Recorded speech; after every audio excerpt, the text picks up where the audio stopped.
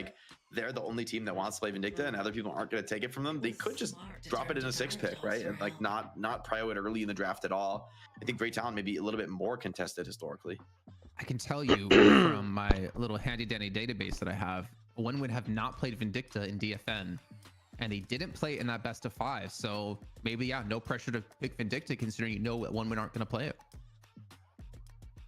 They could ban it, but like maybe I don't know that VP are that dependent on it. I think it's like a nice to have, but Michaelis as a player, it can flex to anything.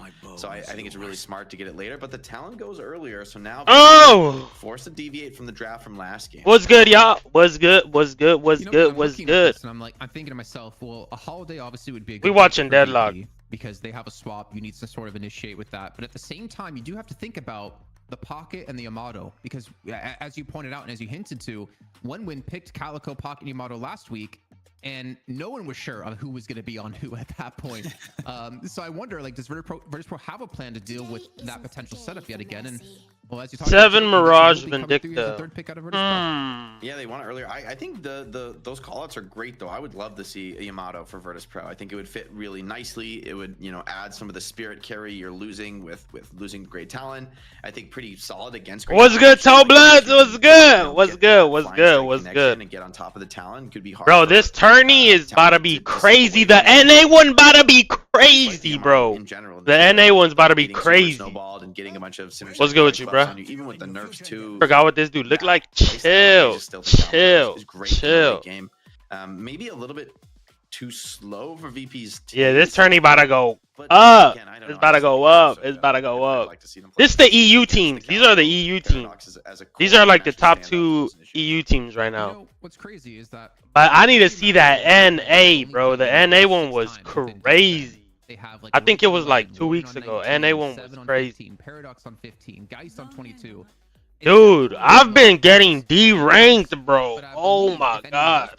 NA actually competitive? Yeah, in this game, I don't know. Supposedly what everybody is saying is EU is like way better than NA right now. Supposedly. I don't know. I don't know how true that is. From what I see, they do look way more knowledgeable, but EU and NA has never played against each other. So I don't know. I don't know if they're actually like way better. But I mean, I don't know. We gonna see.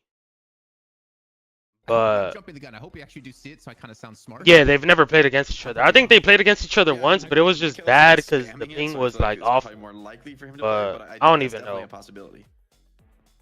And one win tends to not necessarily have like a balanced draft. Usually they do lean towards the more destructive. What you been doing, Turbulence? What you been doing, bro? Also, I can still see a Pocket coming through. You just been grinding CS? Look, dude, I haven't played CS at all. VP could pick. So that, yeah, there's the Pocket. You want to take that away because Yamato, Pocket, the Calico. March 4th. Crazy. That shit was like 2 weeks ago. I have not played that shit at all. The interesting thing is that VP banned Kelvin, and I wasn't actually so convinced myself that one. Ain't been grinding, bro. I ain't been grinding. A boon for VP against what one win might be playing. Yo, what's good, Sanzi? What's good, Sanzi? For one win. I'm back in work finally, so I haven't been playing anything really. Feel it. Could be good at catching Vindicta. Dog, I've been playing Deadlock, dude. Oh my god, bro. I am dropping in the ranks. Solo queue, I'm like stuck in solo queue hell, bro. Like I'm not making it out the trenches with that shit, bro. I'm not making it out. This shit is like really bad. Like hella bad. But I'm trying to get the fuck out of my rank and get up to these good like tiers because fuck, dog. It's just tough. I need to hop on the grind. What, you mean like the Deadlock grind? Dog, I'm telling you, bro, when this game comes out, it's about to do numbers. This game is gonna do numbers. This game is gonna take over, dog. I think Holiday adds to that playstyle quite well. I ain't gonna lie, they got a good team comp, but theirs is kind of scary. They got hella burst. You almost bet you're gonna have. I mean, it's probably gonna be a Warpstone moment, Krill, but like a Phantom. Yeah, since you keep shit talking CS, is gonna be like, right, bro. CS is cool, bro, but I can't like grind it for hours. When I was learning the game, I ain't gonna cap, that shit was fun as fuck. It's a natural counter to that, with but being the best save in the game. I just ain't been fucking with it. Incredibly high value this game. And I can't hop on a game and like force myself to play it. I swear to God, I can't hop on CS and just force myself to play it. Because, bro, the energy is not going to be there, bro. The energy is just not going to be there. So I can't fake it. Might as well try the Nunu. Yeah, bro. I'm telling you, dog. Dude, they changed the map, bro. They changed the map. The map is 3 lanes now. The map is 3 lanes now. And every lane is a 2v2. There's no like 1v1 lane. So, dude, the meta changed like crazy, bro. The meta changed like crazy. It's actually like really good. It makes shit like a lot more. It feels more like laning. It feels more like laning. So Viscous might be that adaptation. Looking back on their like. Yeah, but I ain't gonna lie. This team right here, Virtus Pro, they're like the only pro team in Deadlock right now. Yeah, I think so. They're the only like team signed by an org. Because this team, they were just playing today, weren't they? In CS, I think they were playing today in CS. The whole style, the strengths. I seen it on the Twitch homepage. In the same areas. I think they played. Strategy can be the same for one win. They're the only team. It makes a lot of sense that VP would have something signed by an org. I think they're playing right now. Is a great pick for one win. The fact that Geist was like last pick is also kind of. I don't think I can do that. Good Geist has been, how high the value has been. But yeah, I still like one win's draft. I think I'm a bit of a fanboy based off of last week. But it looks like they're finding really reliable ways to find these openings. I mean, they haven't run into like heavily guarded sites too often. Even when they did versus on Ancient, eventually it ended up working for them. I don't think I could do that, but team like for I don't know. Even for somebody like Geist who can be this scary. I think you need perms on God. Chill. Yo. Picked up by Abrams. I mean, there's so many ways to like set. Don't say nothing. Stun combo. I think it's actually going to. We follow rules here, bro. We follow rules here, bro. Be alone, which we follow rules here, dog. Like somebody like Pocket is like a really scary Pocket game. Once Abrams has Phantom Strike and Mo has Warpstone, like it's actually going to be kind of a problem for Pocket, for Great Talent. Let's go. I'm a VP supporter. I'm a VP supporter. Interesting. So we can see. Wait, I gotta make sure I'm not blocking the Calico. Empty Dream's gonna be on the Pocket. I'm not. And that means ABL. Is that mean he's gonna be on the Great Town, or is that overseas? I would assume. Oh no. If I'm blocking sponsors, y'all tell me. Sure. And I mean, it's kind of like we've kind of forgotten about it, but ABL we did. That should be good though. Fuck the perm. Yo, Turbulence, chill, dog, chill. And he was still chill. Ridiculously strong on that hero as well. Pause lock. Again, if we're talking about top right is sponsors, we good. We good. We good. We good. One win team to kind of match up to VP. Look, I need to see what the lanes are. What are the lanes? What are the lanes? A player on the team in terms of. Mikkel on right. He's been playing so many different Mikkel Abrams. Heroes. It's really cool to see. Yeah, and I think it makes him very valuable as a player, right? We're about to carry. Oh, okay. I thought it crashed. I thought it crashed. And so many different like carry heroes. It's very hard to deal with you. It's very hard to ban you out, and it makes them really important for a roster, I'd say. Before we get into it, let's cook. Jake, your take on the early lane setup for both teams. Dude, it's crazy watching pro games because, bro, they start throwing hands like 5 minutes in. A lot of damage to the team. Like all the teams, like they start ganking like first couple levels before the soul sharing. Once they get all their 3 main skills on. And my lobbies, bro, the laning lasts to like 12 minutes. Game. And so I'm curious to see VP playing that early game snowball style and how that matches up against One Win's playmaking. All right, well, Dan, they do say pressure turns coal into diamonds, and Virtus Pro has been under a lot of pressure these last 2 weeks. Death already! Death already! Death already, bro! 2 games back-to-back off to a strong start. This time, at least, not being the first one to die. But we know Listic, when he gets going on the Abrams, he is very difficult to stop. Yep. I mean, starters, you mean to continue and all that. Listic straight in there. Yeah, this character, dude, I haven't played Calico in a bit. She's insane, bro. She's insane. The highlight there from I love Calico. They say she's broken, bro. They be crying for her. Option, a good CC option on every single hero. Maybe it's because I haven't played a good I'll be very curious to see how that Calico, but I also I'm not asking. Maybe I'm biased. Previously, oh God, I'm biased. Like catching players off guard, like essentially not having to win team fights, because in the early to mid game they can find so many smaller fights that they can take initiation. They got another kill already. Worry about maybe like a mass CC lockdowns that could be more dangerous when there's more grouped up VP players. And I ain't gonna lie, Talking about dangerous. kills right now don't really matter. They just slow you down hella. Like you don't get hella money off of kills right now. To deal with here for one win. The way pros are, they know how to snowball. Like fast as 1K, fuck. and they're up against pretty much the 2K of the other side. And you know, stat check territory. I know obviously like 1K isn't the massive difference, but when you get the extra levels on your abilities, the extra pure stats, it becomes very hard to deal with this. And you can already see, oh, begin getting aggressive, able to push down Empty Dreams to about half HP. Obviously, Pocket with the negative spirit resist you start with here. Toblins, you're NA, aren't you? You do. You're NA, right? I think you're yeah, NA. this feels like a tough lane. I think obviously Paradox Pocket are great, but Mirage Mo feels pretty oppressive in the mid lane. So this feels like it could be a pretty good lane for VP to be able to restorative lock it. Tower down sooner than later, especially if they get some help or go for aggression like this. Oh, look, they're running shit down. Comes out, we get a bit of a heal, so looks like we're out of danger here for. Yes, sir. Oh, you're East Coast. My God, this won't go away. Yeah, I don't think Obikim wants to give up on this, but one thing we didn't really mention and we didn't see in the patch notes is, dude, I be needing people to play this game with and that's kind of big considering you're a Pocket player. I mean, obviously Paradox, where the law of the harassing the that lane actually that they're dealing grinds with is going to be that spirit. I don't really have anybody that grinds. It doesn't give you that extra sustainability and longevity in the lane. Makes it a lot more difficult to survive. And Virtus Pro, I mean, on all dog, I be stuck in solo queue hell, bro. Every single lane. It's fucking rough. And we're about to start hitting that 3K mark. A-Bill actually currently sitting closest to it at 2.6. His counterpart Michaelis and Listic at 2.7 and 2.8 respectively. I'm usually 8, so Loki could be down. They get behind cover. Yeah, I like the change. Dude, I ain't gonna lie. I have like 600 hours now, or maybe 700 now. You just, it's like, why was that? You kind of asked the question, wait, why was that spirit resist there? Dude, I feel like I didn't start getting good until like 500 hours. It did make it like insanely strong. Like actually understanding the game. Like, dude, I would just run shit down. I ain't gonna lie. These, teams are playing. I don't want to throw your games though. Maybe learn it low first. Dude, I'm already in low lobbies. I've been like ranking down.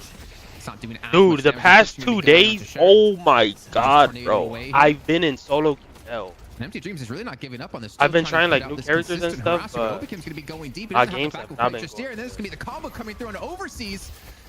This little adaptation out of Empty Dreams to try to get in there and parry in case the melee would come in out of Obikim, but he's still gonna lose his teammate nonetheless. Yeah, and this is going to be probably a fair amount of tower damage. That's what I'm saying, yeah. As well. And so again, we've talked about how I ain't gonna lie though, Toblins, those towers down as quickly you have as like these no hours, huh? Dude, I bet your lobbies are kind of map like control. It really does dictate the same shit. a lot. I bet your lobbies are like the jungle value. Not saying I'm in like high lobby. The enemy's middle tower down, and then additionally, we get that trade coming through, and that's Michaelis. Player base is like so small right now. I'm sure like you're getting new players too, or like people with like no hours.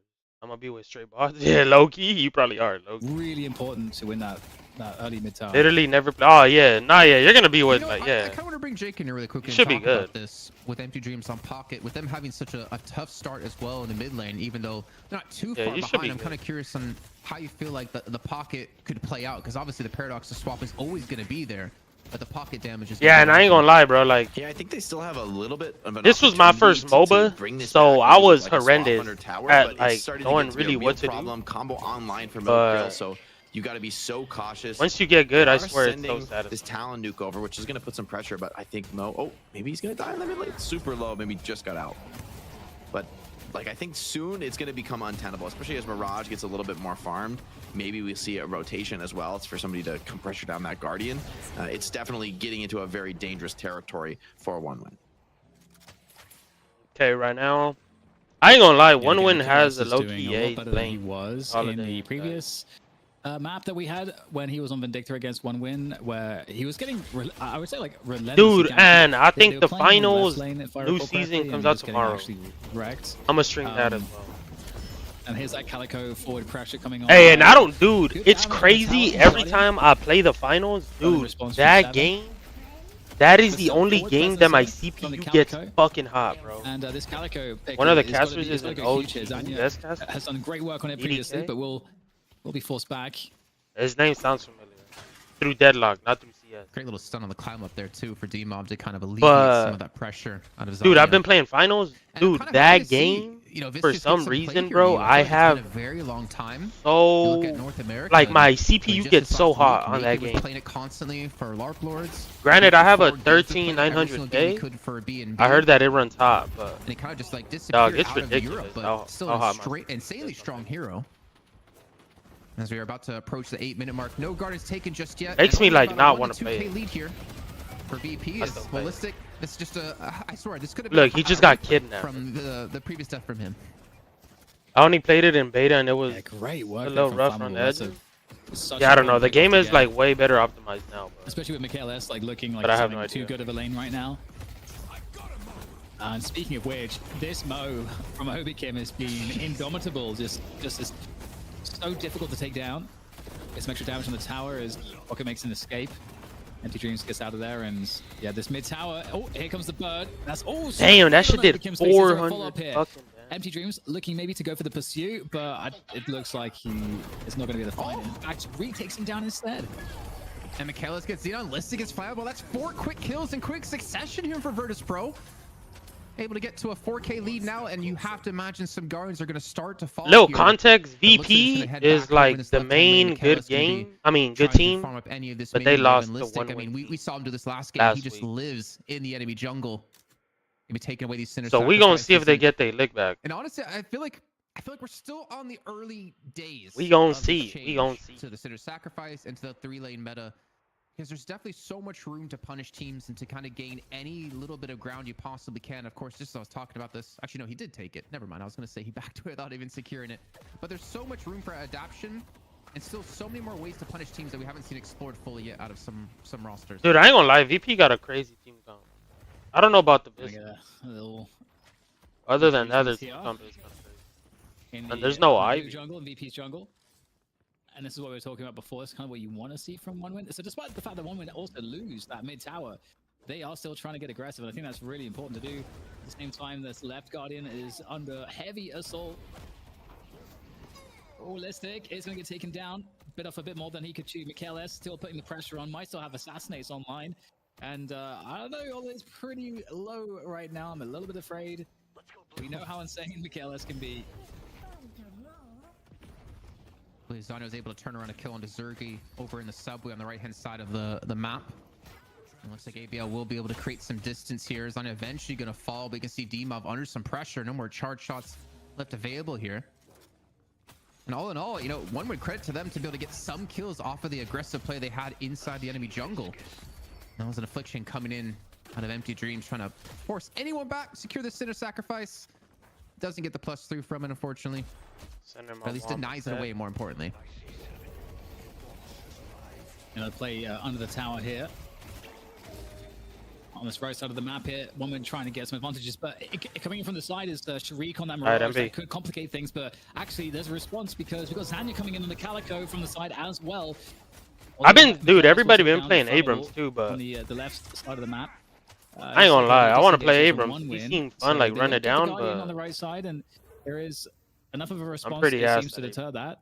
And right now, Listic, he's picked up the urn. He's going on the great journey, on the great delivery. I've been using gun characters. They've been fun as hell. To come up before it actually does go for the engagement. For me, it's about watching OneWin team. What do they do here? If they overcommit towards the urn, that could be an easy Guardian taken from a KLS, leading to a flex slot. Owls will be coming through, looking for some early damage here, trying to catch out. Damn, dude, that bird does like holy fuck, like almost 500. Immediately pulled out of Virtus Pro, but the chase is going to be here. That's a great lasso coming through out of D-Mob, and he has no cube left, and he has no life left, as he will fall. You just love the combos there off of the lasso. Speaking of which, though, no lasso available. Listic there with a big fist in Holiday's face, disengage. As the Calico's in. It looks like VP are in a little bit of trouble here. You can see Listic's not too aggressive, doesn't like the look of this one. He's going to back out there because OneWin will take an extra kill, and tower's gone down too. So that's and in the meantime, there might be an opportunity to get this mid tower. The big rotation there from right to mid comes in from OneWin. Oh, Obakim's got to be careful. You can see that tower very low on health. The reinforce is going to be here. Not to mention the Urn going to be picked up at Azania. Is going to try to run. Just doing an eye test. I like the way this pocket plays. There to deny it. I think this pocket is kind of nice. Go through, and you can see there we go. Listic on the charge through. Able to catch out Zanya. That's going to be the Urn. Look at the burst! Oh my god! Look at the burst! And this could eventually be Virtus.pro actually taking the Urn themselves, but the fight is going to continue. The swap comes through onto Listic. Bro, that ball there is so trolly. Overseas left and right. It's like watching Sonic the Hedgehog here. And 1win. At least able to get 2 kills off of the back of this, and the fight is going to continue as Obakim's going to rotate through. Dude, look, it's just a big ass team fight right now. It's only worth 3K this early on. I'm surprised to see both teams really want to fight over this objective. Yeah, and it seems generally that 1win have had more players in position more of the time in this fight overall, and they're continuing to reinforce this one off the rope. 3 players are coming from 1win to the VP. Oh, the 7! Do a fair amount of damage here. That's going to ward away everybody's huge connection off of this cloud form, and that is a problem. Storm Cloud is just really hurt everybody here for 1win, but still, Zanya able to get 2 off of that one. But Michaelis, Listic, and Zagi. Damn! 5 dead, bro! Push! Off of the Storm Cloud. I don't know how many. I don't even know what the trade was at the end of the day. Dude, these team fights is crazy, dog. Zanya did get the Urn turn in, but I think Virtus.pro are still going to be pretty happy about that trade, able to get themselves the last garden of the game. But that was hectic, and I think that kind of shows for me, Dan, the urge for both these teams to win this game. I think that was more of like not a smart play, but it was like we don't want to be the team to back away. We don't want to be the team to give this one up. We want to continue to fight. That's 7, bro. 7 is like so good right now. Yeah, and it's pretty cool as well. Well, maybe hold that thought, question mark. Okay, no, we're gonna get a disengage. That said, there is a pursuit here, and we've got some good chasers here on the side of 1win. Mo goes into the ground though, can't find him after that, and yeah, you can't keep going after that. That's like 1win will still hang out there. I like her build. We'll still be looking for fights. So I can't even make that point I wanted to make. It's very selfish of 1win, but they're going to continue the pressure. And at the same time here, Jason, we got this left side tower going down. Yeah, the backup's not there in time. I believe Listic, something you mentioned in the first series. And they got pressure on mid lane too. Slam defensively, and I think he got aggressive to take away again the center sacrifice, and then use the charge, use the seismic slam just to escape. So investing a lot of his resources just to deny a little bit of power up you get that eventually snowballs into a massive power up. Oh, look at 7. 7 Virtus.pro in 1win. Only 2K separates these. 7 about to get jumped. 15 minutes into the game. We're all tied up in objectives taken as well. RIP. RIP. Game as they're going to be caught up by the paradoxical swap, and Abrams could die too. Off here. Nah, he's and Abrams. Push into that right-hand walker could be possible because Listic's the only one left to defend against this. Yeah, in the meantime, VP actually have a lot of players towards that mid position as well, and okay, they've managed to find ABL. I don't know if he's going to escape. Great flick shot there from Michaelis to finish off ABL, and they can disengage off of that. I'll go. Attention's been attracted. And there's a lot of jungle on the map for both sides at the moment. And I don't know, do you think it's a good mode to bring Jake in here? We've got a 15-minute mark just hit, and the teams are fairly even. No, they got it. It's a big fight now over this rune. Pretty significant coming in, but Mo wants to fight even without the ulti. So, I mean, once again, these two teams just going for the knockdown drag out, like just being willing to engage and really valuing that early game lead. VP, I think, drafted pretty heavily in this game, but none of them are really so far, weak. 1win have been keeping up really well despite the stun threat from VP. And you know, Dan, one thing I feel like we see teams make mistakes on is overcommitting to some of these fights and not realizing the game, for at least in my eyes, is about the objective control. It's about taking as many objectives as you possibly can, pulling teams in one direction, like a fight on the right-hand side of the map. Oh, is he gonna die? Oh my god, he's fucking 1 HP. I feel like they've gotten really smart in this case, because ABL, they said, you know, we don't need you there. We're gonna go ahead and send you to the left lane to deny that split push. And for me, that's kind of what one of the big strengths of Mirage is, your split push potential. So keeping him in check is really preventing Virtus.pro from getting that next. They're about a jumper, and that's objective taken. Yeah, there's so much happening right now. It's crazy across like both extremities, left and right. But the turn in is the current. No way that pocket pushes that, right? Trying to find a way to deliver that, but VP, they got 4 players in position, 5 players in position. So this does open up some split pushing opportunities. The lanes mid and right are very pushed here for 1 win at the moment. So maybe they are not going to be continuing to push. Ooh, I like this. So they're not about to go for the right lane. Someone has to deal with it. It's actually going to be Shark to do. So he teleports over to the left-hand lane so they can actually contest the urn now. So either you're going to take a lot of damage onto that walker, or they're going to get an advantageous fight. And we can see the push going to be coming through, looking for the turn-in. Yeah, that's why Mirage is goated. He's just going to puddle punch actually denies the turn-in from coming through, but this fight is going to go crazy. Yeah, and turning around, Demov. My God, he's doing so much. Guys, it's looking very challenging. There's now Swap though, coming in just in the nick of time to keep him alive. Flammable is going to go down here in the fight. Does not look good for 1 win, regardless of that health swap. They're still going to fight on though.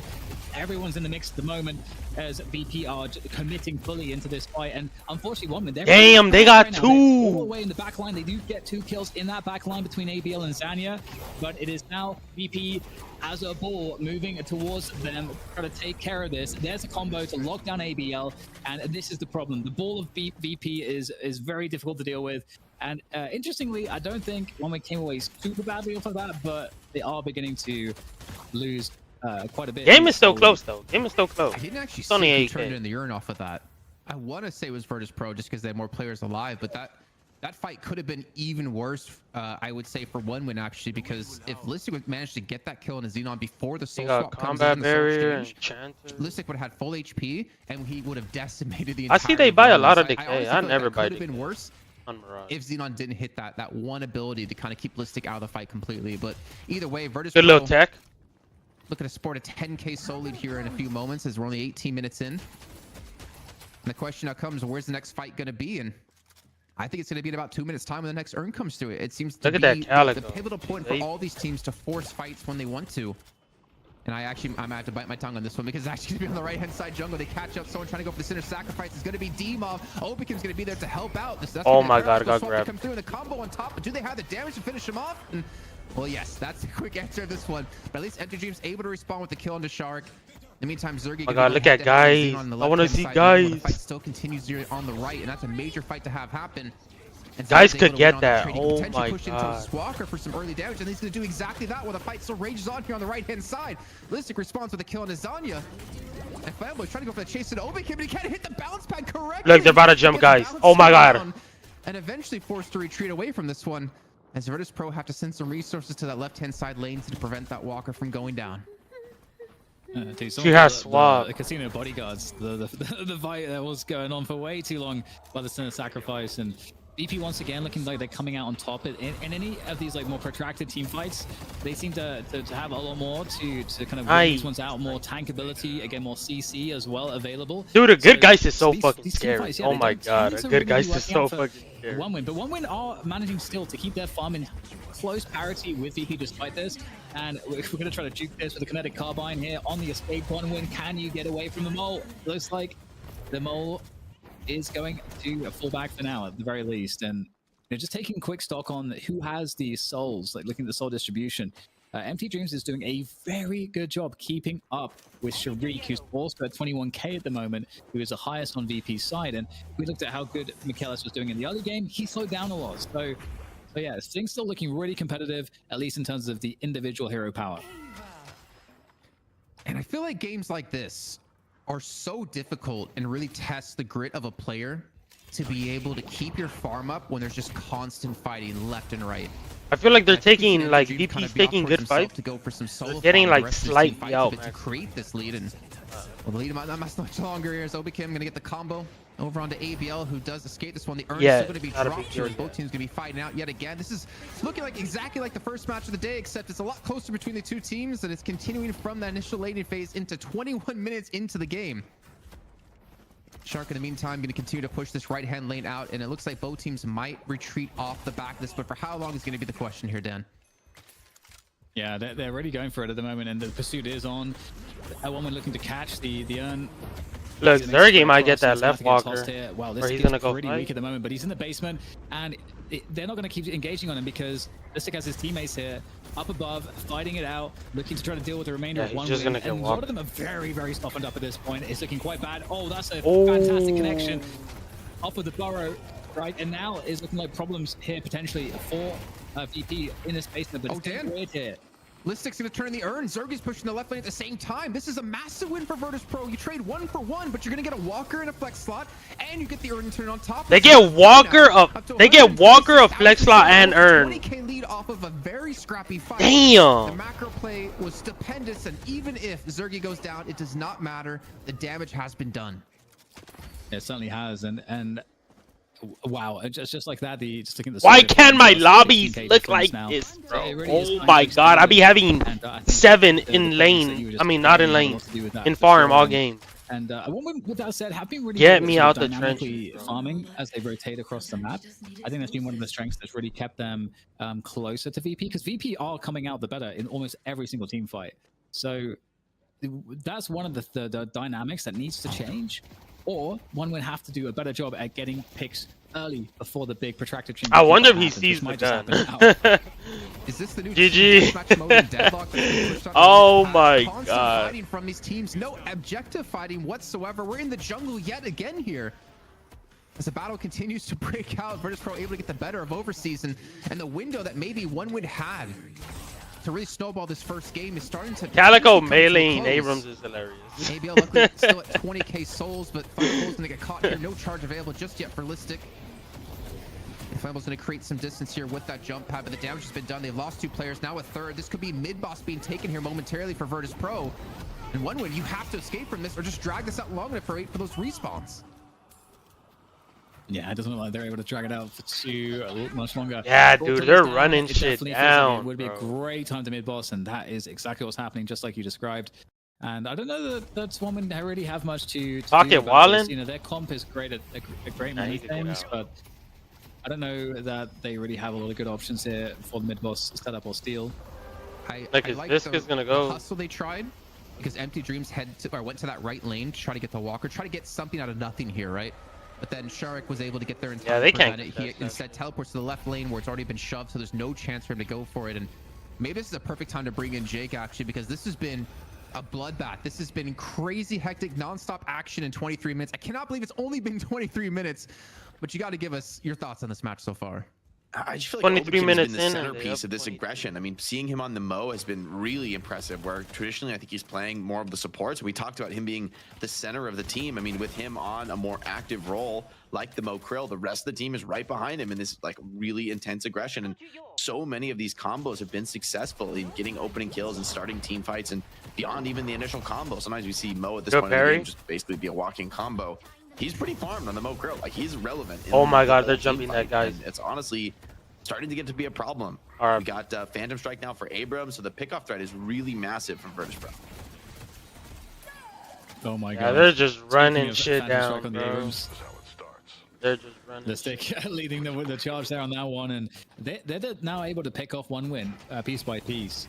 This is not good. It feels like OneWin's advantages or natural advantages with the comp, it feels like they're kind of vanishing at this point. He's playing Vindicta really good too. 100%. I mean, look at the soul differential too. I mean, Empty Dreams, he was the shining star of OneWin with the that Abrams is putting in work. But he's barely ahead of D-Mov, of Obikim, and Michael. Abrams is like always the first one. 30,000 souls has kind of gone under the radar, but that's mostly been due to the fact that he's been stopping these split pushes that have come through, giving him an entire lane for free, and no one can 1v1 him anymore. Zanya immediately falls, and so does the rest of OneWin. Listic, yeah, he'll go down for Virtus Pro side, but he has the Rejuvenator, so he's not too worried. The second walk of the game will be taken, and ABL is just trying to escape from his life, but he has no chance. Burst damage. Oh my god, bro.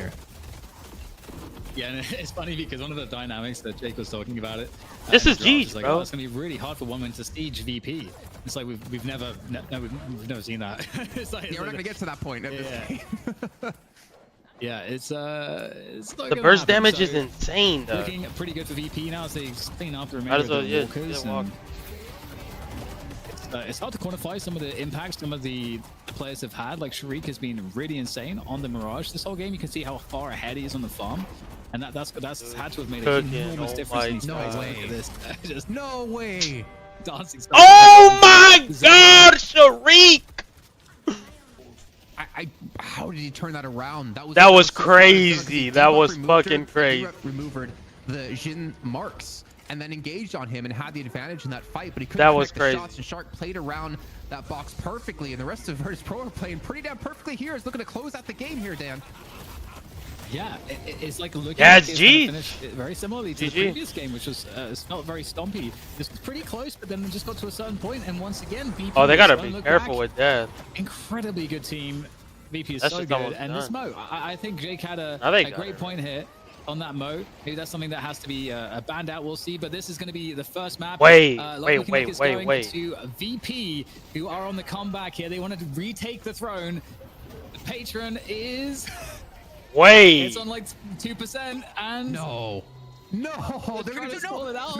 Okay. Oh! Map Dude, number that was one for crazy. That was VP. crazy. That was crazy. One did everything they could to stall it out, but it was never going to be enough. They almost stalled it though. Michaelis, the last remaining member of Virtus Pro, comes in last second, killing off the patron and getting them the first map Nice. of the series. And honestly, Dan, it looked pretty close early on.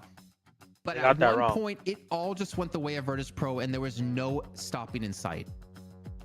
Yeah, I actually wonder if it comes down to that mid lane. That was I lucky a feel like banger. One win couldn't get that early game momentum that they normally get off of a I don't know how strong bro mid got lane. that kill. And that mid lane Sharik, was very I don't know how the imbalanced if fuck we he think got about that. how difficult it was and what they're up against. And who was one of the stars of the show? It was the Mo. It was in the mid lane for VP. I think Jake hit the nail on the head, and you know what? We'll just bring you back right now. Obi Kim, you talked about being the centerpiece of the team, and honestly, it feels like Jake, it doesn't matter what hero he's on, he always seems to kind of be the centerpiece of the team. Yeah, I was really particularly impressed by the Mo this game, and I think it's a dynamic we've seen happen a few times in some of these strong mid lanes. They where cook. Even if they're not necessarily They like cook. sweeping with tons They of cook. kills, the fact that they're winning early in the mid lane, Obicam takes that HMC, I don't think anybody really cares about that, you know? Make an item that works similar to HMC. They could also do that, right? Do a HMC poll. All right, you know what? Let's do a poll. We'll get the opinion of the people right now. What should they do with HMC? So essentially the way I see it, there's three options, right? Option number one is leave it as is. Option number two is remove it entirely. HMC is Option number fine. three is HMC make is fine. an item that is HMC at a specific cost, like just, you know, whatever cost, right? Those are the three options. My fault, balls. I'm gonna lurk while I'm out, but enjoy the stream. All right, bro. All right, Toblins. Do your thing, bro. Be safe, dog. Right now it's not an item. Right now it's a combination of items that are not really like, it doesn't say anywhere on the item like use this item to heavy melee cancel, right? You know what I mean?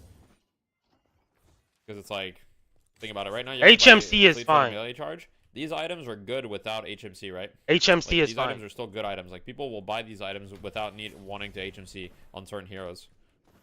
And it's not like you buy this item. I mean, you buy this item to HMC on certain heroes, right? But it still gives you just like a lot of good stats. Just think I about got it. called stupid. These items give you both health, right? So you get 160 health or something from these, Elaborate. as well as some weapon damage, and the fact that, you know, you don't lose any movement while shooting. Elaborate. Yo, there's a spider on your right. HMC is fine, bro. HMC is fine. As long as it's an item that can be disabled with slowing hex, seems fine. Yeah, I agree. Mmm. Good acting, thank you. True. I ain't gonna cap.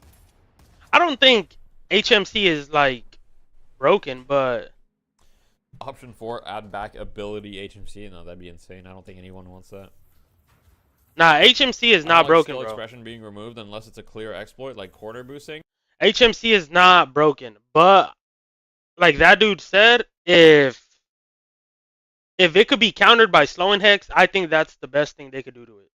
I ain't gonna cap. I don't think it's broken. When we getting more CS content, buy my Ruby gut knife. I'm not buying no Ruby gut knife. Twaggo, I'm not doing that. It's not easy. Like, I'm probably going to mess it up. Actually, I got it because I'm a god. I got it. The because bourbon, what'd he I'm say? like that, but it's quite hard, right? Facts. Should be Like, corner boosting off of countered things like this is by much harder. slowing. Like, I can't do it now. It was just a one-time thing, you know? This guy, Twaggo? I'm a noob now. Now I'm a noob. I've retired CS. Because you have to hit, oh, and now it mantled for some reason. But yeah, it's much harder. Hey, low key, that should be counterable though. I'm not saying corner boost should stay in the game. I'd be fine with them removing corner boost, to be honest. I don't really, I'm not like attached to it. I'd be fine with them removing it. But like heavy melee cancel is like very clearly much easier to do in my opinion.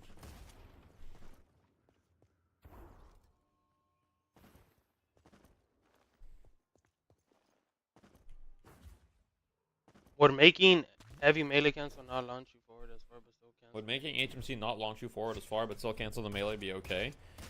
I don't know. I'd have to test that.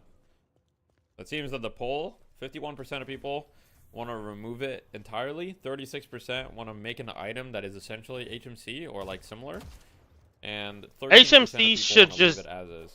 I ain't gonna lie, HMC should just be countered by slowing hex. That's a great question. And I don't think Obi can maybe make it cost more? Because, bro, it takes up 2 slots, bro. So it takes up 2 slots. It kind of seems like a very, very vast majority of people that answered the poll, 87% of people that answered, don't want HMC to stay as is. When is Melee Shiv coming back? Melee Shiv was a troll. I ain't even gonna cap, bro. Is HMC still effective without Fleet Foot plus Melee Charge? I mean, you kind of need those items to make it effective. Otherwise, not really. Do you think EU is better than NA? On average, yes. HMC is a gimmick and it's cringe. I agree. EU better than NA? I agree. NA, we gotta do better, bro. NA, we gotta do better. We're getting ran by EU teams. Not really, because we haven't played them. See the leak Deadlock Invitational? Yeah, I mean, I don't really trust the leak, to be honest. But hey, who knows? Without HMC, Abrams becomes way too slow. I ain't gonna cap, bro. Seeing an Abrams HMC towards you is terrifying. I don't know, like, I don't like the idea of balancing the items around heavy melee canceling without making, like, if you're gonna balance the items around heavy melee canceling, just make an item that is heavy melee canceling, if that makes sense, right? Just make an item that is that if you're gonna balance them around it anyway. Because, like, I don't like the fact that right now, like, you know, you have to balance around the fact that Fleetfoot can heavy melee cancel. Can Divine Barrier heavy melee cancel? I don't think so.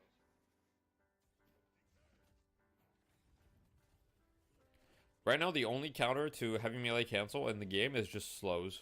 Like, if someone is slowed enough, they don't actually go anywhere with the melee cancel. So if someone's like super slowed, it's like fine. But yeah. Maybe HMC should be countered by slowing hex. I think HMC. What got leaked? That's the best way to counter or nerf HMC. I ain't gonna cap. I would say make it more expensive, but I ain't gonna cap.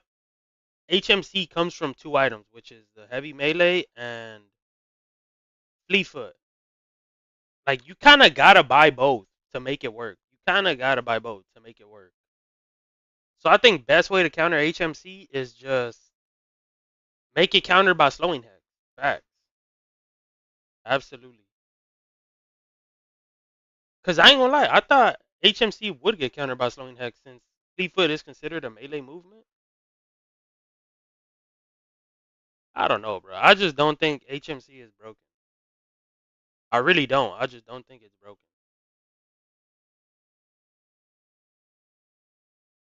Yeah, they could get away. Or maybe, I ain't gonna cap. It's because the cooldowns are hella low, bro. The cooldowns on it are like way too low.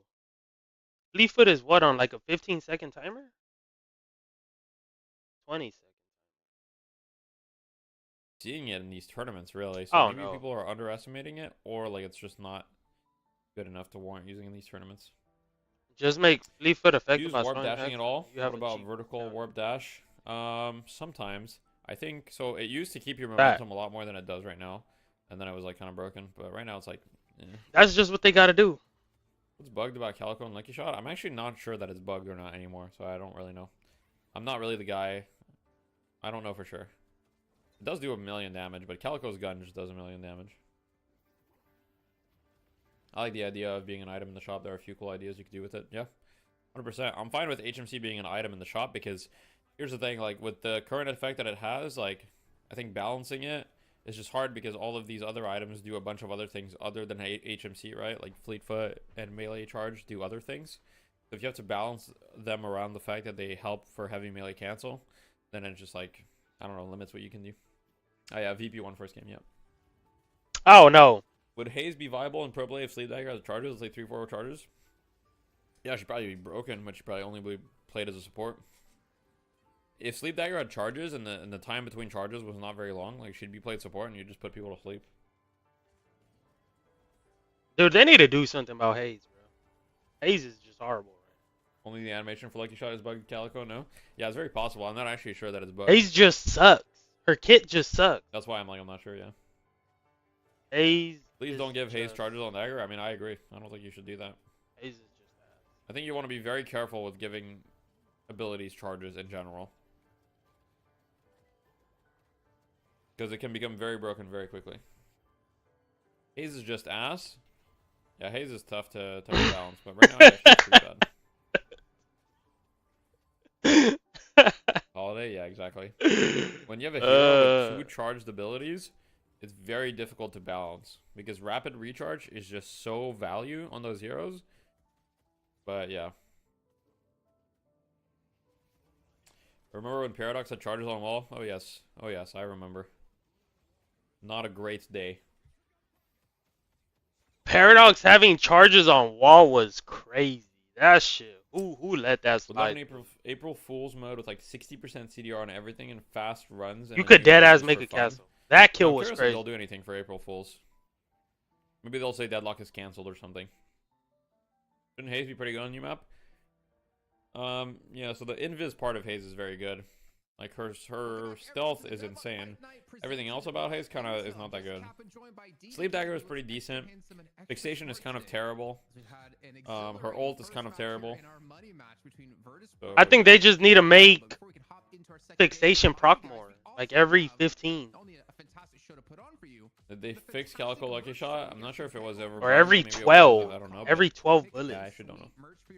But I'm mistaken, Dan. I believe you got your DFN coffee cup, your little. If they made rapid recharge and imbue abilities, so only get a ton of charges on 1 CD. Yeah, maybe. I don't know why they killed Spirit Haze, because it was OP in pubs and people were complaining. Probably. I don't think any pro player complained about Spirit Haze really. Where's your DFN merch? I really need to buy some. Yo, I like the urn. Go to Deadlock Fight Night, y'all. And the Kutsu bomber. I'll get a couple shirts. Let me ask to join Deathy stream. He is not going to get some right now. Deadlock Fight Night. Oh my god, what's the word? .com. I'm putting it on another tab so I don't dox myself or anything like that. On the screen. Definitely. Straight away from the Fight Club, what they use. Yeah. Here for the first time on the show today, we've got our man, ZP. Bro, I thought it was you on the right, and I was like, what the fuck has happened? You gotta chill. And I wanted you to give your thoughts. You know, damn well I don't look like that. Yeah, I mean, I think you look at the last match very broadly, right? You picked a team that was very dependent on winning early game, right? And not only did they not win early game, they didn't even go even in the early game. Where's his cam? His cam was on the right, huh? Deathy? Oh God, you gotta chill. Hell no, you know mouse pad? No, I don't need a mouse pad.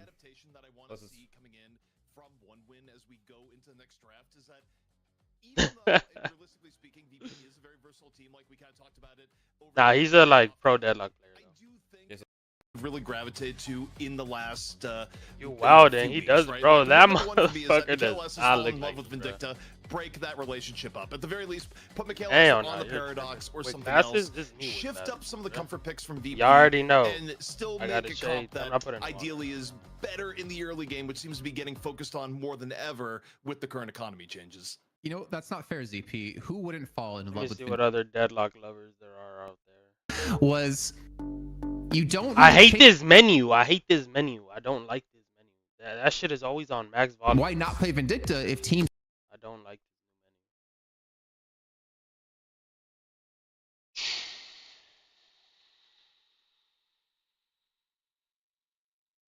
menu. I think this is this t-shirt person. I really only watch Death. Like, Average Jonas sometimes. So clearly green screened.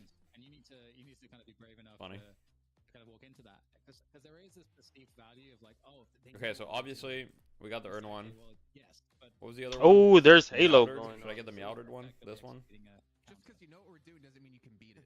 It's the TLDR thing. Hey, to be clear, I'm just Optic Halo. They had close matches. Fucking point fingers. It's not even Optic, bruh. Come on, bruh. change. I think it's Fine. on one win to try and throw some curveballs and make VP. Not that serious, Joe. Maybe that curveball is actually picking Kelvin early because we see it picking Kelvin early. Okay, I'm down for the read a book. I'll get 2 t-shirts. That seems reasonable. Unable to. Oh yeah, right. Select color black. Boom. Add the cart. Okay. You're a def a medium, bruh. Now I have to, check out probably. You're a def a medium.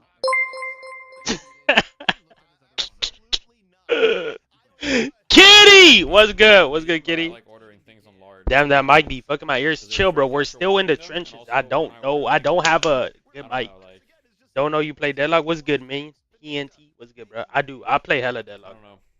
I just like ordering. We're still in the trenches, dog. We do not have a good mic here. Chill. Don't be. I do have another mic. Like, I want the mic that's like on the arm. I don't have it yet, though. I don't have it yet, though. One win. Thanks for the raid, though. Alright, you guys get 10 minutes of it. I bet you was grinding CS. I bet you was being a CS lover.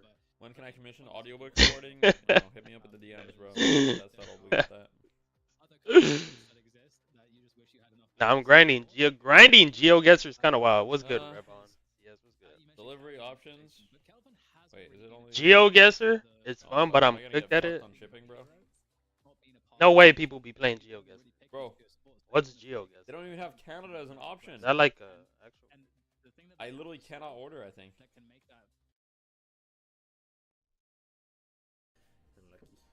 Yeah, on God, I'm not playing that shit.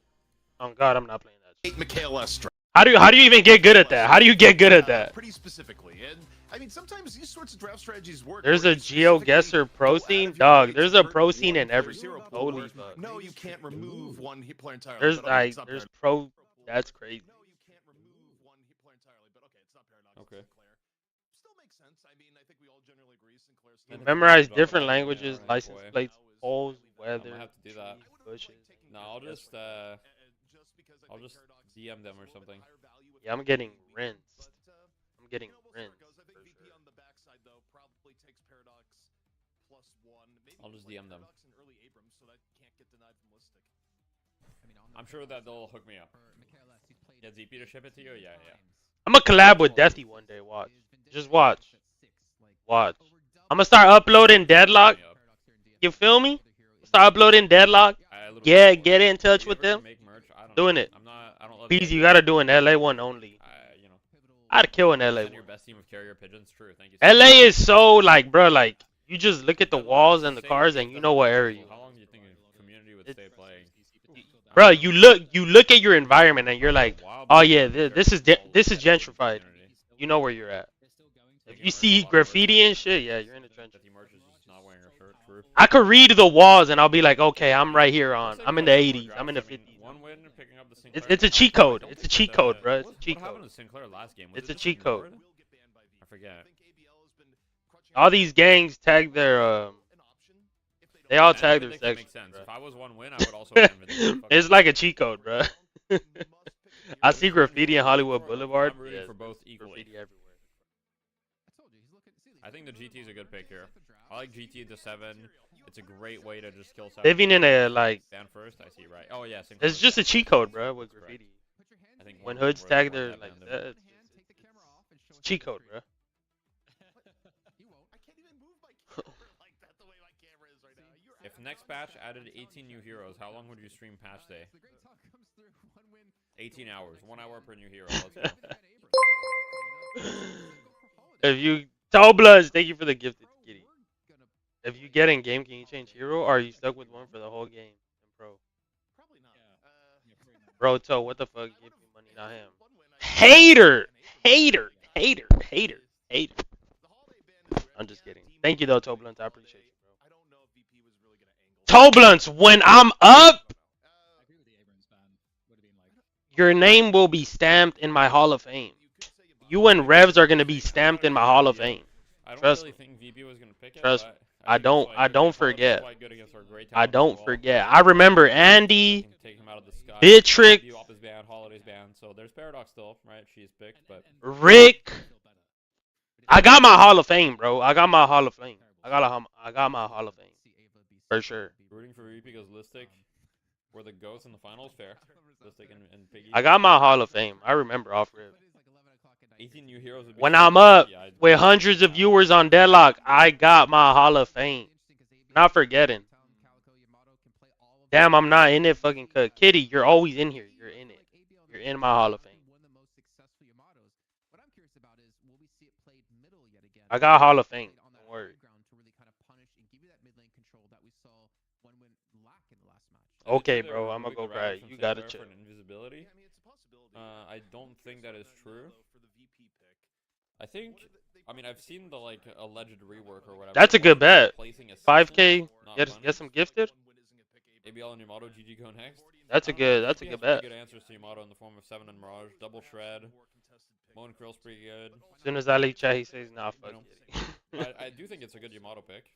Impossible. You're literally a pro. Go into Premier, you could get a 5K for sure. Just tell your team. Go into team comms and tell them like, "Yo, I don't know how many of those things they test will go live. let me get this 5K real quick." They replaced Bunny and Mudshield replaced. Robbie clicking Canada when it's Northern Russia. That seems surprising to me that it would replace. He means Bunny. 5K and Geo gets. Oh, 5K and Geo. I don't even know how you do that. I think if they replace Bunny with Invis though, the hero is basically like terrible. But the thing then, I guess it doesn't make sense is obviously then. I think if you remove Sinclair's Bunny and you give him Invis, the hero is actually just awful. I think. So I guess that leads True. to more. Like he'll go from like broken to like just terrible hero. Rabbit makes Sinclair and Geo. The replacements aren't by Valve. The data miners. 5K is max points that you clicked exactly where you are on the map. Most I ever got was 4,000. I would imagine that the Invis. He was off by what, a centimeter? Because assistant is also a movement ability, so it makes a lot of sense, right? And I would also imagine that the Mud Shield would be a replacement to Burrow, if anything, or Scorn. What if you could Not debuff, but, hey, I don't know. remove the rabbit? Like if it gives Bullet Shield and Feel me? damages surrounding enemies based on the remaining of Auto Shield, doesn't that sound like a replacement? Okay, I'm audio only for a while. I can't text and drive half on my goals. Alright, Toblin. Do your thing, bro. Do your thing. Okay, so I really like the Pocket pick from 1 win. You're picking Pocket into Abrams and Moan Kroll, which is quite nice. However, against 7, it's not that good, and against Paradox either. But still, I think it's a fine pick. Lady That's an insane emote. I'm fine with it. I don't think it's like amazing, guys. That is an insane emote. Yeah, we've got a lot of Just similar feet. drafts, bro. That It's shit like was the same crazy. draft from VP, is it not? That shit was It's crazy. not the same draft. They just replaced Paradox with Vindicta. It's literally the. That shit is We criminal. can go in the streaming room. I don't think there's pressure on 1 win to just dominate the early game or lose later on, right? Like they're Now not we be watching series together. Yeah, in camera an out. early It's game. foul. So Sinclair Hayes duo. Watching series together. He has cam on This toes doesn't sound out. toxic at all. Yeah. So I think Toes. He got the grippers out. You be having the grippers out. That's criminal. Same draft, yeah. If they had trouble keeping even in the last Me, five Toe, and games, Andy watching the series. they might have even more trouble. My go I don't know Andy. if I agree with ZP, to be honest. Sinclair's lane is really strong. We just Great got to the last They have a episode of Game of lot of Thrones. really strong laners, in my opinion. There's a lot of like popular series like that that I haven't watched. One to steal for that given situation, I feel like is so damn hard. I mean, the seismic sand could be big. Yellow. The goo ball could be big. What the up? combo could be massive. Welcome. The paradoxical swap could be huge. Welcome, There's welcome. So many different opportunities. VP running it back with the exact same draft. Scuba, So it didn't either or. Well, I don't Viscous has show been those. 6 That's picks cap. both It's sides, literally in whatever. your I name. mean, I've been saying for a long time, Viscous. It's literally in your name, dog. It's just the interactions that we're gonna have. Who won the draft? I mean, I will say that once again, I think VP has the easier draft to play, but I don't really think it's like unplayable for 1 win. This is where she dies. All right, let's watch. Let me watch this. We'll see how it turns out and see who's even playing what. And it is ABL on the Yamato. Battle cruiser operational. As he's sitting on the high ground, we saw that in last week's game. Just gonna be playing the battle cruiser. Yes, I did go out of my way to make a soundboard for that. Nice. That's just StarCraft 1, everybody. I mean, we don't want to get DMCA'd. Just gonna be pelting with the right click from the high ground to really punish any sort of aggression out of Virtus Pro. And I'm sure we're going to see that here in a few seconds. And that's kind of what I wanted to see out of 1Win, because that's where a lot of the success did come from, was ABL and the control he could apply. Yeah, and one of the absolute like. I hope one of these games is cinema, bro, so I could like upload this on YouTube. I really think it's so key to enabling aggression for 1Win, which they have to be able to facilitate early. That's the goal. And they've got the Yamato Talon against the same setup for VP in the Mo and Mirage. Oh and speaking of the Mirage, the Yamato can't find it, and it's an overcommit. Overcommit and a death, but the damage she did was ridiculous. And I look at like what Virtus.pro have in the mid lane. I don't think they have anything that can stop it other than ABL making mistakes. They don't really have someone that can go up there and just battle Yamato 1v1. And you saw ABL pull off the kill onto Shark and then the back away off of that. So a little bit of a misstep out of him, trying to get aggressive, trying to take an early advantage. But a great job by Virtus.pro to, capitalize off of that, getting a kill. Yeah, the only thing I can think of is like the Jhin Smart maybe will do some damage up there, but like that's the scaling on the other regular gun damage is going to suck. But yeah, it really needs to be a win for 1Win, that lane. So we'll see, we'll track their progress over time. We can see that Sinclair has teamed up with the Geist on the far right lane for 1Win. And that's the Viscous and 7 lane. And I think we already had this. So basically, we have essentially the same setup on every single lane. The only difference is that instead of the Vindicta, we've got the Paradox here with Listic on the Abrams. Only difference in setup. Yeah, still the same players, and I kind of like that actually. I think the only swap up we see normally is when D-Mob plays Bebop. They let Mikhail get Paradox. Together in the lane. Crazy. Oh yeah. And I feel so bad because I built that up so much and then it just did nothing when we actually saw it being played. Hex didn't come through. D-Mob just gonna back away here. So relatively healthy, those they do force their opponents back. And credit to 1Win this time. Oh, Kobe! Just gonna double.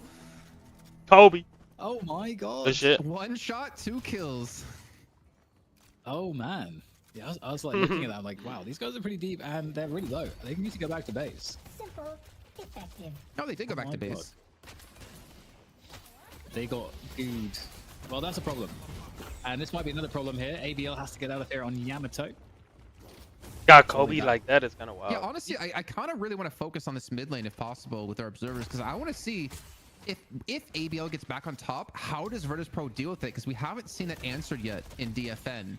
And it seems like Virtus.pro have figured out a way to do so here as ABL, got knocked down low HP, but I don't know what they did. I hate laning against Pawn Grill. Yeah, I'm also scratching my head. I feel like we're going to need to see, like, one potential solution could be for 1Win that they have to win one of the extremity lanes, and then they can then help that mid lane. That's one way to do it, but not as a good mauling Krill, I swear to God, bro. He's like damn near unkillable. You can see still like Obi Kim. Oh, very low. Oh, and his spawn is like on a low ass cooldown. It's in the ground. Needs some LiDAR or radar, whatever the hell you need to like see stuff that's in the ground. I forget what it is. Motherfucker. Looks like it's gonna get. And he dies as I say that. Be taking the bomb in the arse, and that's gonna be a wrap. I'm trying to think. They're pros though. That shit don't apply. They're pros. I was thinking metal detector, but I don't know why that would fit. I'm gonna figure it out because I got. What you guys? I think it's like maybe you can let us know in chat. Oh. I know uses lasers, right, as like a radar, and right now I like that. Looks like ABL is using his hella his clean. left clicks and every ability he has to take down Virtus.pro as they try to dive under the turret here. A good Yamato is like so 1-1 here in mid lane. Indeed. Okay, well, good aggression on this mid lane. This is what we want to see for 1Win at least. For their, I feel like it plays heavily into their win condition to be on the winning end of this mid lane early on. And it's interesting, you say, how do you say Yamato? You say Yamato, or how do you say it? Yamato, yeah. Yamato. I feel like I used to say Yamato, like a Japanese anime type name. Like I should be saying Yamato. And it's like build that into the cast now. That was far too good. What in the world did I just hear? I did not. Oh, good job. The interrupt from the goo ball. Oh boy. Continue. I mean, isn't the battle cruiser doesn't like you can upgrade the ability to use the Yamato gun? Yeah, you're right. Dude, Viscous is so trolly to play, bro. But if you're good at Viscous, like so annoying. Maybe it was Yamato gun. I can't do the accent. I'm sorry. Well, we got more pressure on this mid lane. This is looking way better right now, way healthier for one win on that mid lane. And in general, I think across the lanes, we saw a lot of kills exchanged. Jason, it was a little bit too much to my tastes. But things looking a lot more calm here between both teams. Much more parity has been established. Baby girl Calico. I mean, yeah, definitely. If you think back to mid lane, ABL is able to get a lot more control in this lane, up to 4.5k in souls. It's actually going to be leading the lobby just behind Zergy and Dmov. And Zergy actually is almost at 5k, which is kind Calico of insane. not OP. Calico not OP. Start off for ABL. A good We agree. turnaround. Paradoxical swap going to be on cooldown, so no change up going to be happening here. Rizania. And it looks like, you know, Virtus Pro, one of the successes that they had in the last game was the extremity lane of Listic and Michaelis, and what a charge here on Empty Dreams is just going to cloak away. Oh my god, RIP. Survive, and of course, just as I say it, the caster curse comes through, and Overseas and Empty Dreams both go down. Dude, I feel like their team comp is kind of bad. Toblin, she definitely OP. She is good damage in that mid lane. We do not have OP. a fight continuing. It's going to be an escape here by Ava. Everybody thinks she's OP, bro. A good chunk of damage here on this Guardian. Like, I know you don't play much Toblins, but everybody thinks she's OP. An appearance from Empty Dreams, flying on through, gliding, soaring through. Maybe the sky like with the barrage. crying for This will nerfs. be, definitely creating some harassment, but really not more than that.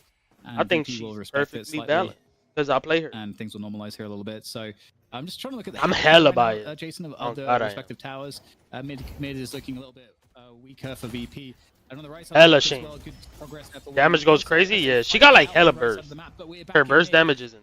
Once again, Oberkim not having Can't as even good argue a time that. as he did previously, and there it is. That mid tower goes down for one win. So now what's the response out of Virtus Pro? They did get the ABL is first gonna fucking live tower. in that jungle as much as he possibly can.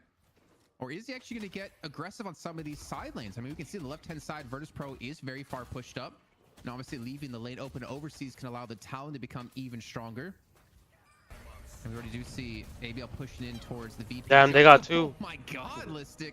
So yeah, obviously a good start here for ABL, but Listic is just continuing on track with his Abrams, just not soon to be stopped by, well, one win or Pojalize. They could get that, can't they? Oof. All right, well, we get straight into... Okay, you're just going to go straight into the combo. But we do have some assistance. Overseas has made an appearance on that Talon. However, it just seems to... This fight is taking a very long time. And at this point, you have to know that there is assistance coming for Oberkim. And there it is. We've got Sharik on the scene now. And we're going to pop that... Oh, he got out. So, all right, we'll be able to disengage here safely. One win as VP managed to hold it off. And we got the jungle invade too towards RIP Yamato between left and mid lane from one win, looking to try to harass even more and set up those ganks. Like how Zergy went back, the center sacrifice. Noni has the teammates here to clean up ABL. Obekim's able to. I ain't gonna lie, sometimes Yamato be feeling OP. It's still, even with the success of one win, we still have a big difference in souls. Inflammable just cannot stop Listic. Michaela's going to be here as well. Looks like the paradoxical swap came through, but wasn't able to actually pull Empty Dreams away. Instead of just pull Michaelis to him, or where. I mean, he was weak as hell. Will fall, but I mean, we still have a 4K soul difference between the two teams. Mirage POV, what's good, Bubsy? What's good? We learning. We is learning, bro. I'm trying to get out, dude. Legacy. I got D ranked yesterday, bro. Oh my god, I was in the trenches again, bro. I'm an emissary. He's sent to the moon. And Zenon looking for health spot, maybe no health spot available. I'm stuck in the trench. Health to steal, the divine barrier popped as well, but I was in solo queue hell, bro. The Sinclair ult to slow it down to keep again, bro. Yes. Is Zenon actually gonna stay alive? Dude, it's fucking rough out here. Comes out of the ground, trying to finish fucking off rough Zenon. It out will happen. Oberkim getting the job done. That's what he was there to do. And Flammable goes down as well. But what a valiant effort to try to stop that game. That Mo on Mo cry. Dude, you see this Abrams gameplay, bro? You see this aim? Last second, and so dude, DEADLOCK just and that will be the straight next Guardian taken. Dude, more that ass. importantly, the flex slot open up They're for fucking Virtus Pro. rough, I mean, Listic has been putting on a clinic and reminding us why they've just been like either this Abrams. And this they're just so lopsided. They it have feels so like, many comfort picks. I don't know. It's so hard to ban them away, and maybe teams will be like, "Can we add a third ban so we can deal with Virtus Pro?" And I kind of hope that doesn't come true until we get way more heroes introduced to the game. But they're going to be taken over here to the right-hand side for a turn-in. Looking to see if they can. Dude, look, a good Abrams is a demon. So smart. Such a strong presence. Oh my god, it's just blue all over the screen at the moment. Look, he's in there. Oh my god. One win around this urn, and it's just Earth's taking no prisoners. 4 dead. Get the walker. What happened there? Get the walker. Lead us through it, Jason. Explain. That's Walker for sure. So he can get Walker, the 11 minutes. Disrupted. He can still turn the urn while you're cubed. Nah, I don't know if they're gonna I get actually that. haven't seen that before. And they get the turn in, they get 4 kills, they might even get a walker. I'm pretty sure they're gonna commit off of this. They need another flex slot opened up. Yeah, they got it. Dude, their team comp is too good. Now they're gonna farm jungle camp. Dude, I hate when they fucking farm. Dude, look at this rundown. They're running shit down. RIP, Listic. The fine strike comes through and finally he goes down as ABL's. They OE'd? That kill and potentially more as Michaelis is on the menu. Yeah, you just really want to see them. Oh my god, he got out. Doesn't look like anyone else is going to go down here. It would have been on the Yamato, you'd imagine, but sadly, we have now. Dude, most fat ass should not run that fast. I swear to God, most fat ass should not be that fast. On the happenings. I'm hating. I mean, you look at why the happenings have come into play. I got 2 factors for you. Number 1 is Listic having the Abrams game of his life, back to back, right place, right time. But also, it's kind of what we were talking about at the beginning, where the impact. Nah, dude, deadass. Listic is cooking with Abrams, bro. Actually, really. He's in like every fucking team fight. He's like front line every time. When you looked at ABL's farm proportions, and Obakim suddenly became ABL's shadow, comboing him in something like 2 or 3 fights in a row, and really stopped ABL's ability to continue the snowball kills. Abrams straight started, dude. Nah, they found the meta with Abrams. Like, you know, everybody builds gun. Like, dude, Spirit Abrams is insane, bro. Right now, but Sinclair, you know, he has a way of getting away. Somehow people didn't think of that. I love how VP has played this year, especially on the draft. Spirit Abrams is fucking cooking. Okay, Listic might be getting aggressive. 5 strikes gonna come through. He will fall yet again to ABL. I mean, the swap out of Michaelis into the charge was fantastic, but they weren't able to confirm any kill off of that Flammable. Just escapes barely. Look at Viscous. Oh my god. Of HP. And D-Mob's trying to go for the catch onto Zanya with the goo ball. He's still very low in health, and the puddle punch should come through to lock him down. And just look at this. Look, they're gonna try to catch him. Oh my god, Viscous. And he might potentially be able to escape for this for free. Yeah, he got out. He got out. Yeah, and it's almost because it takes so many resources and they still have 2 guards. Just get that 1 kill onto Listic. It just takes too much attention away. Okay, well, this is looking a very, very difficult here once again. For Rabbited. Got the Yamato pushing in, and ABL. I mean, there's nothing that he could do. They just got completely locked down, and that is just not how a Yamato is supposed to look going into a fight. I'm gonna say that. Yeah. He had the shadow transformation, but I think he just died too quickly. Yeah, he's going for her. Expect to be bursted down so quickly. Okay, oh. I like it. Puts the cube up to wait, you could bait the what? Might be able to go on the chase. Wait, did he just bait that? Not with the help of the owls as coming in to stop him. Because she health swap, but it looked like Viscous didn't lose health. First teammate of Xenon. Wow. Doesn't matter. Dude, it looked like Viscous didn't lose health. VP are so deep on the map at the moment, they're able to just get... You know where I am on the map right now, Dan. I'm just saying, you have no idea. ZP, you're... Never mind. As a sound cue before the HT sauce. Anyway, it looked like she health swapped though when he was in the cube. That it just makes it really, and it took her all, but he didn't lose health. I think for 1 win is that they draft with a specific strategy in mind for their hero picks, which means that they can't. Like, I think that's what he did. That's because it goes against their draft. That's why they can't pick an Abrams. But they're not, if they're not prepared to ban some of these, they're just like left in this spot in the draft where, you know, they're just in a lot of trouble if they can't win that early game decisively. Oh, that's a RIP. RIP. So it doesn't get combo. There's just too many players. A VP going to be here though, and he will quickly be cleaned up. I mean, 1 winner still looking for their flex slot. We're 15 minutes in. They only have 1 Guardian down, and VP's able to reinforce this right-hand side, but eventually it will fall. Grabbing Mo is crazy. Oh, he got rabbited. Hex to land as well. He's running with the combo player. I don't know what's going on here. That interaction. John is forced to enter the shadows and look to escape. But he will just get set. Need to get back on my Paradox grind. Dude, frag. Movement there from overseas. Dude, Paradox is still insane. You could nerf her over and over, but her kit is too good. Escaping is really the only choice at this point, but not on Her the table. wall's This takes on insane. The Listic at the very carbine's least. insane. Listic The bomb is juggernaut. insane. And that's not no easy Her feat, kit is but there just are good. some Like four every players single left alive item. for VP. ABO get taken out, and these are just. I mean, these are just terrible fights back to back. There's definitely a stat check element to this, and one win are not able to. Dude, it's crazy because create their some own characters, engagement, like, so their having to kit is consistently not all react to the that. ganks of their opponents, which is just never ideal. Like Calico, dude, Calico's insane because her 2 just carries. But her 1, like the bombs, they're kind of mid. They're kind of mid. Like, EU has been ridiculous they're kind of so far today with the constant action happening around the map. And with the urn in hand, Obi Kim's going to start off the mid boss. And one win, not even in position to contest this, and no realistic way they can. With how big of a lead Virtus Pro have, not to mention the team fight potential out of VP, but they're going to head in, they're going to try to do something about this. The Hex going to be looking to come through out of Flammable to deny it. Yeah, looking to try to get in there, find some fights here, but it's looking like a G. it's looking very scary. Oh, look at the hour getting sent straight down the tunnel. His 4 players, that looks very cool, but they will just shrug it off when it all is said and done. And this mole is depositing this urn into enemy territory. Why not? By himself. Kills. The urn Oh, on no, top wait. of this. ABL can't do anything by himself, and Overseas just being picked out of the sky by a giant booger.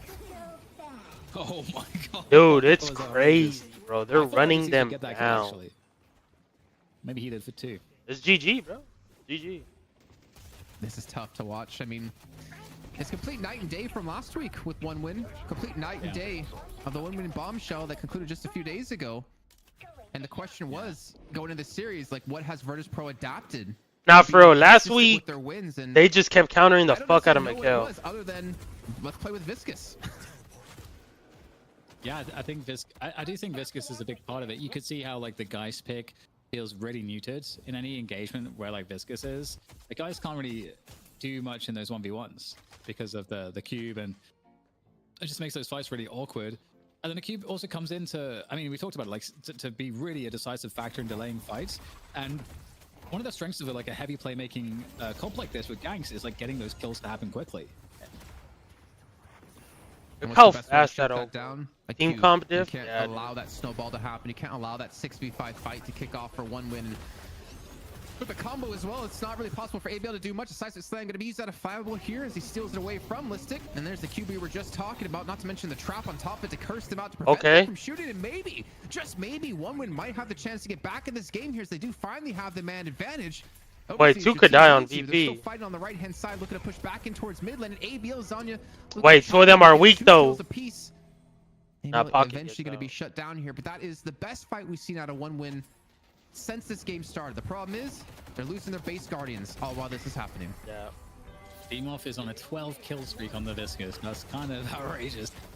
Oh, finishing it off with the Storm Cloud. Oh my god, yo. Dude, they're don't go into the base. Don't beam that hard. Okay, whenever VP has gotten an advantage, they just haven't let go on any of the... Dude, he lived! Oh my god. I know he's up hella points, but still. That shit is insane. He got a little bit of an influx of heal. Maybe it could have been some ice. 7th time for real. VP kind of god comp. Yeah, dude, they have crazy. I don't think Virtus Pro want to give this up. I think they're going to stick around here to lock this one down and take what's rightfully theirs at the throne here in DFN. Yeah, no, Yamato. Yeah, I agree completely. They still have 3 rejues online, so they're in a great position to just keep looking for these frags. They're ahead enough on items. 7's gonna heal. So this is a problem for VP. They've got to just mount a defense here.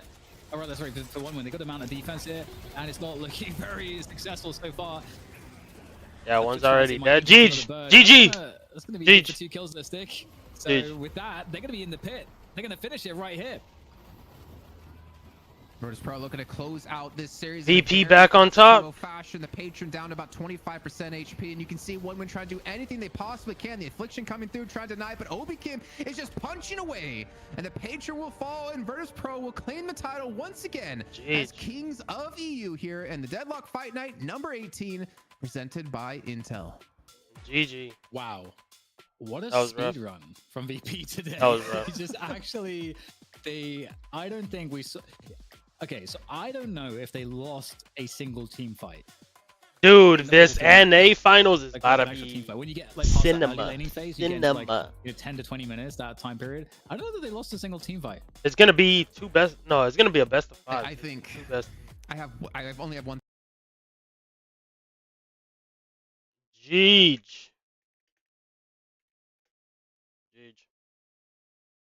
60-minute best of 3.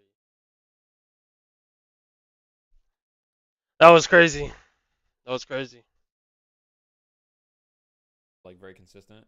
They're very good at playing together. I mean, they've been together the longest out of any roster, right? So, yeah. Yeah, dude, I ain't gonna lie. Dimov did crazy work, yeah, bro. He shut down the guys, dude. He was putting in Wait till work. they add Ags to Deadlock. Yeah, when they add Ag Scepter to this game, it's gonna be sick.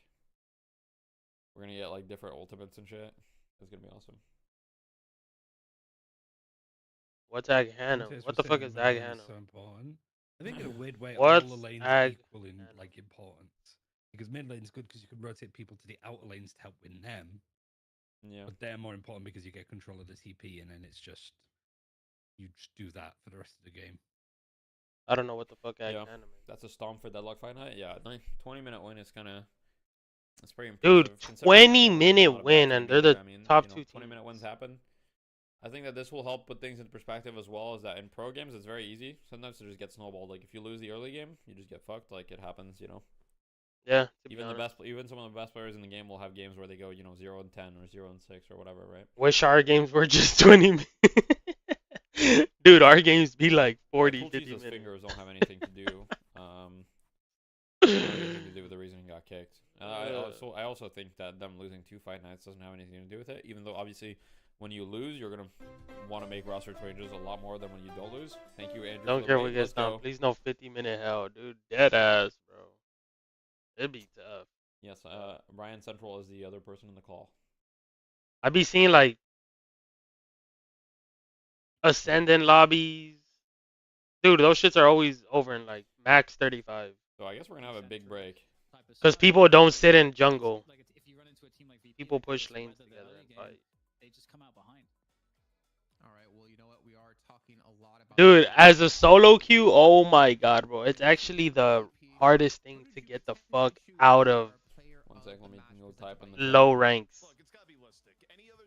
Because you just can't carry. You can't carry, bro. Here's what I think it comes down to. Map 1 in the series, Listic, first one to get a kill for VP, gets ahead in his lane as Abrams, and that was really important. When you think about how this match... We on that Phantom to Bronze grind. Dude, I'm already an emissary, bro. That shit is tough. They don't have Gubami. This is crazy. Stuck in fucking solo queue hell. I think it's actually pretty true with Abrams. The fact is that for every great Abrams game everyone's freaking out. Sometimes you can have a really bad Abrams game where you almost turn into like a quasi-support Abrams, but Listic got ahead early in lane and just kept presence on the entire way through.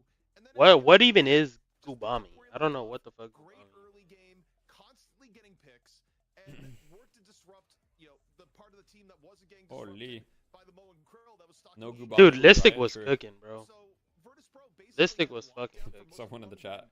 Shut the fuck up, Listic. Damn. Unless you have Listic playing the early game, particularly the laning phase, very, very well. I mean, you did have a couple of deaths here. You have to type it in all caps. I have Gubami in my channel, right? Can we get some Gubamis in my channel for the lack of Gubami in the Deadlock? What the Fight fuck is channel? Thank Gubami? Oh yeah, absolutely. I mean, like the vast majority. I don't know what the fuck. All right, I feel all balance is restored. Need Epic's back on his Abrams. Of presence and oppression on the Abrams at that time in the game, especially. If you look at the Gubami emo, Yo, Epic's is crazy. Oh, I know the meat. Yeah, I just. To a large extent, if you think about Epic's is insane. I don't know. I love my guy. Epic's brag. NA savior.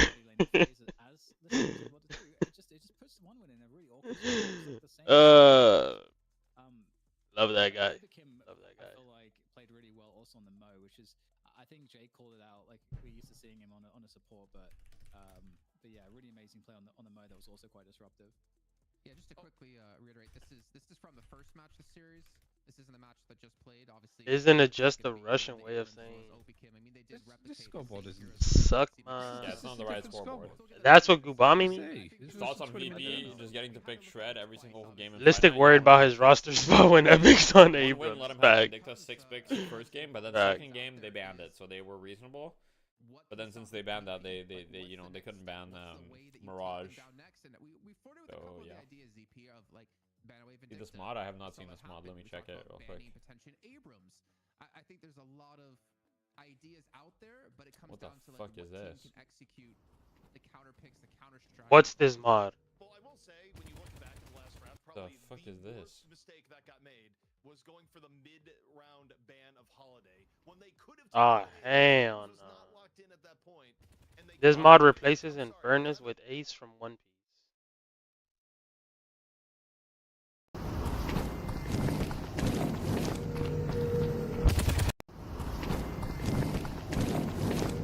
I don't watch anime. I know this is some anime. Let's go! Oh, I never noticed he takes his hat off. Infernus does that? I didn't know that. I did not know Infernus takes his hat off. Yeah, that shit hard. That shit hard.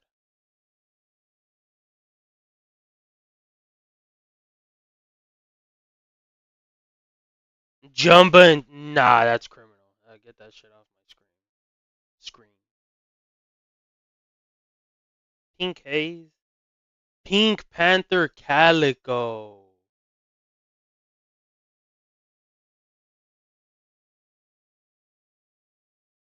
This is kind of hard.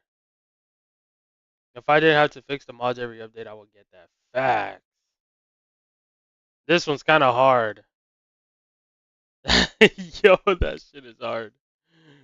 Nah, this is hard. Nah, that one's hard.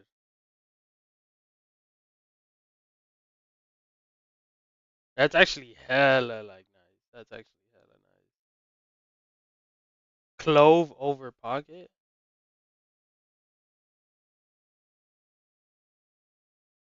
I don't even know who this is.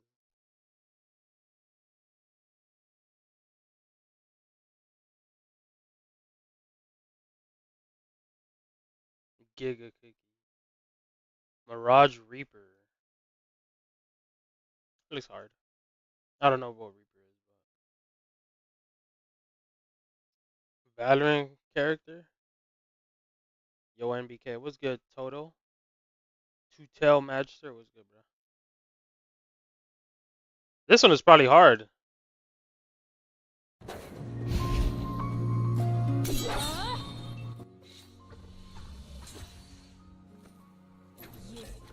This one goes hard. Long time no see. On God, long time no see. I've been grinding Deadlock. This shit looks hard. This is a hard ass skin. It's actually hella nice. I like the hair. I just wish the skins weren't annoying to add. Raiden Yamato?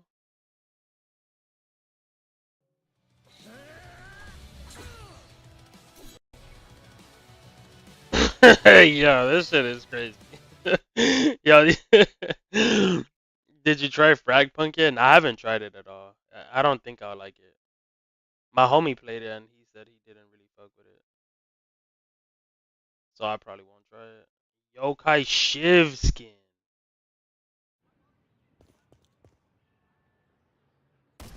I don't like the pants. This is no drip. This is no drip at all. This is no drip.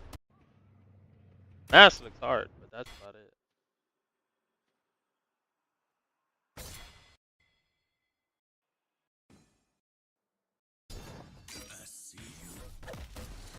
No drip. I think you would like that. Never try, never know. Facts. Let me see. And we know how to play. My bad. I'm going to D2 armor pick. After absolutely demolishing them It in just changed back-to-back that? matches. I would Where's like to Frag? say- Except for the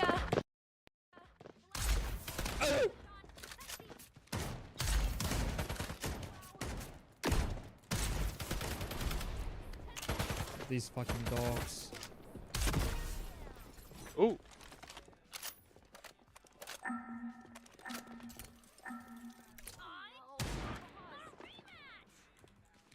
If the game gets popular, maybe. This looks like Apex though. It's so hard to it's so hard to be.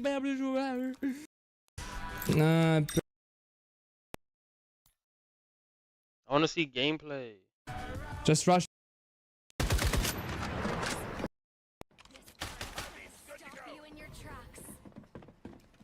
This shit looks like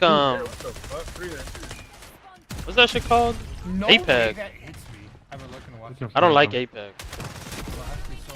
I ain't gonna lie, I don't know how Apex is so popular. I mean, obviously the movement is crazy. I just hate Apex's UI. I think Apex has like insanely bad UI. I hate the UI.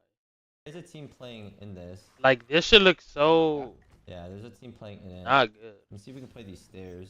The movement is crazy though. Playing these stairs actually is not that bad. Apex was goated. The first year There's nobody like playing like the in-between building there. Shit fell off the cliff. Yeah, like playing.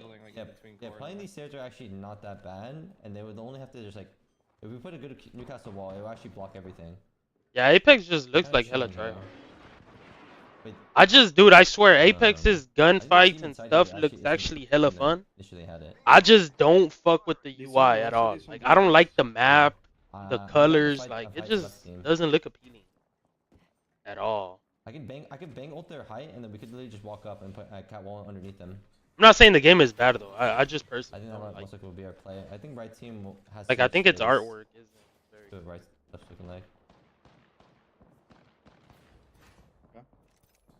It just looks. I don't know. Y'all seen Warzone is bringing back Warzone's bringing back Verdansk. Like, it's over, bro. I'm never buying a Call of Duty ever again. I literally uninstalled Black Ops 6. I'm never buying Call of Duty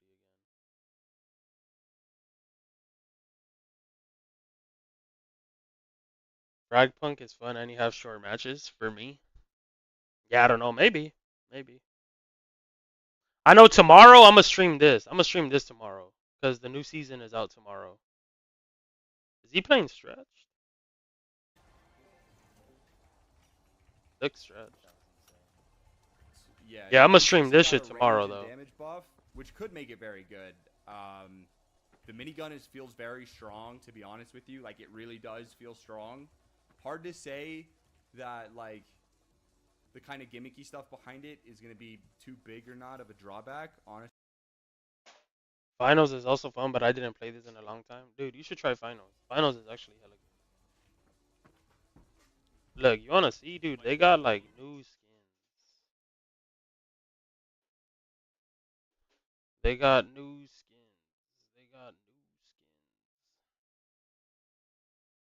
Streaming kind of cutting me off playing a lot of games. My computer's dog shit.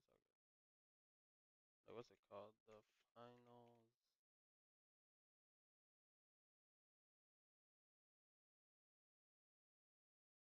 The Finals is gonna cook. Season 6 is finally here, and I am pumped. We've got a whole lot to unpack. All courtesy Can't handle a lot of games while Engimo, Osfuse, and our new partner in Powerhouse, Alpha Acta. That's right, Scotty. Alpha Acta has come to shake things up in the arena. Look, they got a minigun. Mini is any personal favorite this season? This gun looks insane, bro. The CBO one. Think I'm like level 40 in the BP right now in finals? Dude, nah. It's cooking right now. Like how fast you level up finals. In the practice range with a more lifelike look and movement. We've also yeah, I ain't gonna lie. I'm hella excited. We're not just bringing it back for even more mayhem, folks. Thanks, and they're bringing back TDM. TDM is back. Via, it was CNS. And moving on for those who outfits. Name your you get outfits now. Store and a fresh battle pass. Dude, this new season is gonna cook. This new season is gonna go crazy.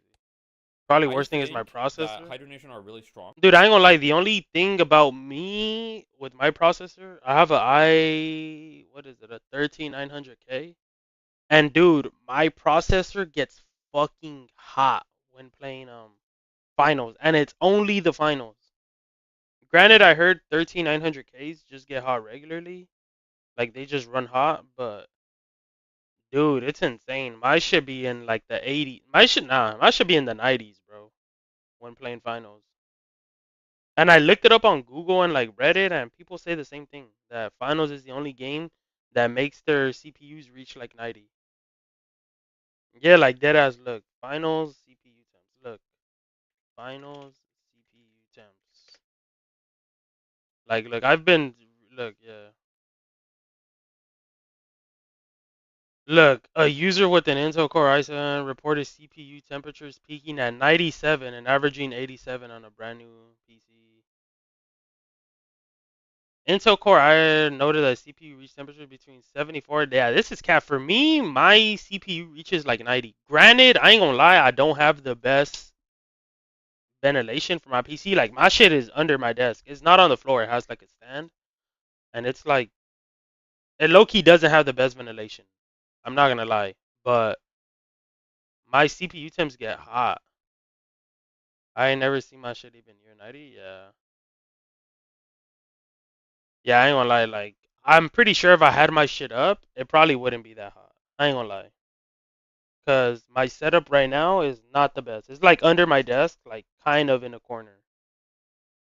And yeah. But yeah, this shit reaches like 70. And this is the only game that does that.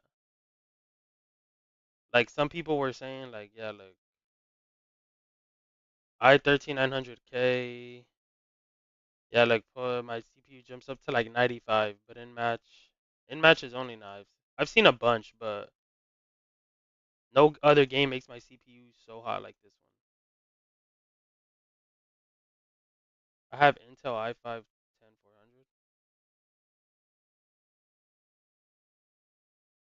Yeah, like same problem. i7 107. Look, oh no. Yeah, like this guy says his CPU temp is going to 100%. Or 100, I guess. But look, this guy, look, I seen this, look. The PC sees the keyboard as a controller. Try unplugging the keyboard in the menu and the temp goes down. If it works for you, I did this. Booting keyboard, go on the app and disable controller. And a lot of people said that this works. I've seen people say that the game just considers your keyboard a controller and somehow it works.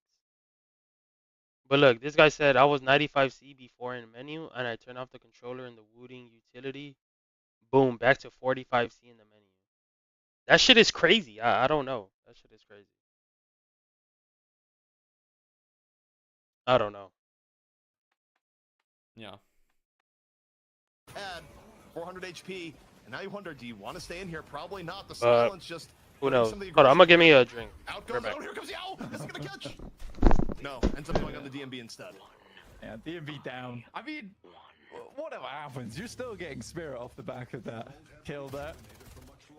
As well as the healing aura to get everyone back up to full HP. 2 players down. This should be a quick pick onto one of the shrines. Great paradoxical swap as well onto Do. Yeah, and this is undoubtedly going to be shrine naked in a corner. This has honestly been B&B making this work has honestly been pretty remarkable. The fact that it was even for as long as it was, you would have thought that the power of LARP Lord's comp would have brought over the top, but And just like that, the lead is turned into 40k after B&B took the shrines and patron. LARP Lords make the right decision to force a fight, but the stat check is too tough and B&B take map 1. Ow. Quick way of just shutting down the chase. But also the fresher Kelvin, I think, is also kind of spelling the death knell for Dew getting things done. It just, anytime Dew goes on a high dive, probably gonna get stuck in not 1 but 2. I just got brought some McDonald's. Super tough. Avery Starch comes in, but you know at this point you're under farmed. Oh yeah, oh yeah. You know, you get it eventually, but it's not clean. I hate when people say McDonald's is ass. McDonald's is not ass. But being for real, I quit almost every FPS for a while. I have the worst time of my life. Can't aim at all. I decided to take the first 20 minutes of the game.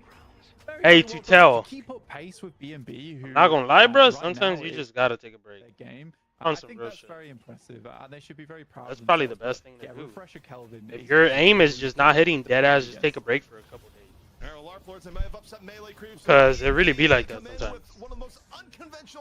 It really be like that sometimes. Sometimes, like, dude, I like last night, I wanted to play, but I was just getting ran. Bro, I just got off the game and I want to go run. Like, middle of the night. The Bash Brothers make a You know how bad you gotta get fucking ran in order to go run at middle of the night? Granted, I be running already, but still. Far ahead is dangerous. Again, Games were not going good. I was like, fuck that, bro. I'm running. Went out and out ran. This game is going quickly in the hands. Shit felt good though. Sometimes you just need a break, Brian. When you come back, you're like better. To be honest. You look at it as a 3K difference, but it's feeling far more significant here. Naked tried to do a little bit of viscous move to get away. Every puddle punch trick in the book, but nothing was gonna save Naked. Like, bro, it goes for like anything you do. If you don't enjoy doing it, and the shit starts feeling like a job, like, bro, your performance is just gonna drop. And now lose their guardian, giving B&B. You don't really enjoy what you're doing. Dominated and continues to Not do it. so. It opens up. That's why I just stopped. Like, if I'm playing Deadlock and I'm getting ran, literally just turn the game off. Me and the homie were playing yesterday. One of our teammates died one time, and he's in comms yelling, bro. He was complaining so bad, and it was his first death, like 10 minutes in. That shit was insane. Like, bro, at that point, just get off the game and just, like, bro, go do some other shit. Go breathe fresh air or something. Like, you're not even enjoying the game. You know what's going on in the urn turn-in right now? We don't have eyes on what is going on. It's this big fight going on, but Naked is actually able to get the urn in. With the reinforcements there, Naked leads the charge on a possibly overextended. I feel like that's a problem though with like a lot of people. Like, low HP doesn't matter right now. They're probably like having bad games and they don't realize, like, sometimes it doesn't just apply to games though. It goes like to anything, like studying or whatever. But dude, deadass, sometimes taking a break is just beneficial, bro. Like, if you're doing homework and you're getting like fatigued, like, dude, just take a break and come back and your mind is refreshed. Your mind comes back like you're in a whole better like headspace. And your attitude, your attention span, your focus is way better. To the Abrams, but it does give them way more explosive pick power later on. But see right now, Holiday, what an M, just desperately trying to stay alive, 50 HP. That's right. I just started playing a lot. Even after losing 3 players and eventually a 4th. Yeah, just play different games. LARP Lords respond back in and I take ain't advantage gonna lie, of the eagerness of I got like B&B 3 main while games I Naked play gets the right urn turn-in. Move if you're playing something like poker is knowing when to fold, and there's been a lot of folding going on. It really has. Out comes through. Says Lucky could be the receiver of it and catches him. Sometimes you just need a break from. Well, you think you're about like, to bro, the electronics in general. of the owl at the last moment. When was it? It was last Saturday. I went to Barnes and Noble. I bought me a book. I'm on like page 20. But I went to Barnes and Noble, just got me a book. I just had a day to myself. Like, I felt like drained, bro. I felt like about to be 3 has pure content. Looking for any way like out of this electronic. situation. Goes for the parry, and no, I mean that would have be like 3 parries in a row. With Dude dead, B&B go for hit boss, and LARP Lords are forced to contest. All right, Rejuvenator coming on down. B&B looking to put this one away if they can. Contest though coming in from LARP Lords. Who is going to get it? It's been a while since Rejuve Steel. I started Elden Ring, so my break is crazy long. Yeah, I got a couple homies that have played Elden Ring. They went MIA for like a week. They went MIA, bro. Well, LARP Lords finally get their Enjoy your meal. I'm just eating some sandwiches. B&B It's all good. devastates their opposition's base. Thank you. All right, guys, we got the 20-minute flex slot. I mean, hey, look, But yeah, nah, I got a couple friends that played Elden Ring. Dude, they like. I didn't hear from them for like days. Lucky number 13, of course. Elden Ring is not my type of game, but I know that game is like. Naked once again, looking to. You gotta do like so much shit in it, or the game is just so massive that to see like a patron knock so many over in this situation. or the grind is just like hella different. You get I'm not familiar with it, but I know it takes up a lot. They should. They will. B&B putting this game into endgame now. We'll see if LARP Lords has anything left in the tank. There's a few possibilities, but it's getting rougher and rougher. Concussive combustion answered by stone form, as Gibbs is just the iron wall right If now. I will. Not afraid at all to take one-on-one fights. If I will not throughout this game. Just a terror on the Ivy. Stormcloud now gonna come out from Yams. I ain't gonna lie, it's crazy. And B&B, they say, I was having this convo with one of my homies the other day. Being bad at a game is so fun. Being bad at a game is like the funnest shit ever, sometimes. Well, that was kind of what we expected here between B&B and LARP Lords. Now, LARPers, they deserve some mad respect considering they came in last second. They're still putting together a roster. They're still practicing and put a fairly sizable match up against B&B. Honestly, I have no doubt about their success. Being bad at a game, there's like no expectations to win. And on top of that, you're like learning the game. I'll just clip farm Elden Ring.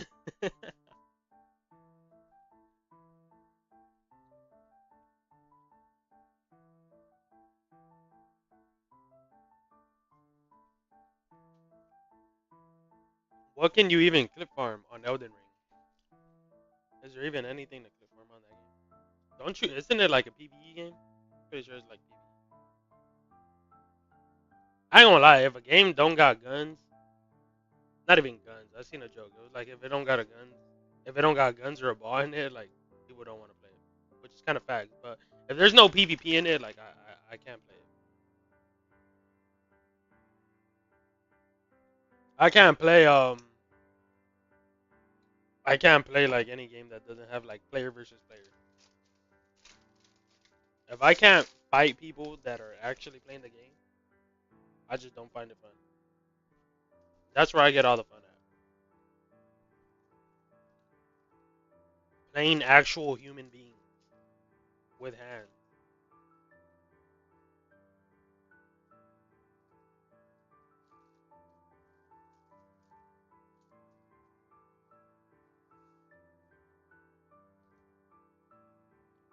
I've never played Souls before. Yeah, I mean, I ain't gonna lie, those aren't my type of games.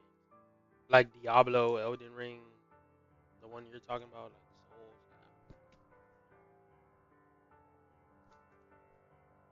like Souls.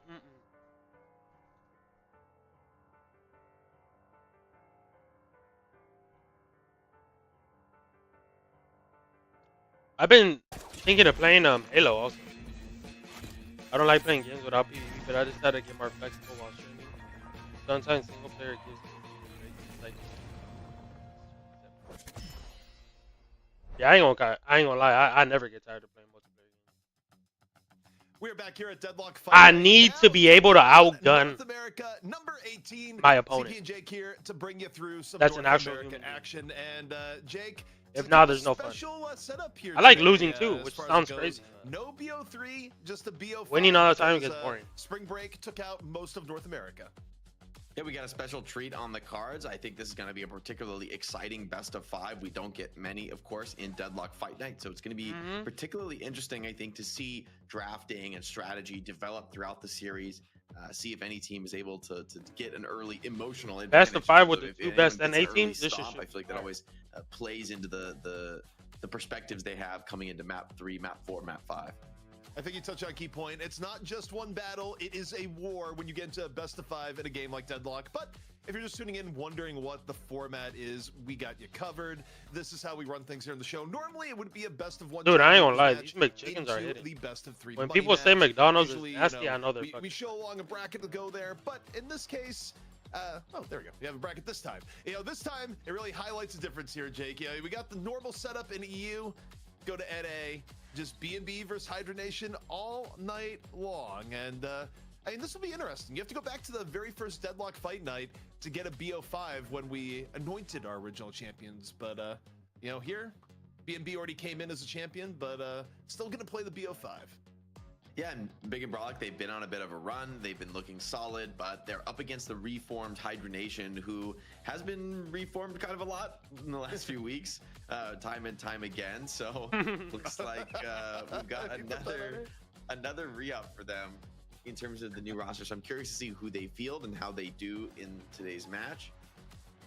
Yeah, well, the funny thing about this is that Hydra Nation themselves will make fun of it at this point. Yeah, Hydra Nation been changing their rosters as much as Hydra Nation has and not have a self-awareness, but it's kind of a blast from the past where they had. Dude, I ain't gonna lie, B&B just like Quig came back, then Quig quit again, and now they've brought back in Flick, which of course was part of the early Hydra Nation era before they did some change-ups there. So Flick back into the roster, and by all counts, the Scrimbuck Express saying it's been doing pretty well. Meanwhile, I just devoured 3 a little bit more stable by comparison to the last few weeks. Third one.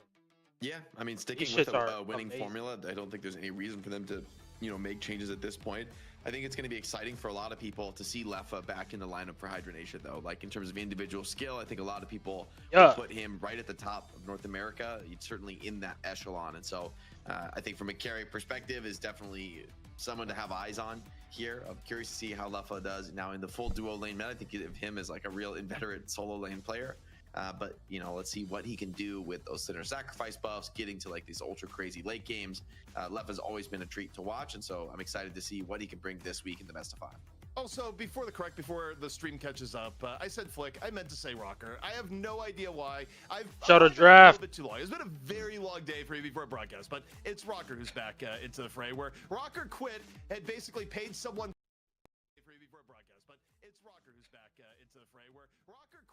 Had basically paid someone $3,000 to join the team in his absence. Someone that couldn't end up joining in the end, but he's made his way back to Deadlock, is what it comes down to. But also, Dan has made his way back into Deadlock here as the analyst. I don't know why we were saying it like that, but we made it sound like really this, you know, the specialist. He who analyzes, Dan. That is you. You are he. I was sold when you said Flick. Big and brolic. Basically, it's like big and brolic. There's been times when the roster essentially. I mean, if we made the graphic and went live, the rosters can still change. Let's be honest. Yeah, I mean that's the thing is that chat on one hand. Yeah, VP120. What do you mean Flick left? And then they'll be like, but wait, did Flick leave? Like it's Hydra Nation. He could have left. Like Quig joined the team. And I hope the game don't start till like 30 minutes. That would be who knows? But no, Rocker was. Quig left the team and joined it 3 times in 1 week. That's pretty accurate. Vegas replaced Rocker originally, yeah. On Deadlock Fight Night, where we're just gonna bring up where things have been at, and yeah, you know, you see Hydra Nation, long period of excellence if you were to scroll that up to the beginning, but a little bit more turbulent in recent times. Yeah, to say the least. I mean, like they basically won everything before Fight Night number 10. I mean, they like the run of dominance goes so back. Yeah, we so weren't available this week. That's why. But I think they have brought together a lot of the. Bro, EU versus NA teams are gonna be like the best shit. It'll really be interesting to see NA versus EU teams as well. Yeah, I'm really excited for LAN and stuff and see ideas clash. I mean, I think it's really healthy to have like international competition and like in any game ever, like regions always develop their own playstyle and their own ideas about the game. And when you see international competition, it's like really interesting because a lot of the time, both regions will like implement some of what they see. Yeah, fact. Yeah, it's really always. I want to see if I don't think it's a secret. Dennis just doing one. I mean, I think they're about to start. Like Vegas wanted to leave, and they also wanted Vegas to leave essentially, and Vegas didn't like the team environment, etc. Also deliver. So I feel like if you're not rooting for the interviews, the post-match interviews, I mean, what are you even doing? Elo Pirates are rarely available for Fight Night. He comes in and he is just absolutely off the chain. You know, broke his still high seas. I want, dude. I can't wait to see that first NA versus EU match on LAN. Literally an entire act for the entire interview, and then he drops the act at the very end with. It's gonna be crazy. So you know, I've enjoyed the interviews. Nothing else. A little bit of showmanship going into it, but. Speaking of going into things here, we have the draft ready to go. Show the band. We'll see now Show the band. Just what will be variable. Feel like they gonna ban Vindicta. Even just the last week in North America. Vindicta gotta get banned. Especially with some of the changes here. I'm curious to see NA's take on Holiday right now, especially with Listic. We should merge teams and hop into the FN for a week. That'd be funny. That would have been funny. Yeah, I think Holiday's probably, it was already maybe a little bit of a lower prio in NA compared to EU, so I imagine this only intensifies that. I am curious to see if there's any, you know, respect for the little Mirage man, stuff like the Viscous or the Pocket that Big and Brolic have made. Was the minigun in finals? Thank you for the Prime Cobras on. Nah, it's literally a. Guys, once again, you want to give it to me, I'm appreciative. If you want to give it to other creators, that's fine. Just make sure you use it. Much love, as always. Left it back to Hydra Nation. Yes, sir. Mirage ban? Yeah, they always ban Mirage. Kelvin. Never hide fear. Sometimes Yamato. Body, true.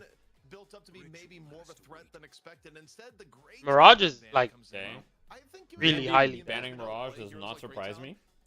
Great Talon being banned from Hydronation first surprises me, but it's very clearly like a Paupers targeted. Hydronation in the past have been known to target specific players, so I wouldn't be surprised if Hydronation's draft strategy like revolved around targeting Paupers. So I wouldn't be surprised if they like, you know, hard prioed like Yamato and Geist and these other heroes just to make sure Paupers doesn't have like a hero, really. Yeah, it feels like it has We need picking bans in the game, dude. Dead ass. ENB first picks Viscous, I think that's crazy. Yeah, first pick is I think if you're Hydronation, what do they know though? Because you ban GT, so they know something something. like Vindicta and like Yamato or something. You're kind of chilling. You could also go Vindicta with like a bunch of other heroes. Really, you go Vindicta Calico. That'd be super strong opening. I think from the side of Hydronation. I think. I don't know. I like Vindicta Calico, to be honest. I think you're picking some of the strongest heroes. You're getting shred for Viscous. Like Vindicta makes sense. Yeah. I mean, B&B have been really sticking by this first pick Viscous. It's worked for them really well with Gibbs putting on, you know, huge games, having these crazy snowballs. And Hydronation let it through. They're willing to fight it strategically. I think a first ban would be a little extreme for something like a Viscous. With the reduction in people's desire to pick Holiday. Yeah, I mean, I think Paradox for the Mo and Krill. Maurice also been the other hero that's really been rising up the ranks. Just because not only is Mo good in terms of the early game, especially once you would get ultimates online, but Mo also kind of acts as kind of a hedge against heroes like Yamato, right? Where B&B could pick Yamato off the rip in the next two picks, but it wouldn't quite have the same impact as it would against a team without a Mo and Krill, because Mo and Krill is one of the few heroes in the game that can kind of need to see that Momo rescue combo.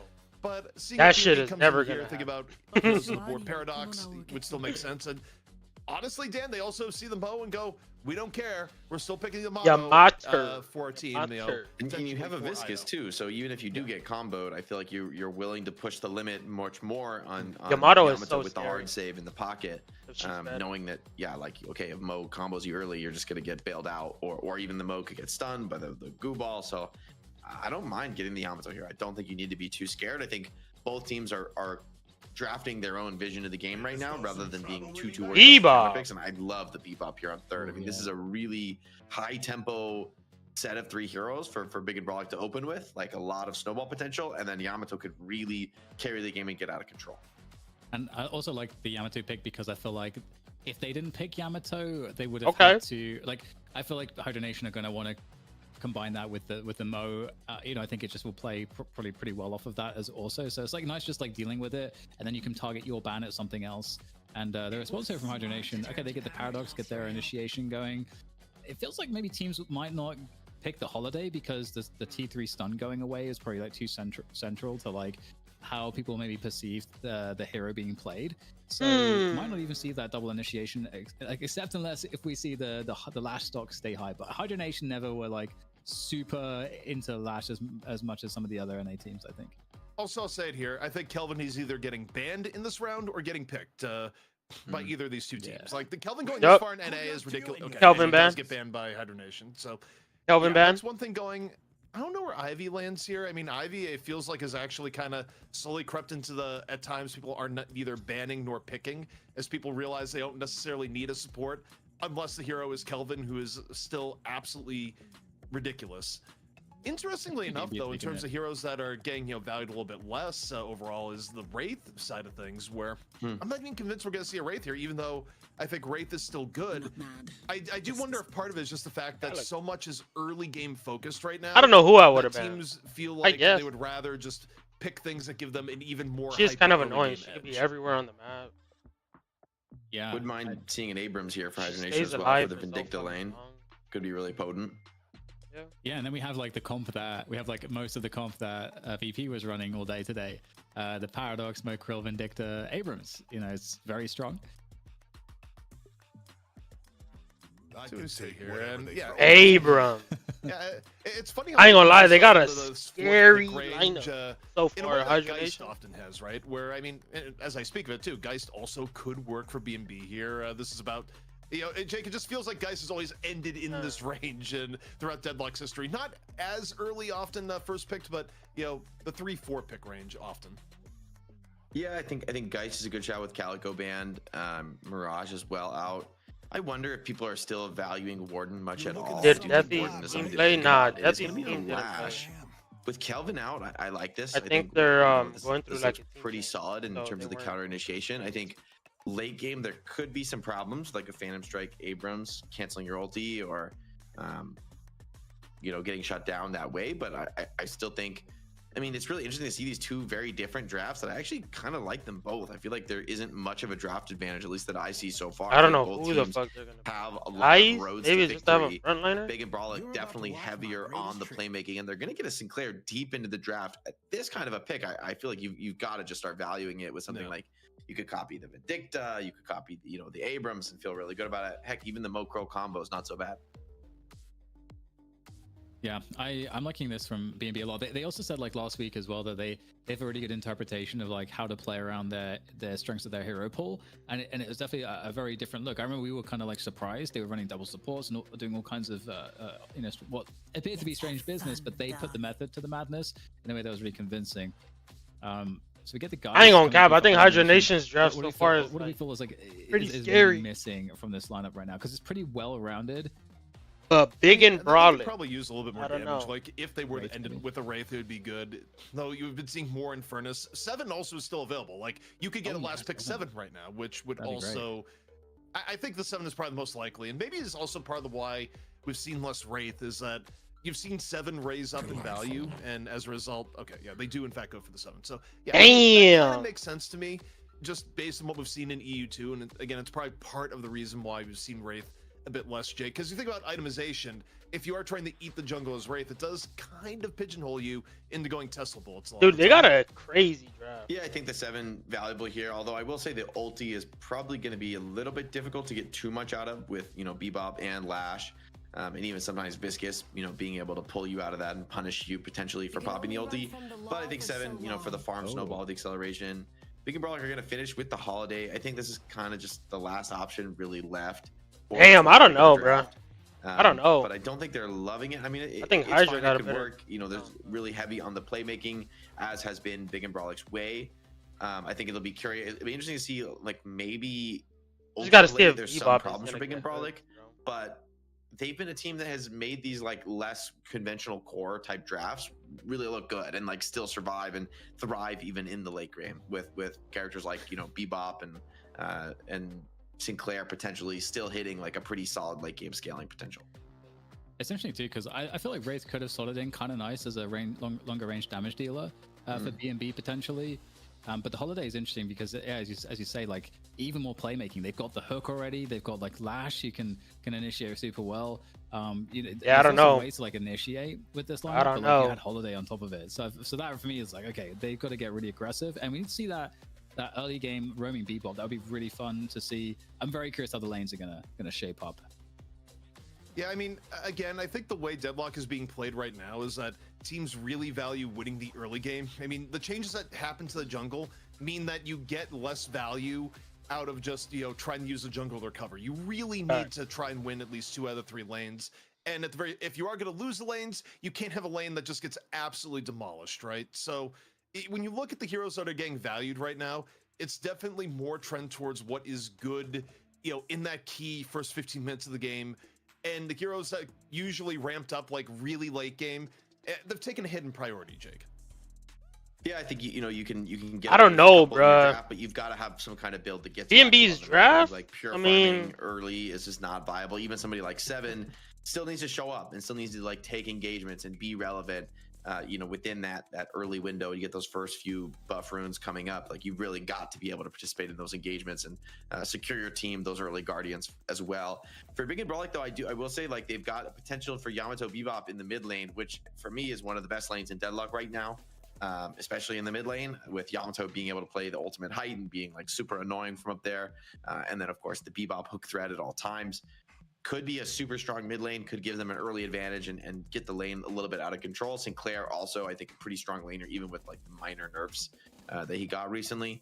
So I think for Hydra Nation, the question is going to be mostly the laning phase. Can they get to the point where Abrams, Mokrill, and Geist can like really start to get active and really start to get out of control? I think Big and Brolic would love to snowball this game into their ultis and tempo down some early guardians. One thing we gotta address here real quick to the audience, so you know the delay. Normally They need to get hooks, bro. But I think if they don't get hooks, it's for kind of hydration has never been at a lower level, because I am reading directly from hydration with a little bit of censorship, but it's one after the other here. Quote, never mind 1 bathroom, then right after 2 bathroom, then right after 3 bathroom. Half of hydration went to the can right before the game start. It's unbelievable how it's only. And they get to the point where Paradox is swapping people every 30. Related difficulties week after week. I mean, it's not. Dude, oh god, I'll never forget when we played against the cracked Paradox and we're getting Guys, swapped win every 10, guys. fucking Win minute. 10, you'll be in the bathroom, no sweat, no trouble.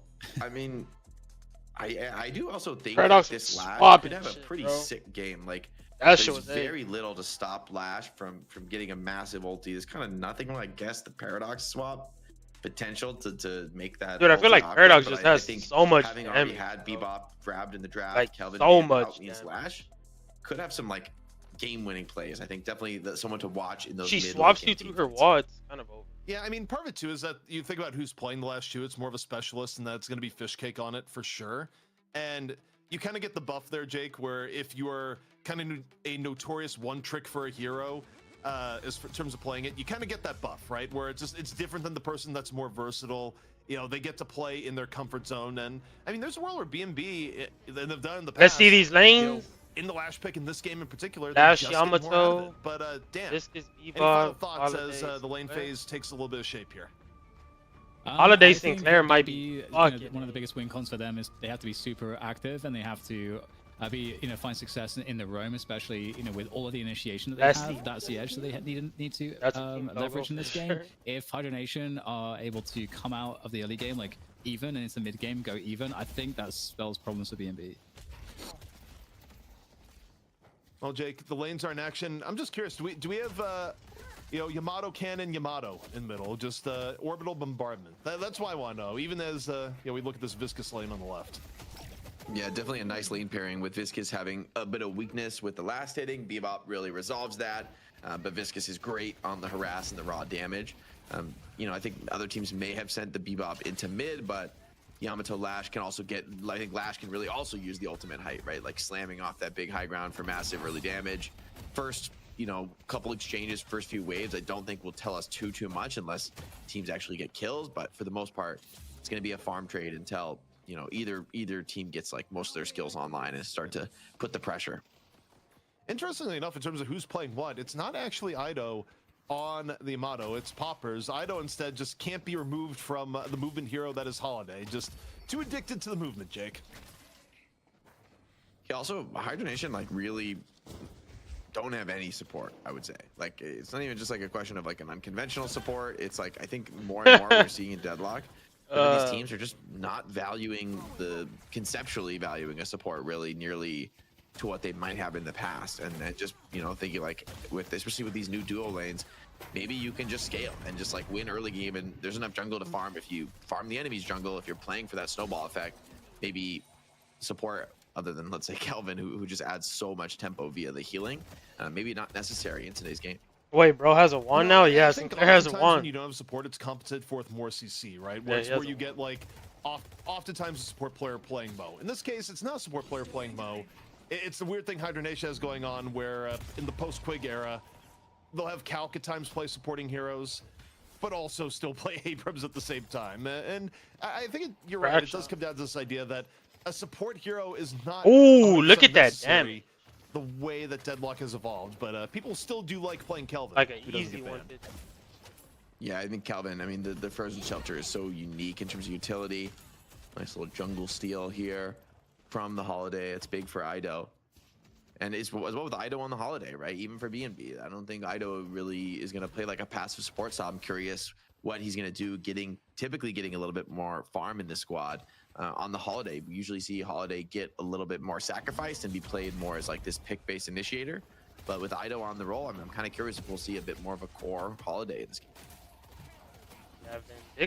So far, things a little bit on the quiet side right now. 12K to 11K, both teams filling each other out. Maurice is weak. Feels a little sleepy relative to what we got in EU, where EU, we got to 5 minutes and it felt like we had aged about 5 years with dead ass, bro. Actions and lanes, but I also don't hate this here, Jake, either, given the fact that everyone is well aware what level of advantage you can get off the lane phase, and you know, there's something to be said for not taking dumb risks, because losing badly is way better than just, or rather way worse than just, you know, going even the way things go. Like, you'd rather at least keep it even.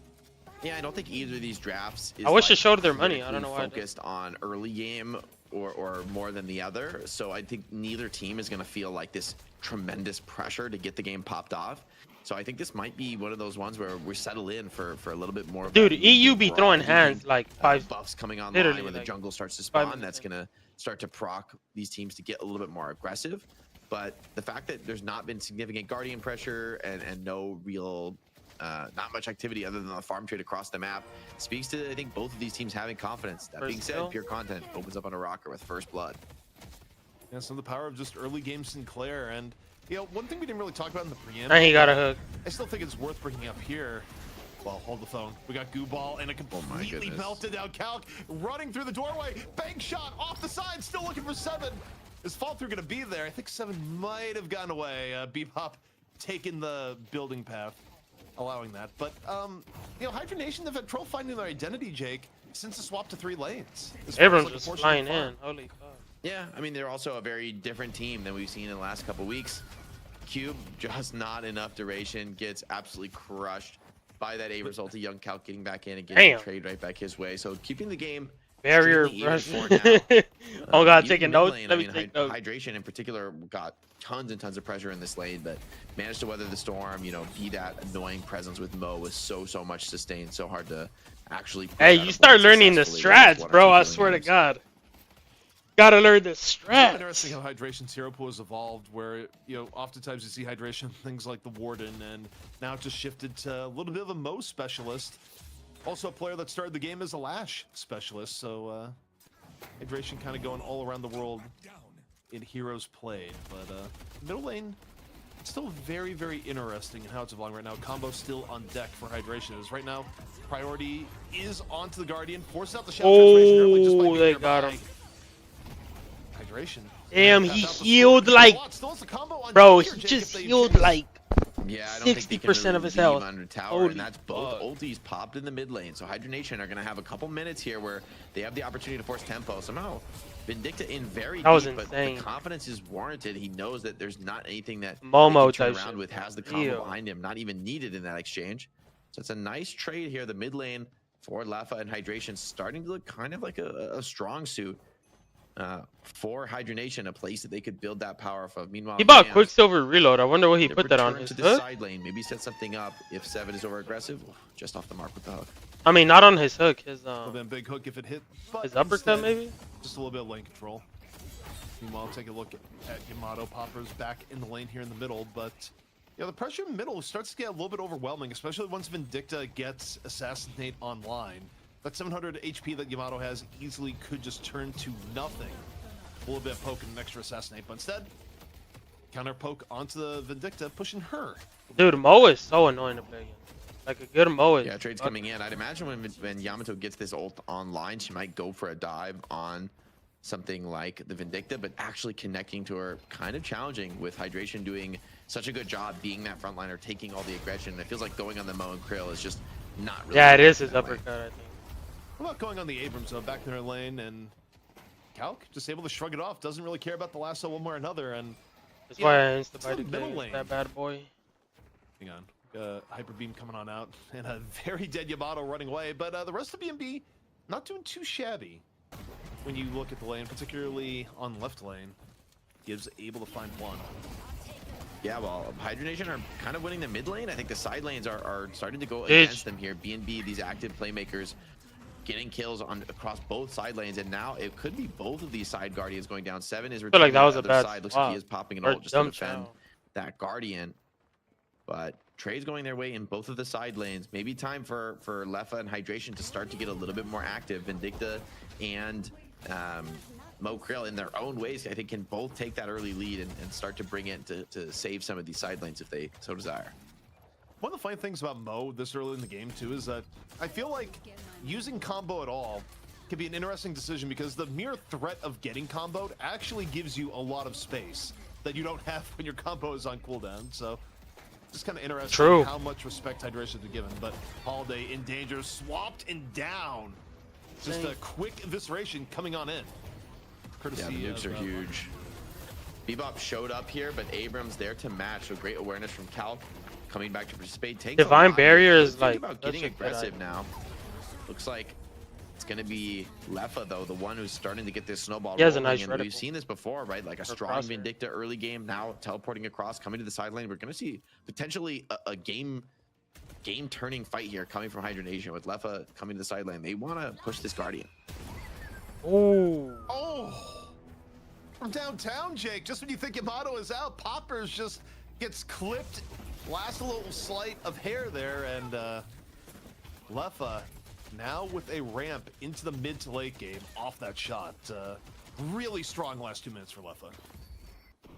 Yeah, it's been looking great for him, and no one has really been able to shut him down. I think there's going to be a lot of pressure soon on Yams to find a hook on this Vindicta, because without it, I don't see how you're really going to be able to stop his reign of terror from the skies. And it can be scary against a player like Leffa, who's so aware, so clean with the movement, and he's just going back and forth across the map on this teleport. I really love this, like taking a dominant mid lane and just going Feel like back, everybody's showing buying up Divine constantly Barrier. on both sides of the map, getting kills for the rest of his squad, and it secured Hydra Nation a 3K lead. What it's seeming like. Leffa's picking up a buff. Could be actually quite big depending on what it is. Picks up buff, immediately goes middle. And Leffa's strong enough that Leffa's actually getting terrified. It is really good. Anyone from BNB in middle right now. Leffa completing the rotation right now. That shit is on a low ass cooldown. Here in the mid lane. And they're looking for Lash. Lash meanwhile wanting no part. Meanwhile off in the side lane. See Calc going in for a moment now. Backing a little bit out. 3 here for Hydra Nation in the right lane. Looking for Ido on the Holiday. Stormcloud. Leave just copied and used by Pier, but just shut down by Calc. Off in the corridor.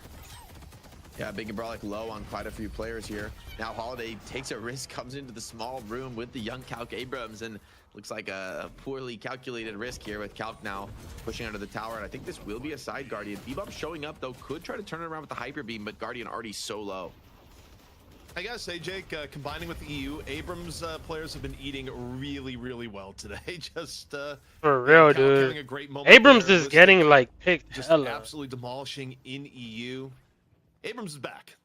That's all you got. And what an aggressive Abrams build. Like, so much sustain, so much tankability here in this early mid game. He's really going to be able to lead the charge for the rest of the squad of Hydra Nation. And with somebody like Leffa dealing damage from the sky, Rokane starting to get really farmed on this 7. I mean, this is looking pretty good for Hydra Nation. Still early, but almost a 10k soul lead when you're only at 11 minutes is pretty significant. BNB in a little bit of trouble here. Also, the allocation onto Leffa. Leffa has been feeding themselves with these souls, and as I say that, it's another one off in the left lane, and they're getting you cooked, bro. mentioned it, and it's very true. Is that it's just teleporter So far. where okay, the Still map is early, bigger, you know, but Vindicta doesn't have as much mobility. You don't need mobility to cover 2 lanes constantly if you just use the teleporter back and forth over and over again. Is what Leffa's been doing to get as much possible action with these assassinates. Yeah, it's really huge. You know, not being a great jungler on Vindicta, I think this is exactly way to snowball an early lead. And also, as well, almost has that second max on the snipe. And we know, like, the snowballing explosivity possible once Vindicta gets that extra 500 souls per kill. Calc maybe overextends, feeling his survivability a little bit too much, but elsewhere on the map, it's Vindicta profiting from that presence. Yeah, for real, bro. She's hikey all over the map right now. I cannot say that any more plainly. I'm not sure he's gonna die this game, ZP. I think he may actually have like a 20 kill streak when they win. No, he's just running around, just enforcing his will. It's assassinate after assassinate. Jake, when does it stop? Yeah, he's playing her really really well. Pray at this point for like a Bebop or Lash. Like, we need a movement control on Vindicta. If you can't catch her, there's no way you're dealing damage, especially with those double barriers. I mean, this Vindicta is a huge problem right now for Big and Brolic. And the problem is, I think also they can't pin her down. They can't catch Leffa because they don't know where he's gonna be. He's just kind of dancing. Yeah, he's just roaming. That's just the rest of the team is willing to die sometimes to make space, knowing that this Vindicta snowball is online. 7 as well. You know, gonna be a really big threat in the late game. You got to think about the late game team fights. Without a big Lash ulti catching people out of position, it's gonna be really hard to actually catch these backliners. Also, in terms of income allocation, we've been talking about the rich in Leffa, so rich that he just bought like the lifetime teleport pass on the teleporter more than not. Look at Poppers right now. I mean, you could just change the name to Poppers with a U, and that'd be pretty accurate for the level of farm that you have as Yamato at 14 minutes into the game. It's not good, Jake.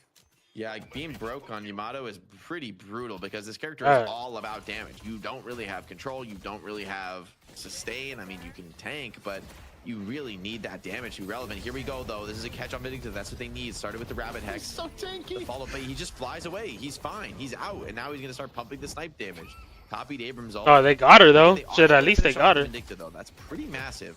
So Big and Brawlic bringing numbers to this engagement, profiting for now. Young Kalka as well looking to go down, so props to Fishcake, finds that setup onto Leffa. That's exactly what he needed to do. The Guardian, though, still very high HP in this lane. Far from a sure take. Honestly, good fight for BNB. I mean, it was kind of comical for a moment where it looked like Leffa might not even die, but they covered their bases. However, the re-engage comes in. Fishcake already down. Hydra Nation looking to re-solidify here on the left. They do just that. They catch Ido. And now the 7 played by Rocane gets the walk for it. Also going to be a threat farm-wise. Like, all the right farm is going to the right people on Hydra Nation here so far, Jake. Yeah, who's not a threat farm-wise? That's Yamato. So we'll see. Yeah, for real, bro. They're cooking that Yamato. Rocane grabbing this intersack on the enemy side. I feel like all of little them. differences. They're just Hydra Nation's add really up good. as an urn comes down. And the lanes are all pressured right now from Hydra Nation. They're doing a fantastic job. Look, Hydration's so ready for They're this. kind of getting cooked, bro. It is a difficult turn-in, though, into the enemy side of the base. So I'm curious if Hydra Nation would like to really go for this. They already have some numbers on that side of the map, so it's possible, but they could see this just being a faker and given the difficult turn-in spot. Yeah, I don't really like them going for the turn spot when your biggest cannon in your reserve right now is the Vindicta. I think Everyone's going gonna there fuck would be a around little bit of a throw. They could just still squish on the map. Meanwhile, though, swap in from Flick. Off here on the right. BNB, though, overloading the right-hand side. Moving forward, looking for a kill they could get. 7 right now. Their quarry. Lasso in. It's not gonna be enough to kill Rocane. Rocane gets free, drops a Storm Cloud. Can they burst down Rocane? Damn. Here's Rocane completely turns the table on the 7. Still not dead, even as Yamato in. Off the flying strike. Oh my Rocane god. gets away. He lives. He absolutely lives, Jake. Way. That was a Yeah, Poppers ain't big doing slip up shit. by Ido. He had him lassoed and then jumped into the air, but the lasso ended in the skybox. So 7 was just in the perfect position to just rip the ult and actually be a little bit out of range for some of the follow-up damage. Now, though, Leffa thrown under tower by the Lash, dodging the snipe, stunned by the Walker, but the support is there just in time, and oh, he's gonna get away with this CP. This game is out of control. Oh, he got caught. Privilege of the rich. Although he knocked off the zipline. No, he is surely not. Oh, Damn, that would have been crazy. I mean, like, honestly, if that wasn't good tracking from Yams to get that finish, that would have been a living Vindicta. Once again, though, BNB trying to double down, trying to turn their fortunes. I like these plays. You got to take risks now with this kind of disadvantage in the game. They lose a Walker, but they're trying to make some trades for it. Yeah, I mean, if you're BNB, you have to go for any possible. Dude, if that Vindicta got the snipe, this game is just getting out of hand. And the fact that Leffa nearly lived there and lived through the first part of that, by the way, you've now hit the point where a character is so ridiculously overfarmed that decision-making that has served you well in most matches is now failing you because you're not making the right decisions because you don't usually go against a Vindicta that's this over the rest of the game. But I mean, it's not just that. The overall spread is still ridiculous. I mean, Rocane is showing that right now. I think just bullying Yamato off screen at 22K. At this point, yeah, for real, bro. I'll bring back Dan in here in a second, but Dan, you know, what paths to victory do you really have right now if you're BNB? Yeah, it's pretty tough. I think you need like a really good like lash hold or something. Obviously, some kind of engage that's going to give you like immediate kills. But the problem is that Hydra Nation are being so active all of the time that you're not really in a spot where you can just easily set anything up. And one thing I will say too, as we're seeing the mid boss here, just like imagine how like farmed Leffa would be had he gone like the assassinate build. Because like the majority of his assassination kills, he didn't have the bonus that you get from like maxing it straight away because he did a different build. Yeah, he's still like extremely competitive on the souls. So this could be so much worse from Leffa's POV. Well, Jake, huge rejuve take here for Hydronation. I mean, with this kind of a lead, dude, it's it's a Jeech. That mid It's a walker, Jeech. opening the next flex slot. But beyond that, I think Hydronation have their sights set on a really big team fight victory. I will say that presents an opportunity for Big and Brawlic. I think their best hope is going to be a big team fight defense of a walker, but with the rejuve, it's got to be more than just defense. It's got to be a very clean defense. If they give up too many kills of their own, even trades, I don't know if that'll be good enough with Hydronation being able to just respawn on rejuve and keep the push. I think the biggest thing that's just so awful for B&B right now, yes, they're overall behind, but when you have your Yamato as your least farmed character on your entire team, as you go into the mid game, it's just not good. Also, you see right now the bowling attempts to swap on to Poppers right now, where Poppers legitimately could get soloed by Paradox here, even if there wasn't the backup in the area. Like, to be put into an area, Jake, where your decision-making Yamato has to be run rather than go deeper, it just... Yeah, they're just... Damn, bro. They're just instant. Yeah, there's just not really a threat from Big and Brawlic to actually turn around these attempts from Hydronation. So Hydronation are willing to really push the risks, and Yamato with no ulti really doesn't have any business actually taking this engagement. Lash hoping for something, but it's so hard for him to even look. Has this beautiful position there from Paradox, really zoning away the rest of Big and Brawlic. Ulti's popped. Oh wait, this could be good. Roll. Looking like a decent roll for Gibbs, but he's so low under so much pressure, getting smoked by this damage. Never mind. Oh my god. And this game may be over, ZP. Yeah, and May might be the most generous world possible, as at this point, if you're BP, you're hearing boss music every time Vindicta takes the Dude, they're side. playing hella good, bro. I feel like Vindicta had hella impact. They're pretty much out For of sure. options here. Even if they landed Hella the best impact. Death Slam ever, Jake, I think Hydronation would just shrug it off and kill them anyways. It doesn't really matter now. Yeah, at least there's no 7 ulti to close the game, but Lefa's going to secure the game, back out, grab the buffs. I think this is just going to be a first phase patron drop from Hydronation. I would expect them to back out here, given that their two players aren't really attempting to Played hella good. fight, but Hydronation are going to get everything else besides the finish of the game here, and it's just going to be a matter of time as they get everything on the map. And then Big and Brawlic, I mean, you got no choice but to come out here and take a big risk, but it's such a telegraphed play. Maybe a grab on Hydration here. Lasso is available, but unable to find it. I feel like Ido really needed that there. They had to go for something, and now you got another. Goddamn, I went AFK when nothing was happening. Now it's almost just dude, getting it's choked over. out here. I mean, it is They're up 50% 50K. more souls at the 21-minute mark. Up The question is not, 50K. do they ever have an even Rejuve team on fight? 5, yeah. The question is how many players would it take for Looking rough. Hydronation to win an XV6 right now? And honestly, they could easily do, I think, a 3v6, Jake. That's how bad the difference is between the teams. Yeah, you're starting to get out of control here. This is going to be the attempt for Big and Brawlic. They're going to come out on the map, try and take some kind of engagement. Excuse me. Well, Cal. Not much of an attempt. He kind of looks around, like, everyone's running, or is dead, or is about to be dead. Lash ult, Slam. kill 10. The coach. Kill 10. If only. Yeah, just end it. Just end it. You got the storm cloud coming on out. B&B falling by the wayside, and Hydronation here in our special best of 5 money match, coming out strong here, Jake. Decisive play, leading to a firm start to the series for Hydronation, 1-0. I talked about this. The psychological effect in a best of 5 series of an extreme blowout is rough, and this is the best place for Hydronation to get that kind of a blowout victory. I mean, Big and Brawlic are going to be reeling. Right. They're on their heels right now. They just drafted like their comfort. I think. Dude, that was a murder, bro. That was like what, a on it in terms 20-minute of their game? hero pool, what they're comfortable on, what That they was a feel murder. they're the best at. And Hydronation just wiped the floor with it. Like, for Big and Brawlic, this presents a real dilemma. Do you go away from your comfort picks? Do you feel like they weren't working? Or do you think maybe we just didn't execute well enough? We can win this game if we play it a little bit better. Because honestly, Yeah, that shit was Hydronation, a I murder. felt kind of lost the both side lanes. They weren't that dominant. They won the mid lane with Lefa having a great start with the help of Hydration.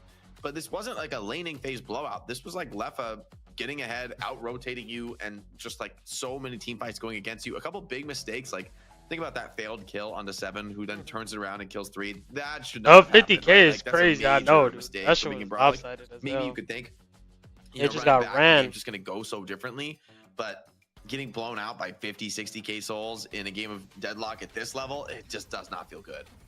We're gonna bring back in Dan here as we look at It some was highlights. GG. You know, Dan, it's just Dude, I'm telling you that their team comp looked really bad, you look at bro. the rest of Hydra Nation and the soul I thought they count were gonna for cook players something like up. Arcane I thought they just had went like up and something up in and the up bag. off the carnage But being they didn't. just absolutely dished out from Lefa going to teleport to teleport to teleport. I mean, we need a teleport counter there, Dan. It felt like. Yeah, it all lined up really well for Lefa. You don't normally see Vindicta, being able to be so successful, being so mobile, because that is the greatest challenge for Vindicta. But yeah, Lefa did an incredible job, hit every single assassinate. And again, it's like he didn't have assassinate, leveled up to the degree that he gets the big bonus from it. So all the money he was getting, looking so farmed, was just straight from just owning so many people on a consistent basis, getting all the free farm, the efficient farm, using those TPs effectively.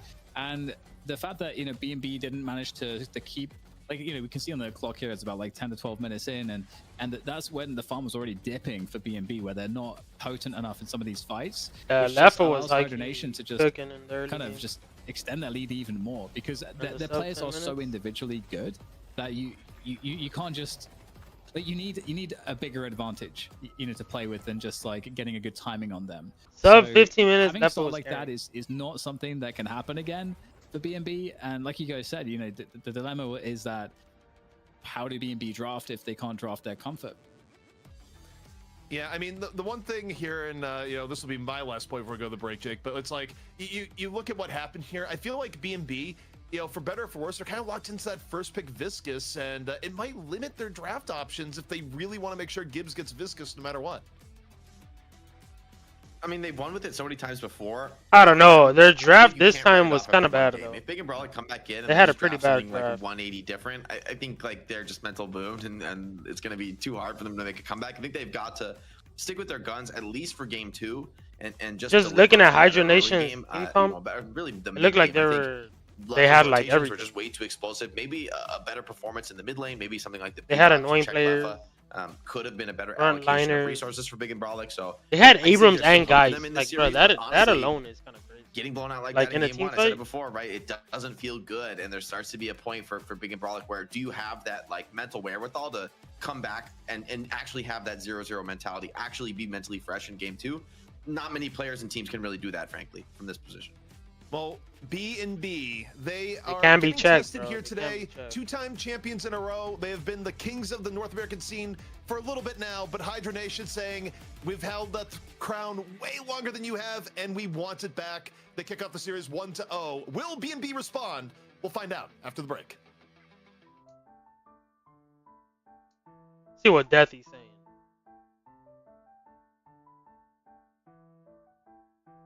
Because that shit was not even close. It was just lopsided murder. Oh, Deathy not even here. See what Formo doing. On the pistol. Over the sign, over the sign. White box. Yeah, come on, motherfucker. I'm gonna kill him as well. Where are you flanking us? I don't remember. Tell me. We are waiting for the. Watch it over there. Encourage. Cuts one, Sparty absolute. One diamond out. You hit him with an 8, or just cuts weak, going to mid. Yeah, no. Watch me. Cuts one. Nice, some more cuts, cuts some mid, cuts some mid. Cuts again. It's kind of weak, come in. On side, kind of weak. 8 on the nades, on nades weak mental. I'm looking towers. I'm being sniped from the back, I'm being sniped from the back smart. Yeah, 2A. He just double subs me. 2A. Okay. Yo, pillar out. Nice. One's gonna be like big door, two big door, one pillar door. Two pillar doors by himself. Two big door right now. One's on cement, one's back in something. Here. One more big door. Watch it big. One's behind you green pillars. Yeah, I'm getting. I think he just ran. Yeah, I think they're probably tower. I can play left, I can go up. Slow play nets, okay? Walk up.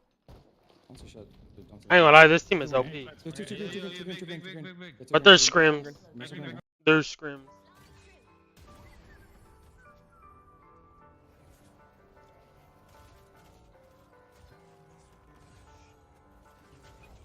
It's a best of 5 though. Prayers for the next Halo. Remember when there was rumors of a Halo BR? Great. I feel like it could have maybe worked. Maybe.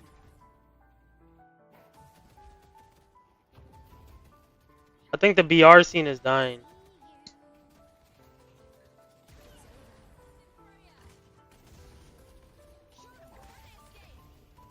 What happened to Marathon, bro? What happened to Marathon?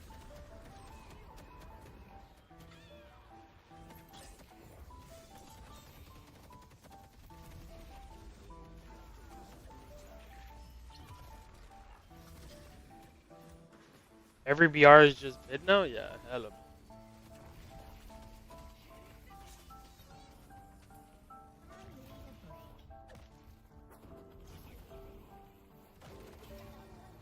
There's like no BRs right now.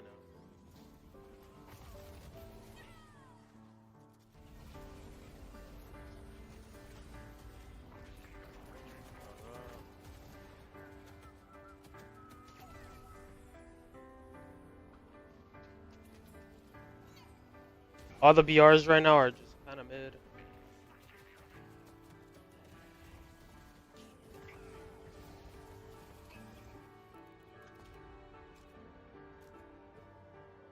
I ain't gonna lie, like the BR scene is just dying in general.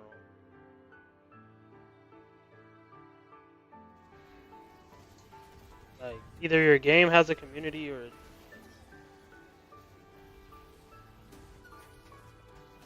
I wonder what's gonna be the next game to take over. This one, shit. I hope. Copium, it's Copium. If this game took over, I think it'd be in good hands. I ain't gonna lie, I feel like the finals deserves a lot more support. Because they actually do like updates and stuff like that, but I don't know. The finals actually be having crazy updates.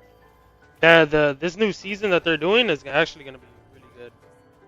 Surely the next final season. It's looking kinda good, bro. I ain't even gonna cap. I'm gonna stream that shit tomorrow. I am gonna stream that shit. I'll be in solo queue hell, maybe. Perhaps, possibly.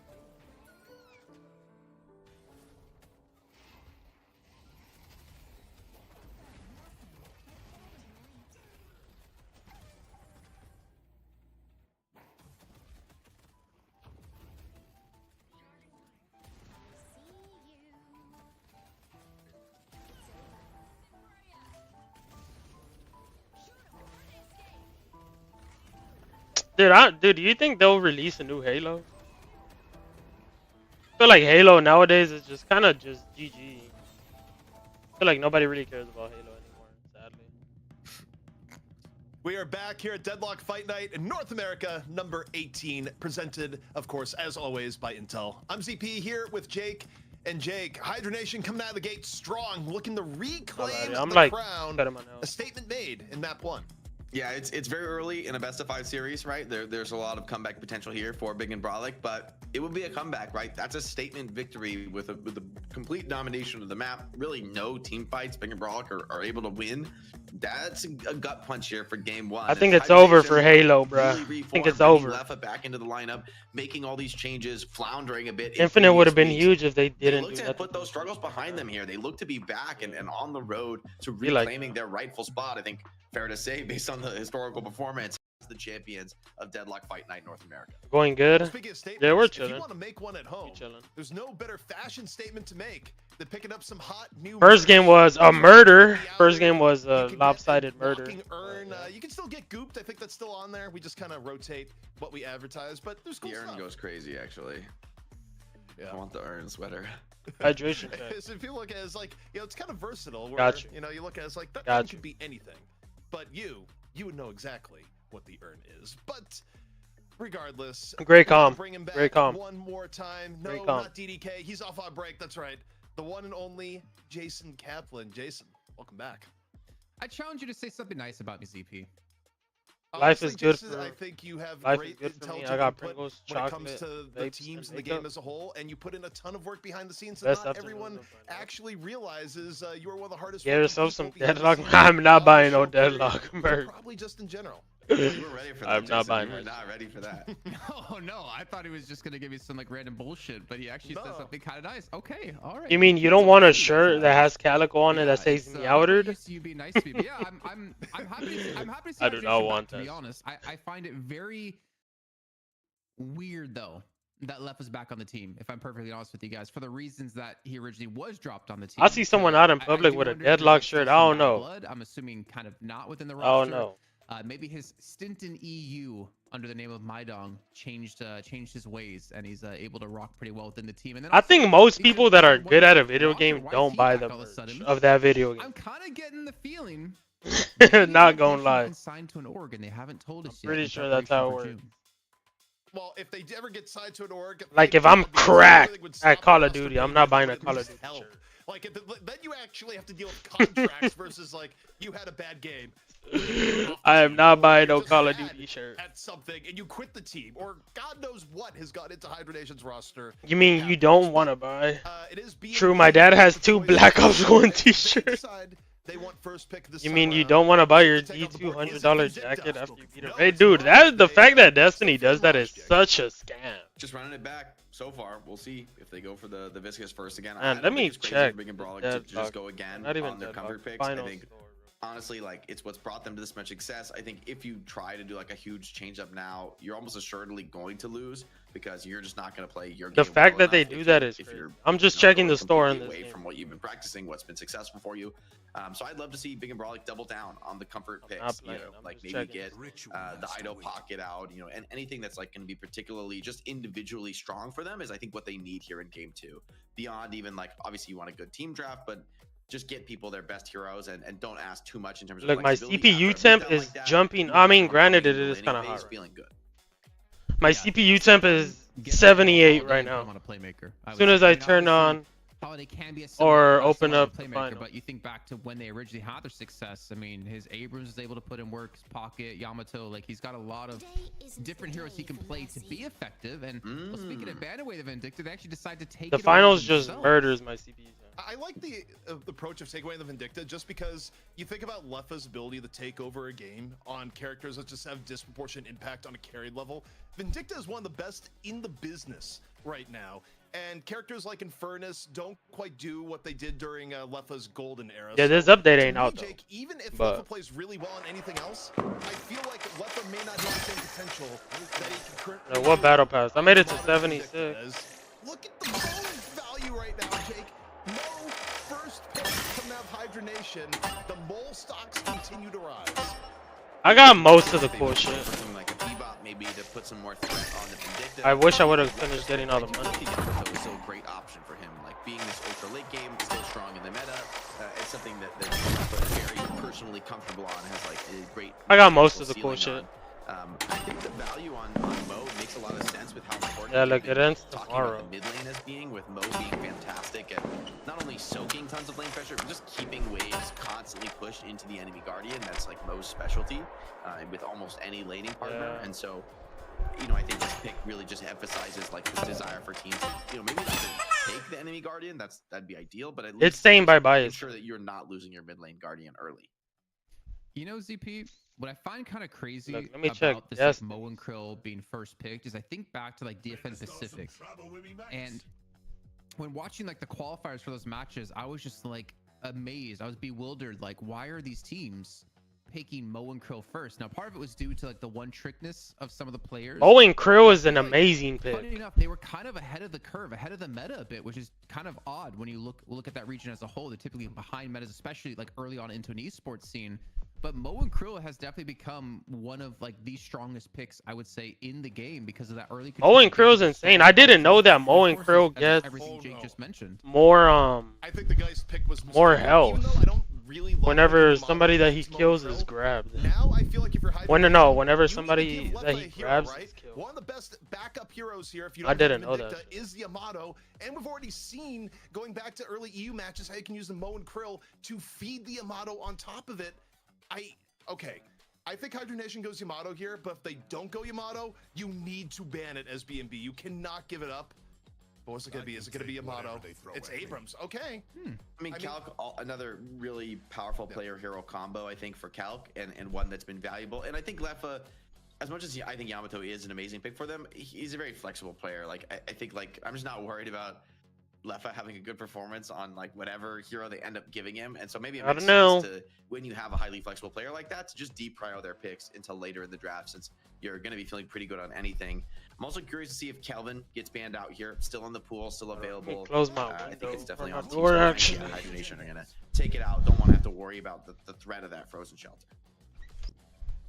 I mean, I think it's crazy that Kelvin be getting banned. I think you're kind of right, like somewhat with the Yamato ban. Like I do look at, I know you're talking about like Leffa being flexible, but like looking at his pick history, like it's Infernus, it's Yamato as like the two primary, and then everything else has like one or two picks. They fear Epic Kelvin. I think what I look at over B&B side is, I'm assuming this Vindicta B-Bot are to be paired together in a lane. So let me check like this Destiny Destiny hook is insanely deadly, but with the 7-ban coming through, you're kind of forcing Rocker to change things up a bit, which he did have a lot of success in that last game.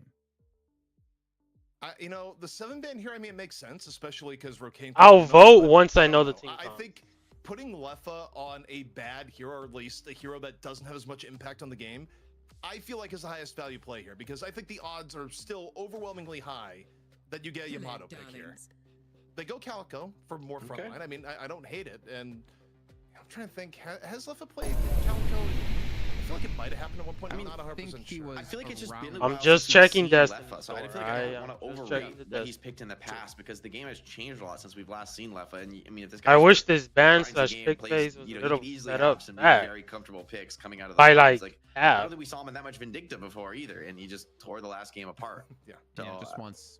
Yeah, so I'm like, I think just focusing on the draft is Hydronation don't need to get like the ideal Leffa here, and hey, maybe they will get the Yamato. I mean, I don't know that Big and Brawlic really want it as badly with the draft they've gotten so far. I think they need a little bit more stuns and control. I don't know that the Yamato really fits the bill for the draft they have so far. And do you really want to steal it away from Hydronation that badly? I'm a little skeptical of that. How did Sinclair make it this deep? It's just happening. It is. I think Sinclair is less prio than before. I mean, there's some nerfs to the laning stage. They do steal the Yamato away. But I think also with like maybe Warden getting played a lot less, I actually think that hurts Sinclair a lot, because the Warden ult was like the most broken steal ever. Like, think about the ulti steals. We have an important update regarding account linking game. It's like Abrams on March pretty good, 25th, but I don't think it's like as crazy as like the Yamato or the Warden. Some of these like really consistent, like you're always gonna get value popping that Soul ulti. I think combo can be a pretty damn good steal if we're thinking about the way Vindicta and no Mo new play shader. Together. If you just steal the combo when you show up to the lane with Vindicta, that's like some pretty easy snipes as well. But yeah, it's weird to see if Sinclair is kind of like a reactive pick more than like an initial pick in NA compared to EU. I mean, the Infernus, Leffa special. No, not many people are willing to play it, but he is. I'm actually really curious to watch Leffa play Infernus this game. I feel like he's been a standard bearer on the character, has innovated builds in the past. And so it's definitely going to have I think a lot of viewers as well are going to have their eyes on Leffa's build and going to for sure copy it in the pubs for the next few days. Ooh, shit. Where they could put Rokane on the Infernus too. Rokane also has like a lot of Infernus play too. Even though I think of the two, it'd be more likely put Leffa on it, but there is a world where it's changed up, and you could even see something like Leffa on the Shiv, Rokane on the Infernus, because historically Rokane had played an absolute B&B looking scary. B&B though, final hero. You know, take a look at what they looking scary. They need maybe something more in the realm of range damage. Like, do you see a Wraith here last pick? Okay, Pocket. Okay, you give Ido the ball. We know what Ido is going to be playing here, but it's also it's also interesting because you would have thought Ido maybe would be on the Yamato, but pocket-wise, I mean, I do wonder if there's a few sacrilege plays where B&B doesn't have Ido on Pocket. I mean, I don't think that's super likely, but also there's a hero pool wise. I ain't gonna lie, I think both these team comps are really good. Yeah, I think there's some key breakpoints for his Hydronation draft, like when Abrams gets the Phantom Strike online, how they really want that B-Box game, and also on Infernus and Shiv. Like Shiv without Kelvin is, I think, not nearly as consistent, and Infernus has been. I just feel like if you're not hitting hooks with B-Bob, it's like airtight than their last. Dog shit. Yeah, I believe like Rokane would most likely be the Shiv player for Hydration since he played it in the past, like with yeah, like Lords, everything but the Bebop. I don't remember like his Shiv really standing out. And I I'm know not gonna lie though. like, One time they played with Bebop, and dude, he was like, he was everything that game. Have not really been too successful. On the other side though, I'm kind of curious because Gibbs. I don't know. Remember when B&B won 2 weeks ago, Ido said like Gibbs is an insane player. He's the best Vistas player he's ever seen in his life. And now he's kind of, I think, being forced to like adapt because he's not getting the Viscous anymore. At least the team isn't allowing him to play Viscous. So I'm assuming he'll be towards, I wanted to say the Bebop, but honestly, I'm not really sure anymore because the only play he has so far is Viscous and Ivy together. I wonder if it's like, is it crazy if he plays Yamato? Because who's the Yamato player if Ido's on Pocket? Poppers, right? Oh, okay, yeah. Yeah. He didn't have a great game last game with it, so that's the question. Yeah, I mean, I don't know. think you don't necessarily judge off. Hydra of Nations yeah, I mean, is like Poppers on the Yamato Shiv is the only Ido like on Pocket would make sense, but again, it's an interesting thing too. Just I because feel like Ido Shiv also and still plays a really good Yamato questionable. historically, and you know, you wonder if you change More it up, so given the Shiv. fact that Poppers did have a rough game. You know, again, so the Hydra's hard just part gonna is like how WP much you just people, do what you quad practice front versus line how much do you adapt in the moment to the given day. You know, questions that anyone that is in this sort of scenario will ask. But yeah. Right now, we're just waiting to for the players to get to lobby. Where, by the way, Hydration is again the team that is waiting, and they haven't given bathroom break as an excuse this time. Instead, what we've heard from Hydration is quote, "Never mind, one is missing, deafened in Discord." Just so you know. I wonder if there's that point where we start like applying punishments for teams who do that. You got to do a draft time penalty. Yeah. But bringing up punish them though about like losing that first match, especially in a best of 5, like it can be really punish the players. I'm curious, Jake, because I think I've asked a lot of pros this over the course of my career now. Would you rather lose a close game or lose a stomp? And I feel like most players say they would rather lose a stomp because it's just like, okay, we just got outpicked or something like that. Let's just completely refresh our mind. Where you lose a close game, you think back to that like one mistake you made that potentially cost the game. I'm kind of curious in your opinion with it. Would I rather lose a close game or a stomp? I didn't say it wasn't copium, but that's wild copium to want to be stomped instead of, because at least we had a close game. It was like, okay, we almost won and we could like just do better next time and like, you know, push it over. We made that one. Would I rather lose a close game I feel B&B or a has to make stomp? a huge adjustment. Like they came into the series wanting to play a very different game. They come in game 2 and they're saying, all right, we're going to plan B with some very different picks, and maybe that will work for them, but regardless, I don't think that's ever where you want to be in the series, to be forced into like a definitive plan B. Your plan A completely failed, fell flat. Like, is your plan A because you thought it was your best chance to win? You put your best foot forward on map Man. the series, you know, knowing it is a best of 5 against a strong team. You don't hold anything back, and so I'd rather get shit on bad 100 emojis instead of farming all game than losing to us throwing mid. You know, the question is, I think I'd probably rather lose a make this one more competitive, maybe not being, because I feel like you'll learn more smart from and is like the right play. I feel like it's better to know how So to they have come what it back takes from to being recover down from from like, you know, a couple things go wrong in And this a game, close and will they start to feel that pressure? I saw left on Calico, just FYI. So looks like that. You were right there, Jake. Wait, Ryan, I was the one bringing up the Rokan and the Infernus as soon as it came up. It was just off the historic. All right. I give you all these props. I banish you, Jay, so I'll call you back some other time. But we are getting into it here. And yeah, taking a look at who's playing what. It's going to be Pop. Rabbit plus fucking pocket combo is going on the to pocket. cook. You don't take the ball away from LeBron, even in this scenario. So the people are getting what they want. And Rocker on the Shiv. It's an old throwback, Jake, but it works. And I mean, once again, Hydration are having Leffa and Hydration in the mid lane. And I think this is going to start to become a look for them after seeing it here in 2 games with 2 of arguably your strongest mechanical players laning together in maybe the most impactful lane, you know, getting the early Mo Krill to prioritize that. And this is also a really scary lane. One of the few lanes I think that can tolerate the amount of harass with Mo Krill being able to tank through it. And then, I mean, the tower dives are going to be really scary if Leffa gets online. I think the thing I like too about pairing the Mo in this lane with the Calico is that if you do get an HP edge, like Calico is one of the most aggressive characters in lane period, especially with the last hitting change of just diving on you once you have melee lifesteal and you have even a smidgen of advantage. Like, it's one of the few characters in the game that can make, you know, even a Yamato Geist lane at times wonder, oh boy, should I go in?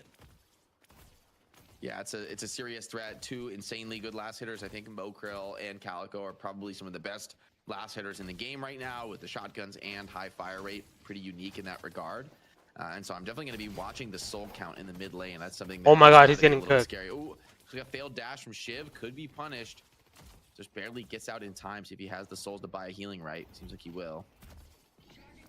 I kind of dislike this matchup for Hydra Nation where, you know, Rocker just kind of came back to the game, right? It's like, welcome back to Deadlock. Have a lane versus Sinclair, who's still one of the most difficult characters to lane against. I'm not actually too surprised that Rocker's eating perhaps a little bit more damage than the norm right now in the right-hand side. It actually makes perfect sense to me. Yeah, it's a scary spot to be. Lane's relatively stable for now. Slight soul lead for Hydra Nation just based on last hitting. But neither team able to secure much here. Expect it to be relatively quiet in the early game. That being said, Calico definitely has the opportunity to pop off, especially Geist this low already. Geist can kind of struggle when she falls behind in lanes due to that, you know, needing to consume HP. And here we go, Calico senses weakness, already diving in for more. And Mo keeping that wave under tower. Yamato can't really leave or else she's going to miss way too many souls. And that's going to be an easy kill for Leffa. Maybe two, actually. I think Leffa wins this. Yeah, look at the melee lifesteal. It's gonna come back in. It's gonna get another heal up in the middle. Damn. Leffa just punches away. You know, Damn. Leffa's playing today. She played that hella good. Back in time, She just played that hella good. How in the world was Leffa off this team for even a second to begin with? Like, what is going on here, Jay? Look, he got his European vacation in. He's back. He's tan. He's looking good. Out on the server here, ready to do some damage. Got some games in on the Spade server, realized it was actually for the best. Yeah, real deep. It's almost like he's a pro. That's where we're at. Not pro. Rocker looking pretty healthy in lane. Hey, he went crazy, Not though. wanting to fall behind early here once again. Yeah, that mid lane is definitely a It's almost like he plays this game every day. Hydra Nation want to keep the pressure on, especially based on how the last game went. I mean, you can think of few better heroes than Calico to do essentially what Leffa did last game, which was like get super active, take an early lead, snowball it. We've seen some teams, you know, winning the mid lane and then sending one player to get active, the other player focuses on farming. But last game, Hydra Nation, just both of them got active, right? They like doubled up on it, and it really turned explosive and turned what basically were even side lanes into decisive wins for Hydra Nation. And with the tower already being this low, I mean, Guardian could go down, maybe not this way, but I think in the next wave. Hey, you'd be surprised. Sometimes even and yet on some the people same play note, that shit. I don't think there's anything that can be done. When you're gonna be on Magician Art, dude, I tried it. He's this early now, Jake. And again, when you get a Calico that starts getting this level of early, He's that for me. I did a character I can ape with. Throw themselves body and soul directly. I'm not a at support you. character. I mean, that Guardian's gonna go down. Pure and simple. Or even Yeah, people Beam watching my could games turn saying the I played fortunes it better around. when they Hyper can see Beam through online. the walls and spectator, and I This is certainly the side lanes are definitely going to be the place where so. you need something to happen, because I think you're right. It's just a The matter of hindsight, time bro. there in the mid lane Spectator for hindsight. Hydra Nation to pop it open and then be free It's a to thing. go elsewhere It's on a the thing. map. But these side lanes have been quiet, far too quiet. I think But for big and Magician broad Art, space for their never. preferences. It's too They do hard have to ultimates play. online, but It's look not at for those me, fires bro. for the mid laners. I mean, Not Yamato for and Guys struggling. Swap used though in the mid. He does lane, hella damage though. but it looks to be just like basically delaying the inevitable. Yeah, the swap, which by the way is one of the main threats that could keep people off the tower. Now they don't have to worry about it. You still have decent health on your Mo, on your Calico. You also have to respect the Mo at all times, because you're even a little bit out of position. You're just going to die to combo. And yeah, I mean, Love the that early Guardian, fielding. quick parry in. There's a combo onto the Yamato. Yamato, it gets the shadow transformation off. Restorative walk at full HP heal. Well, near full, and you know, could have been a lot worse, I suppose. Just if they had a little bit more damage before the shadow transformation came in. They're just getting ran, bro. Brother, Locky Hill back. But yeah, like the damage has been done here. I mean, Leffa and Hydration are going to be able to buy, reset their HP. Yeah, they're down ultis. Maybe they'll wait a little bit before they get active, but the mid lane is going to become a very dangerous place. I don't think Yamato and Guys can really stay here and farm. They're going to Like be there now, but I 70% of her expect to see more HP. Yeah, action dude. just continuing to pop Locket out is in the insane in lane, bro. Yeah, I mean, Geist has no If you swap, buy it Guy early, has no you're like ult. not gonna die. It's not where you want to be. We're sure, on the same note, there's no combo. But this is what we're about to see here, Jake. The mid Guardian is down, and Ava will play. In this case, Calico Off on the rotation. This could be devastating to the right lane. A pure 3-on-2 getting set up. The run in from the Calico now complete. Ready for the dive. Here we go. How's this one complete? And right now, they're looking for Pocket. Force out the cloak early. And Jake, it might not even be about the kill. Hard to get Pocket. It's hard to focus Pocket. You can just get out with a quick Ava rotation back to mid. Yeah, being marked though here by the Geist and the Yamato, I think he's going to be able to just walk out of here on Ava though. It's going to be relatively close, but still has the ulti in reserve, healing rate as well to get back to full HP. So ultimately a failed gank. I think that's, you know, like not the end of the world for either team, but Hydro Nation aren't Lock it to build. Dude, I'm telling you, bro, Lock it, yeah. Lock it isn't really no tower damage to speak Infuser too, like there's a lot of like early guys trying to play together, trying to fight this, but I mean combo into insane burst there from Ammo scav has kind of fallen off. Could be dove here. Yeah, this is starting to get scary. Okay, it's still alright. They nerfed off, but you don't get health off of it. Just off for a rotation. I really think the more I look yeah, at if you're in an age lane, you know, you're looking at history, but even what's in front of your eyes right now. They used to give spear resist, but they nerfed character to pick early on in your draft. Felt like it was a lot better when solo lane. To hurt a Yamato or empower a Yamato. Mo's impact on what a Yamato does is ridiculous. We're seeing it here again, Jake. Oh. Extremely low Furnace may need to back off and just reset the health here. Bebop looking to get tricky with it, but Young Calc very aware. Great charge. Stun on the Bebop. Puts a lot of damage on him. Spells used by Geist. It is going to force that Bebop out. And a return away from this engagement. Calico continuing to be active on the map. And Hydro Nation just slowly trickling up here in the lead. The Big and Brawlhawk are doing really well to survive these ganks. But still slight outfarm right now from Hydro Nation. Well, what's going to happen for Hydro Nation right now is that having the middle Guardian down, they just have more access to the jungle, more free roam. And again, you take a look at middle right now. 2-on-2 setting up here. Mo. Yeah, Ammo Scav is like really good, but Bebop from the back. Combo ready to go. If you only if you have fucking dashing. Nope, doesn't like it, doesn't commit. But once you die and you have max stacks, you able to get away. Kind of fall off pretty hard. Mo just quickly turns the corner, Jake. No harm, no foul. Yeah, Hydration really just has a great understanding of the limits on the character. He's not forcing. It's either like one of your first combos. He knows it's not 2-3 buys, or you just don't buy it at all. This kind of advantages he already has. Infernus doing what he does best, stealing some cams. Ammo Scav is like the first first swap, but I don't know that's going to be enough. Yeah, continuing to be nuked down even after the swap. Very low, burning. Finish comes in here, left, right on top of that Geist, and is going to be a cleanup here. Even Vindicta, I think, surely gonna die just after the Guardian goes down. I really loved Rokane's movement, by the way, there, where Rokane went low enough that they were at risk of just getting crunched by Assassinate, and Rokane just took every nook and cranny possible to break line of sight and just burn away anyone chasing. Really good map awareness, although not enough awareness to perhaps go back and heal after that last escape. It's a really nice gang from Ido. Pops that Infernus. No way he's gonna kill that. Yamato is gonna be chasing onto this Paradox, has ulti available, and Flick knows, so he's gonna go retreat to the safety of the tower, but Yamato not feeling the confidence to be able to dive. That relatively weaker early game starting to cost them as they look to recover here. Look at Maurice, maybe? Bebop, look on. Oh, no. Get the Vindicta showing up too. Should be enough to kill Rocker here, you would think. Hopper's on the finish.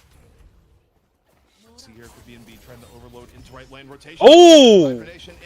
Oh! They've taken out Buffer, but now they need to escape. Calc and Moore have come into this fight. Calc finishes off Yams. Calc feeling rested, moving forward. Now, who else is on the docket as Hydro Nation continues to rotate over and in? Yeah, that parry was insane. Seems like it will be a nice hit for that for BNB, and they're all such low HP. I'd love to see them. Yeah, they're gonna go back and get the reset there, and that's the first really solid trade we've seen for Big and Brawlhawk. Sinclair's already used though the clone, and so could be struggling to get out of this. That's a really nice dash away. The combo. Yeah, you're done for. Yeah, that was nice. When you think you're about to get away, and the two fists just come on in. Right, I can hear epics right now. I got parried.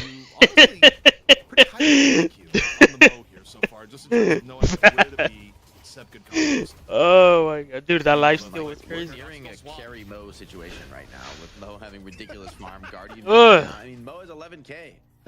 He's actually gonna get. I mean, Mo can hit a kind of a crazy carry potential. It's really hard to do, I think, because Mo typically is going to get punished in some of these scenarios when you're comboing, but that hasn't happened for Hydration. He's going to start to get to the point where he's just unkillable when he gets a few more items on this mount.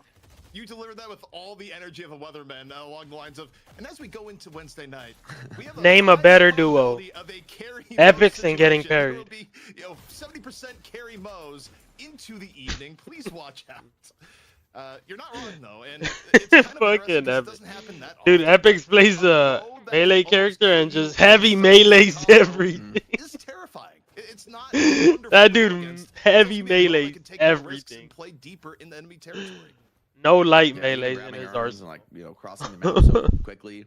The lead once again for Hydration. He ain't getting vindictive. This is shades of game one, right? Not quite as explosive. I think Big and Brolic were more cautious this time around. They felt the threat, but once again, it just like feels like Big and Brolic are being choked out. I mean, Bebop's watching this camp be farmed. Okay, the Hyper Beam hopefully is going to get a last. It looks like he only got one of those last hits though, so still 2 of those large creeps going towards Rocker. Nice trade for them on Hydration, and Hyper Beam Force is pretty tough there. Not the trade that that Big and Brolic were hoping for. Meanwhile, Mofists continuing to rain down. Dude, Hydration is just playing hella good, bro. He's got the Warp Stone online. Oh man. And looking bad. It's looking bad, yo. I mean, he's so tanky, he's so annoying, but he's all invested in all of his slots. I think this is a really smart build because it's one that he's not really playing to carry. He's just playing to be as strong as humanly possible right now at this moment in the game. But that's just what Hydration needs. They don't really need Hydration to carry. They just need to keep winning these next few team fights and get the rest of their real late game cores online. Also, can we talk about the absolute state where B&B is in this game where, forget the obvious notes on economy. When you're Bebop and you're I feel like Pocket's falling off is just hitting a camp from afar and maybe getting not like the character's bad, but just like that's it's telling of how when there was 4 lanes, Pocket was annoying as fuck. In terms of like what you're looking for value at this point. So, I'll bring in Jason here for a second. And Jason, you've been watching this. You're looking at B&B. What paths do you have back right now, especially with your Yamato at 8K? Yeah, dude, Popper's on. I don't know if you have on Yamato. Being 20k down, 14 minutes in.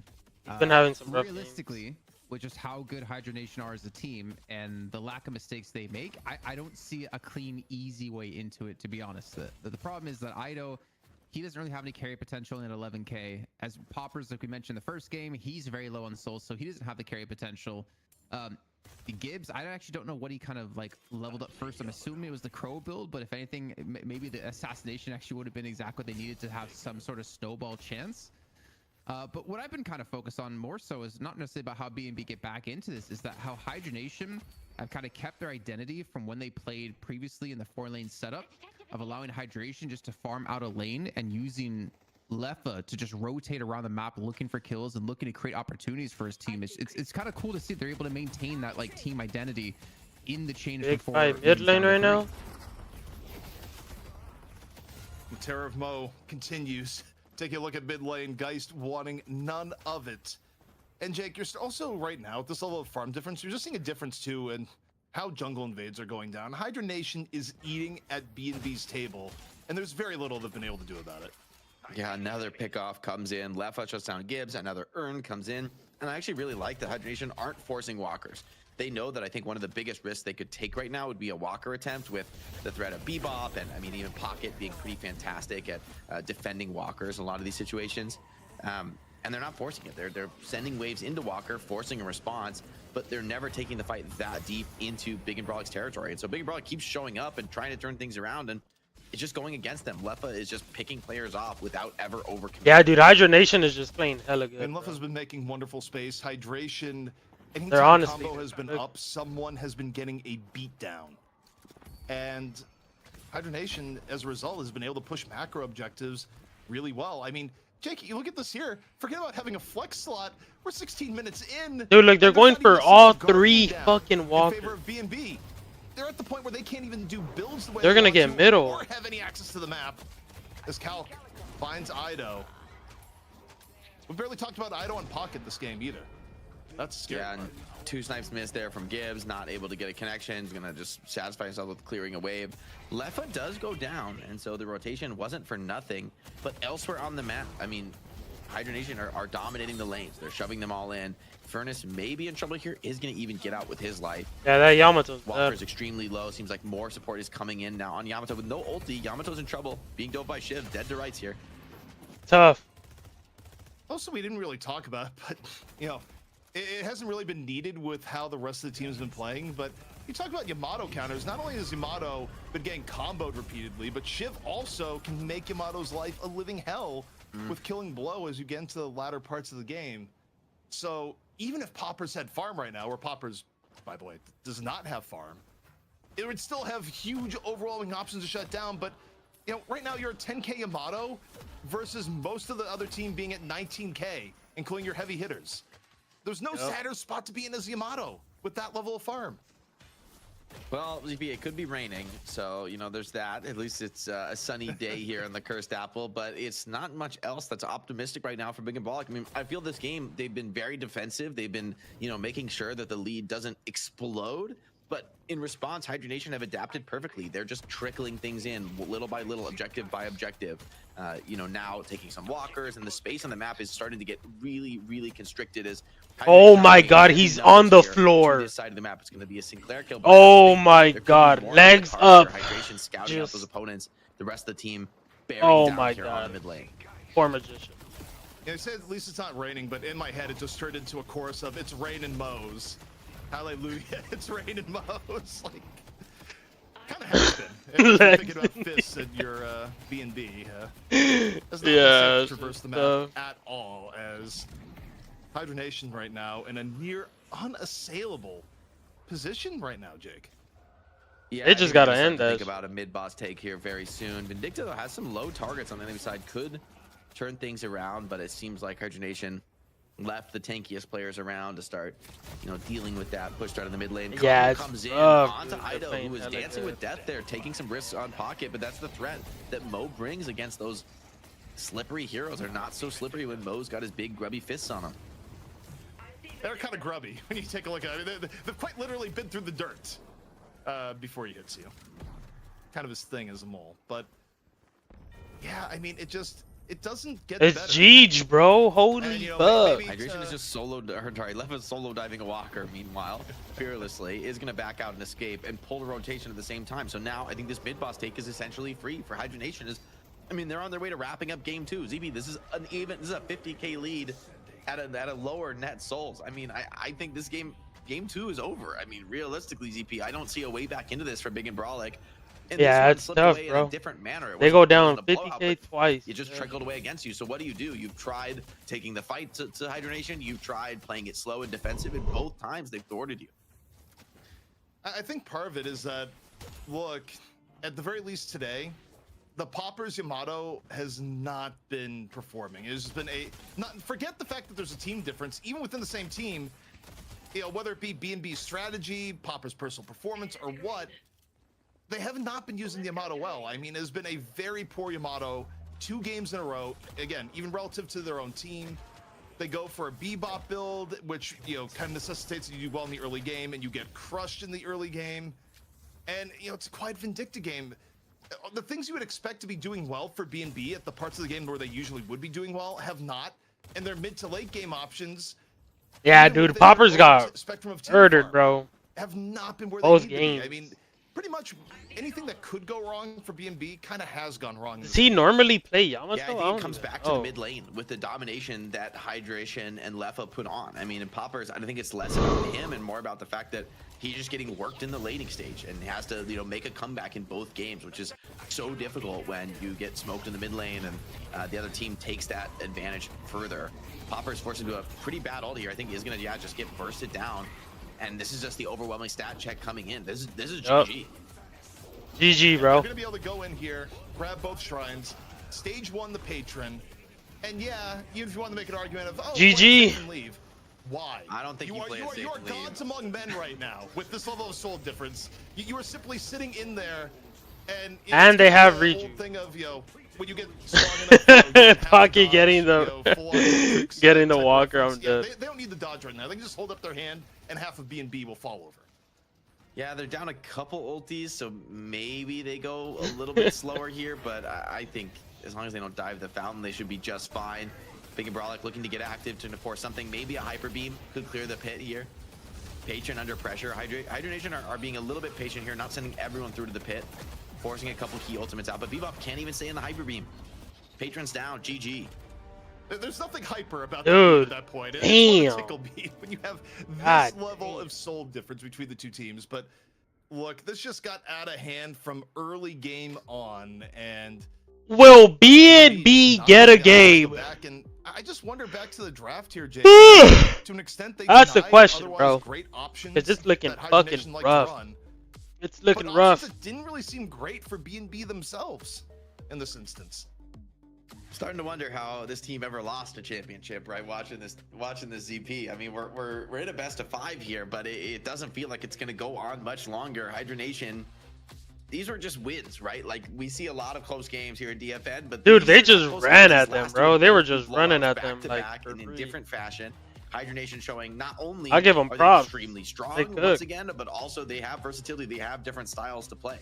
And I'm starting to wonder, you know, what can you do for Big and Brolic? I mean, this is where the mental. Bro, they dead ass really shut down that Yamato. Like, you got blown out twice in a row. I mean, under Jason's announcement, hey, it's great. We got blown, guys. We lost so bad 2 times in a row. I'm glad the games weren't close, guys. This play was crazy. So clear right now, Jake, and so is there. What is your mental state right now? I was about to call you back in, Jason, but you know, it was a pummeling.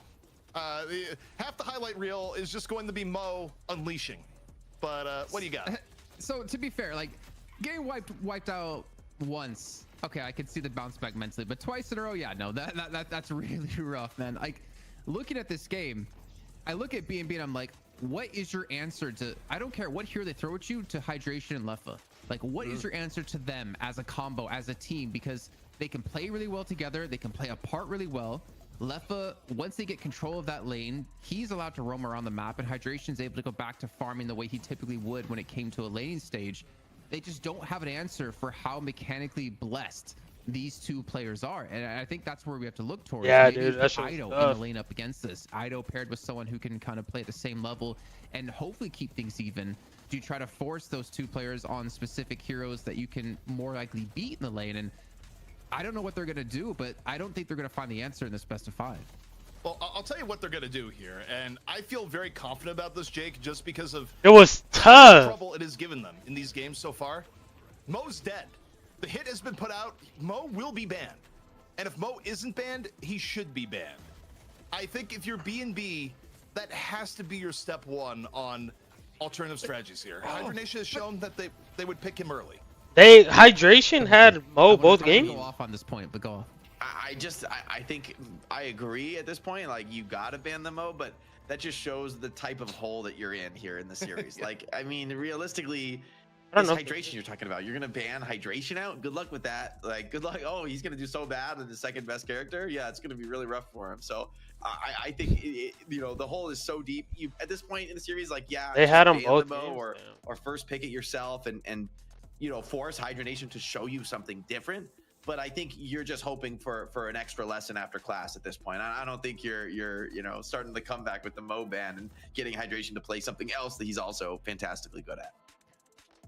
I'm gonna answer as well here, ZP, because let's think about it this way. They didn't win the lane because of Hydration. They won the lane when Leffa was able to dive into enemy territory and win a 1v2 without Hydration there. Like, Hydration sat in lane, kept farming. Leffa, I'm gonna go 1v2. And from that point, it didn't matter what hero Hydration was on, Leffa was gonna win that lane. I feel like I've tried bullet resist. That's where I'm kind of like, yeah, on I don't Calico. think it's a pick. I feel like it's kind of good to get the mind. I think it's just a skill base at the moment. You're not putting the right players up against them that you need to put against them.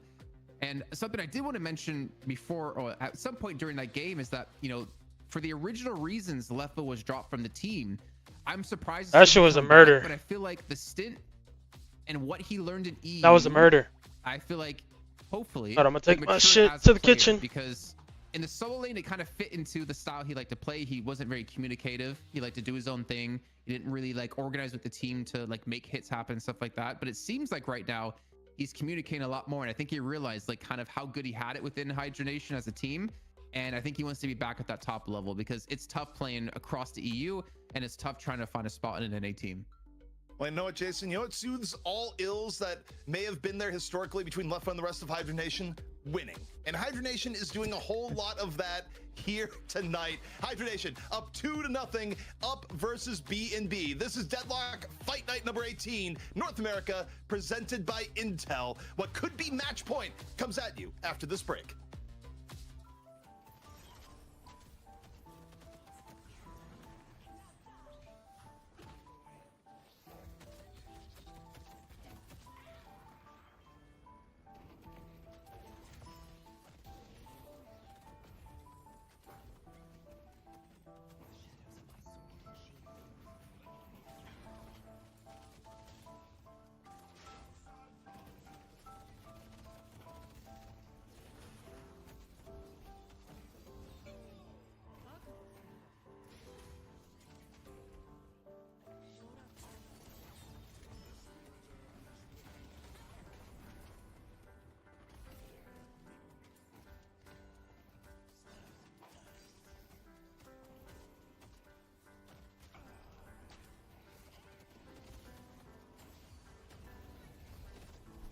Back-to-back murders is looking rough for the B&B, boys. It is looking rough for the B&B. I believe, though. I believe.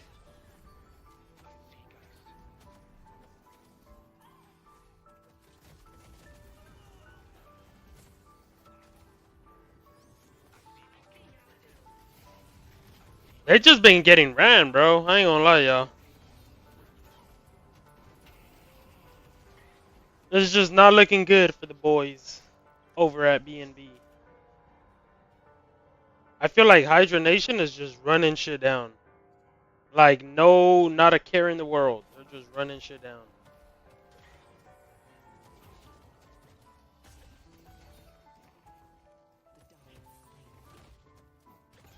Like, this shit was disrespectful.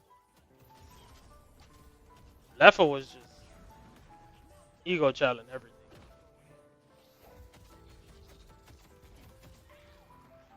No fucks given.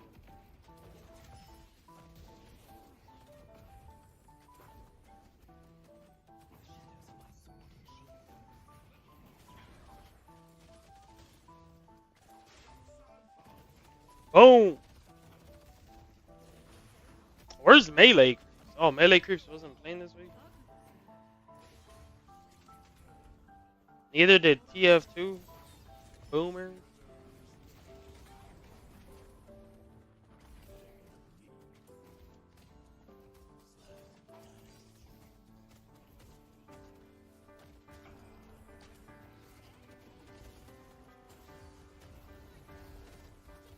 Buff Calico.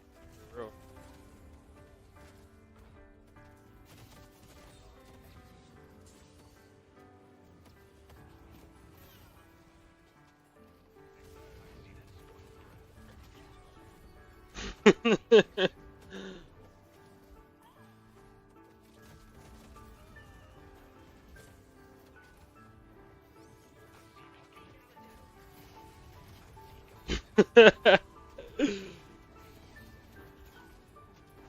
Dude, I wonder when not enough lifesteal facts. Not enough movement. Dude, it's crazy how good Calico is though, just off her 2 and her 4. Cause her cat obviously is really good for roaming. But her bombs are kind of like whatever. They are good though, her bombs are good.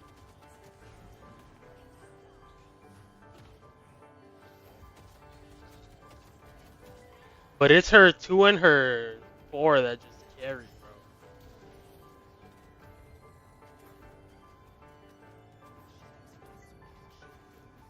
Let me load up.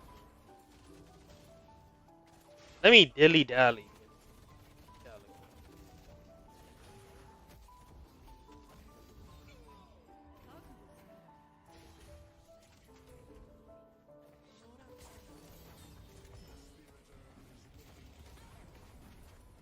She's just insane.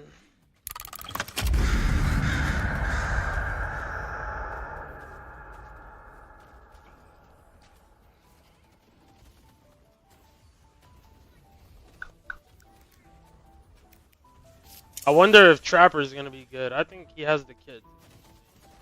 And they're updating all this shit.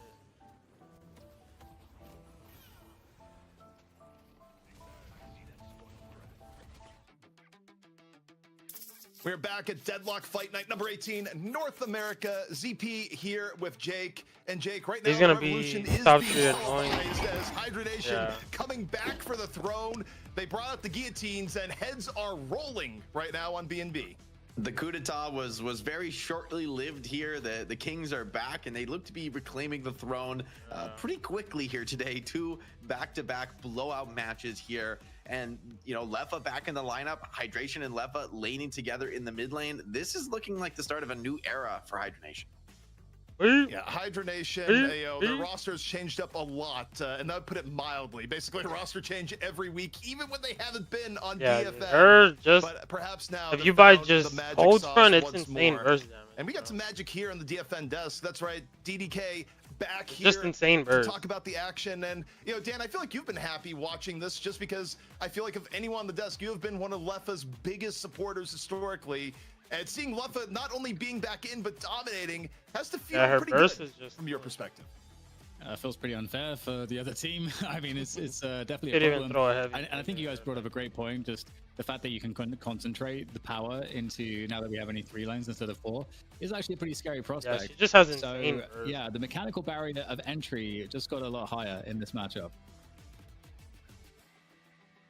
Yeah, definitely. I mean, Leffa. I just got tired of playing her. I'm glad to see him on new characters too. I think Leffa's had that time in the lab, not under pressure to perform week to week in matches, and is now just showing us what he's been working on.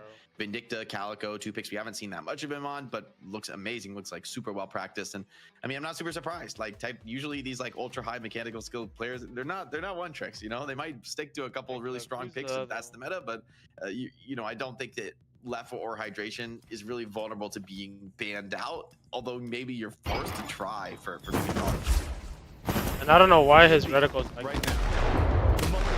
Do they first ban Mo, or do they first pick Set your trap! Or do they receive a Mo? This'll kill anything! Have they learned from their I'll put this here! Yeah, dude, his kid is insane, bro. His kid is just That's looking good. BNB is just BNB now. They dropped the big and they dropped the brawler. That was a branding thing. Lay in line. How'd you introduce that, baby? We're in.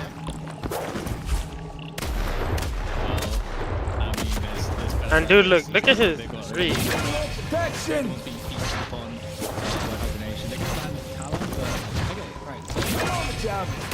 This shit with like Torment Pulse is gonna be crazy. Oh, they probably could. They probably could. I like it.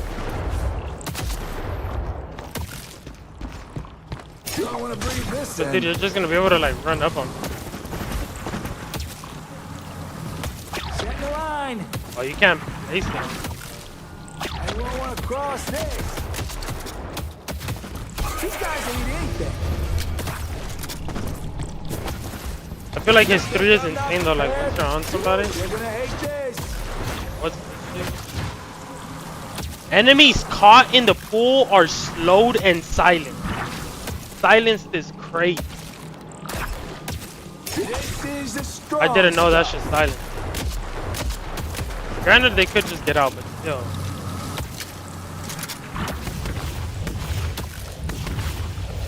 Look, minus 25 spear resist for enemies in the pool. It's gonna be insane.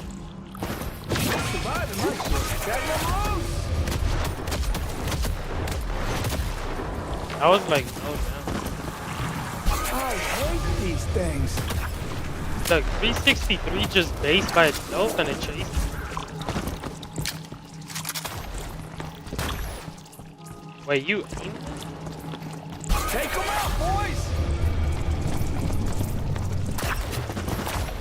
Yeah, he's gonna be broken.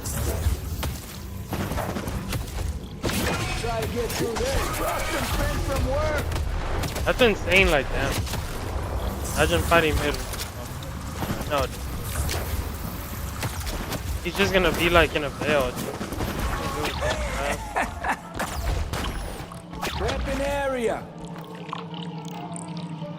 The web also silent.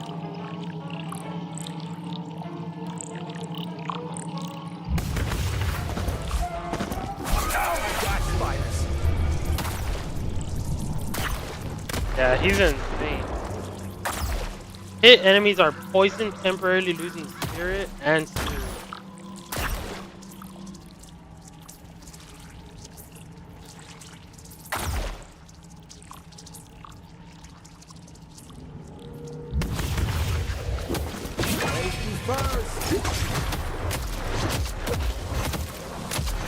Yeah, he's gonna be in.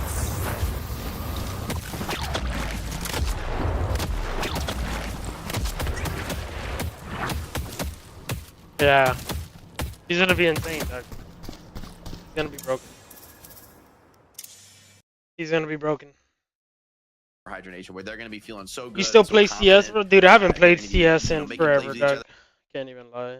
I just have not been wanting to play it. Still got it downloaded, but I just don't really play it. I ain't gonna cap.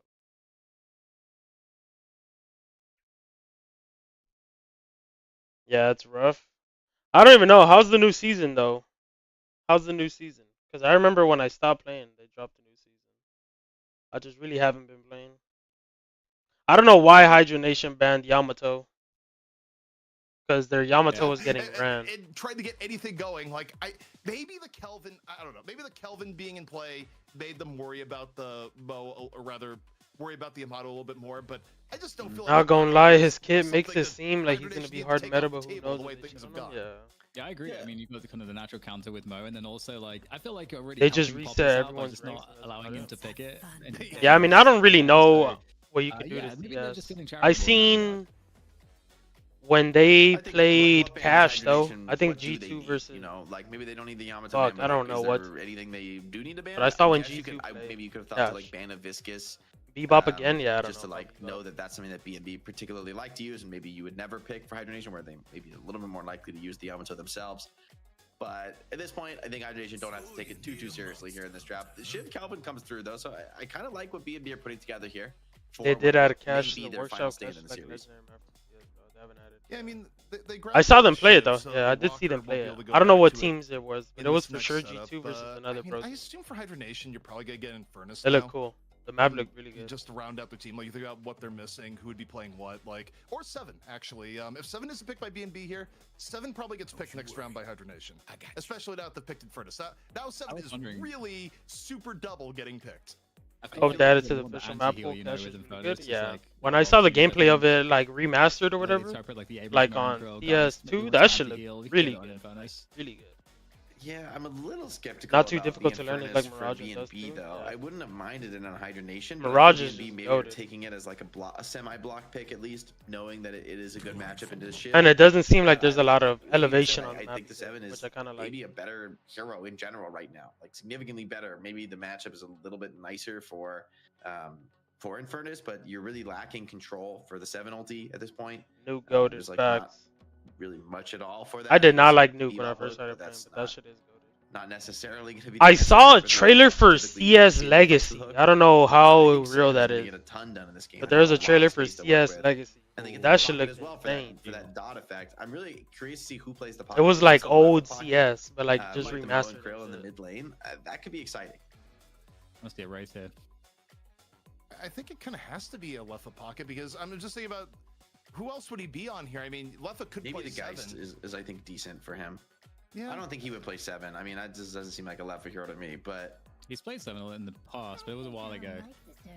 Yeah, I mean, it could be Rokane that does a Who shift, the so, fuck like, is Idol it's gonna be play? a little bit off the norm, but I do think in terms of value, B&B getting Viscous last is pretty good value given the fact that they were investing first pick on the Viscous before, right? Where in terms of value, going from Vindicta first pick, or rather going from Viscous first pick. I ain't gonna lie, I've never seen him play any of these characters. Nah, he's probably gonna play Viscous, bro. Draft number 1, which, you know, kind of looking back on. If it's not Gibbs, it's probably gonna be him on Viscous. Cube is a great solution as well for a lot of the like lockdown that Hydronation have. So Paradox 12, the Moncrill lockdown, you know, like, so, you know, it's definitely, I think it's gonna help with survivability. So I definitely like it. Yeah, the saves and team fighting. My Viscous Arc win. BNB than last, and I think they stole Viscous some Arc important pieces from Hydronation, and so I think draft wise, I do like this. I think the Shiv Kelvin has looked really good when you do. I don't know. Hydra got 3 God Content in a row kind of free. I'm scared. In tow, right behind, turning around. Shit. These fights where Shiv is just barely living with that deferred damage. Shit. In the mid lane, I mean, you just cannot get dominated like you've been the last two games where the mid lane just gets. Here we go. By Mo +1 and I might have to pick up my nephews. Well, guess what's coming to the middle lane? That's right. You guessed it. It's Mo +1. I'm principal on banning a Momo. That's hard shit on me 2 games in a row. And it is left on the 7. Okay. It is interesting. I would have thought he would be picking like a little bit more of like an early game active character, but maybe he'll play the 7 with that signature aggression that we've come to expect from Leffa. Yeah. And Jason, I don't want Viscous. Like you go far enough in the past where it's been so long, I honestly forgot. Pocket is in Rocco's hero pool, and I was thinking that Rocane on the Geist would make sense if Leffa was on the 7, just because like that also is something that Rocane has played a lot. But also, Jake, they keep the hydration Leffa synergy for middle lane. If the idea is like we want 2 of our most mechanically skilled players in middle, well. Ido's pocket isn't bad. I mean, Ido's lane for quite a while, unless there's like another roster shakeup for Hydronation, which you won't rule out at this point. But honestly, with the way these performances have gone, surely not after this week. Let's see though, the series not over yet. Still an opportunity for Hydronation to mental boom and cuddle their players. Yeah, give them some tips. Deadass. Honestly, completely true. It's not the scariest thing about that statement. It's not hyperbole. If Hydronation got reverse swept, there would probably be roster changes based on history. Like Hydronation, you cannot even complain about us saying that because you know that is what has happened in the past. We have the receipts. But I agree. Right now, it is looking less likely that that will happen this week. Early pressure on towers. They gotta win 1 game, bro. They gotta win at least 1. Early monster rounds from the Bebop. I think this is in an attempt to just keep the waves off the tower. I actually kind of like this as a sort of a response to the Mo, where I think the biggest problem with the Mo in the early games, Rocane. Alright. First blood found on the Poppers, who struggling started this game as well. It's been a tough series for him so far, but yeah, this monster rounds on Bebop, I actually really like for just keeping Mo off of your back, keeping him at long range where he's not getting that lifesteal. Poppers versus middle lane, just of such utmost importance, the way things are. But right now, I'm also curious on the right lane. Kelvin, also a bit of a lane monster himself, especially with how denies work, but also getting monsters. Look at that burst damage. Holy into the side. But a little bit healing right as rain right after. Early game interesting though. Hydronation getting a little bit ahead, enough to where I kind of wonder how much of this is coming from denies right now, Jake. Yeah, I definitely been a strong suit for them previously, just like the mechanics, being able to last hit 7 under a ton of pressure in the mid lane. Maybe he's gonna be forced to buy a healing right himself. Both teams happy to farm trade. I mean, I think Hydronation are in no rush to really force this game open. Consistently, that's been the story the last few games. They're willing to just play the deny game and then look to hit a tempo peak when their ultimates come online just a little bit sooner than their opponents. Fishcake off on the Infernus. Left lane, kind of interesting. I mean, actually probably more winnable for BNB if they could break anything open right now. Here's to see how this one evolves. Still keeping an eye on the minimap. I'm just, Jake, I'm magnetically drawn to the middle lane, just wondering what is going on within the mid lane, just because it's been the storyline the last 2 games before this. Yeah, is that an Enchanter's Barrier Rush for Pocket? That's really powerful, I think, with when he's able to get his ulti online with that cooldown reduction. Pocket leading the way on soul count. Geist, Abrams having huge games of their own in the side lanes. This game in the mid lane, I think, is a little bit more stable, but it's the side lanes now for Hydronation, showing the depth of this roster. Pocket ulti, I believe, on 2. It is nice kill. So Rocker traded back. Fishcake and Ido are able to get kill though. On the side lane. Not bad for BNB. A little bit of signs of life. Also, in terms of signs of life too, you kind of look at the middle back and forth, and it hasn't been one-sided. I think the threat of Bebop has put a little bit of the Leffa Hydration combo in check. So, not too dead heat right here. now in the soul count, so I think you're right about that one. The threat is becoming a little much. The monster rounds keep the lane off tower, and now it's BNB's turn to start to put a little bit of pressure on this mid lane. I don't think they're going to be, you know, too eager to tower dive with the threat of the combo online. Of course, range is a scary prospect for them. The disarm as well being particularly annoying against Vindicta, right? It's like a sort of a quasi counter to that flight. Fish cake running right now. Getting cube though. This next Ido's in a great spot here, yeah. Yeah, Flick actually can't escape from that one. Walker meanwhile coming on in. Though, he's full HP. Damn. He could kill them both here. I think he's got them. Yeah, it's going to be really tough for Ido. He's got to make a play out with this punch. Yeah, you see the chase down. Ido's going to get away from that one. Just barely. Although if Ido peeks, Flick is immediately back for a carbine. So like Ido actually has to leave and not get sniped off Zip. Flick taking the shot. Oh, he got out though. He got out. Gonna be some nice Guardian pressure though in the side lane. Definitely something you're feeling pretty good about. Ido coming back in without the heal though, so taking a bit of a risk here. Does have Fishcake with him, but Infernus gonna be a little bit limited. And because Ido didn't heal, I think there's an opportunity for Hydration to just keep pouring the pressure on to come back in and go with the next wave. Beautiful hook down to the mid lane though, and oh, good damage. How beautiful is it? Ridiculous. Damn, bro. Oh, and Hydration, that's so sick. Hydration stole tower aggro for him at the crucial moment. Oh my, the synergy is unbelievable between these two, and they're fearlessly pushing tower. Okay. That's the Leffa special though. That's the Leffa special. Yeah, that was intentional. That was intentional. That was the Leffa. I'm gonna do it. Yeah, actually, the Leffa special. Nah, he dies so that he just resets his health, and they don't get any credit for the kill. It's still funny though. Let's just see him face plant into the tower. You're right though, is that most people other than Leffa don't do it. Yeah, it's some try-hard shit. They bit off more than they could chew though with that hook. I mean, understandable. Hooking the 7 is like the dream target, deep under tower, but the ulti is just a little bit too powerful. Leffa's just a little bit too farmed. Hydration is yeah, no, they don't get credit. Come in and start tanking that Guardian. Yeah, they right be doing that a lot. Moment when, or not even. Actually, they don't do that a lot. Early enough to give kill credit. If Hydration hadn't done that tank. I think EU does that a lot. Like Listic does that a lot. I think. I will say I'm kind of surprised it's still in the game. Like I think it's. I feel like 2 years from now we're not gonna be in a world where you could just like go into a tower and you know, let the tower kill you and not have a like bad penalty for it and give souls to like everyone on the team or something. Like that's just like a quirk that I don't think will last. But it's enjoyable. I believe in Dota it splits the gold bounty among all enemies, so they all get like a very small amount, which is still desirable in certain cases because it's instead of feeding the cores, you feed everyone, which is not so bad. But there are definitely options for the future in Deadlock. Young Calc getting the pick onto Poppers, who it's been fair to say is not having the. Yeah, I don't know. I don't know if that's cheese. I don't think it's cheese. I think it's just like a strap. Fearlessly tanking the aggro, and I could see them having like some sort of penalty for that. Way too much tonight. It's just yeah, Leffa's gonna get away. Because yeah, he just dies to tower and he comes back and he's full health. If he doesn't back. Oh my god, he's gonna buy healing right. All right. Well, yeah, this is a too much, bro. A small penalty would be fine. Yeah, like they were saying, like the whole team getting credit, like at least a little bit. I think that only go forward. Probably not some ridiculous shit. That's a little bit out of control, even for Leffa. Game slight advantage for Hydration. The side lanes have been going. Man, I might have to pick up my nephews. Hold up, let me ask. Mid lane is a little bit more of a dead heat, despite that big trade from Leffa in the early game.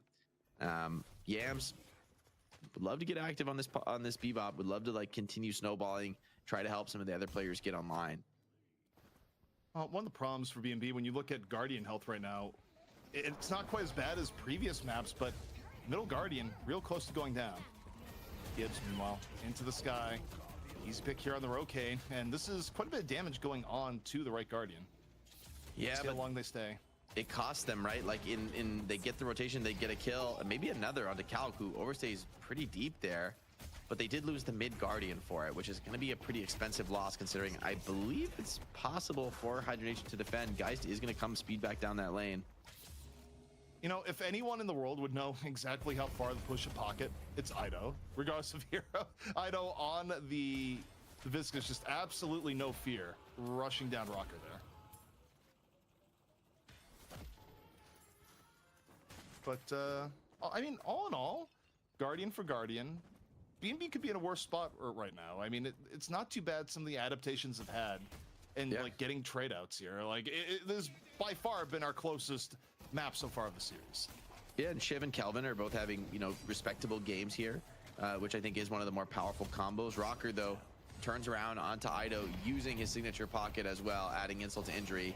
And Abrams waiting here in the fog, tries to turn, but guys couldn't get the swap off, bursted down too quick by Shiv. And that's a nice fight from Poppers, who's instantly over to the TP, tries to get active in the side lane, but there's 3 members of Hydration here. The TP came through, and Hydration knows about this. They could take the tower and maybe look for more here. Shiv is not that safe in this. Dub, I don't got to. Yeah, the TP is interesting. Wait, Poppers went crazy? I didn't. Fuck. Teleporting over now can act as baseline with the new zips coming in. I think Hydration knows that, and they're just on the way out without taking a. He did some Shiv shit. On the way as Hydration goes in the full rotation. Yeah, grabbing some buffs. And this Shiv is starting to be the hope here, I think, for Big and Brolic. Like, it's the one character that I think could get really active here, could start to, you know, fight back in a meaningful way with the help of Kelvin behind, and Kelvin on full support. That may be one of those key factors as far as turning this game around, turning this series around, really. But Rocker, meanwhile, is going to grab another Guardian, and little by little, Hydranation's starting to clear the map. I mean, they're happy to get 2 Guardians there in exchange for Urn Control. They're not even really contesting this Urn, but given what they got for it, not really too big of a deal. Hook, though, in. Hyper Beam out for Yams. Our Hydration, Letha. And they got 2 kills, I think you called it at the beginning of the game, Jake. You said, yeah, I'm not sure they're going to leave middle much. It's been accurate, as Ido, Gooball or not, is getting pummeled. However, not as much as 15 HP. Damn. Ay. Little too close. I like that. I can't believe he lived. So Oh my god. Players, though, on B&B. My guys, it was good. They've got the comms. The rest of the squad is here to get the cleanups, and some players. Damn, I can't believe bro lived. Too little, too late. I don't think there's any chance really for a clapback on this side lane. He's gonna fight that Infernus. He could beat him. I think is just fine getting out of there with the help of that bounce pad. And if you take stock across the board, all lanes now pushing towards B&B's side of the map, and the lead is small, but just based on the way this series has gone, I have to expect this is a dangerous moment for Big and Brolic. I feel like you really can't let the lead get any bigger, or, I mean, we know what Hydration can do once they get past that 10, 20K threshold and they start, you know, just clearing your jungle little by little. The advantage grows from there. So B&B, I think they're really needing to get something here, because I'm kind of a big team fight to turn their fortunes around. Jason, what do you think of fed beefy moles like Hydration right now at 11K souls? You want my opinion, or you want Dan's opinion? Oh no, sorry, I want Dan's opinion. I'm sorry. Oh, okay, my opinion's not good enough. I get it. Okay. No, absolutely. No, you're benched right now. Dan, big beefy moles. What are you thinking right now? As this damn. I feel bad for Jason. I feel like Jason should give his thoughts now. No. It was my mistake, but I'm gonna cover it up. I'm gonna start my own DFM with blackjack and hookers. Okay. I mean, dude, Hydration is just cooking, bro. At least the blackjack is with Wraith, but no one's gonna answer my question, are they, Jake? I think it's just I'm thrown to the wrong person, and it's all over. Bebop, hello, come on, where was your mind? Pretty impressive stuff here, Lefa as well. You know, living up to I think my expectation of him getting really active on the 7, right? Like, this build is seriously active. He's got the monster rounds as well to, you know, farm accelerate ultra early, but Surge of Power is a really key power spike for the 7, and he's got it online now, starting to shove mid-wave under that walker.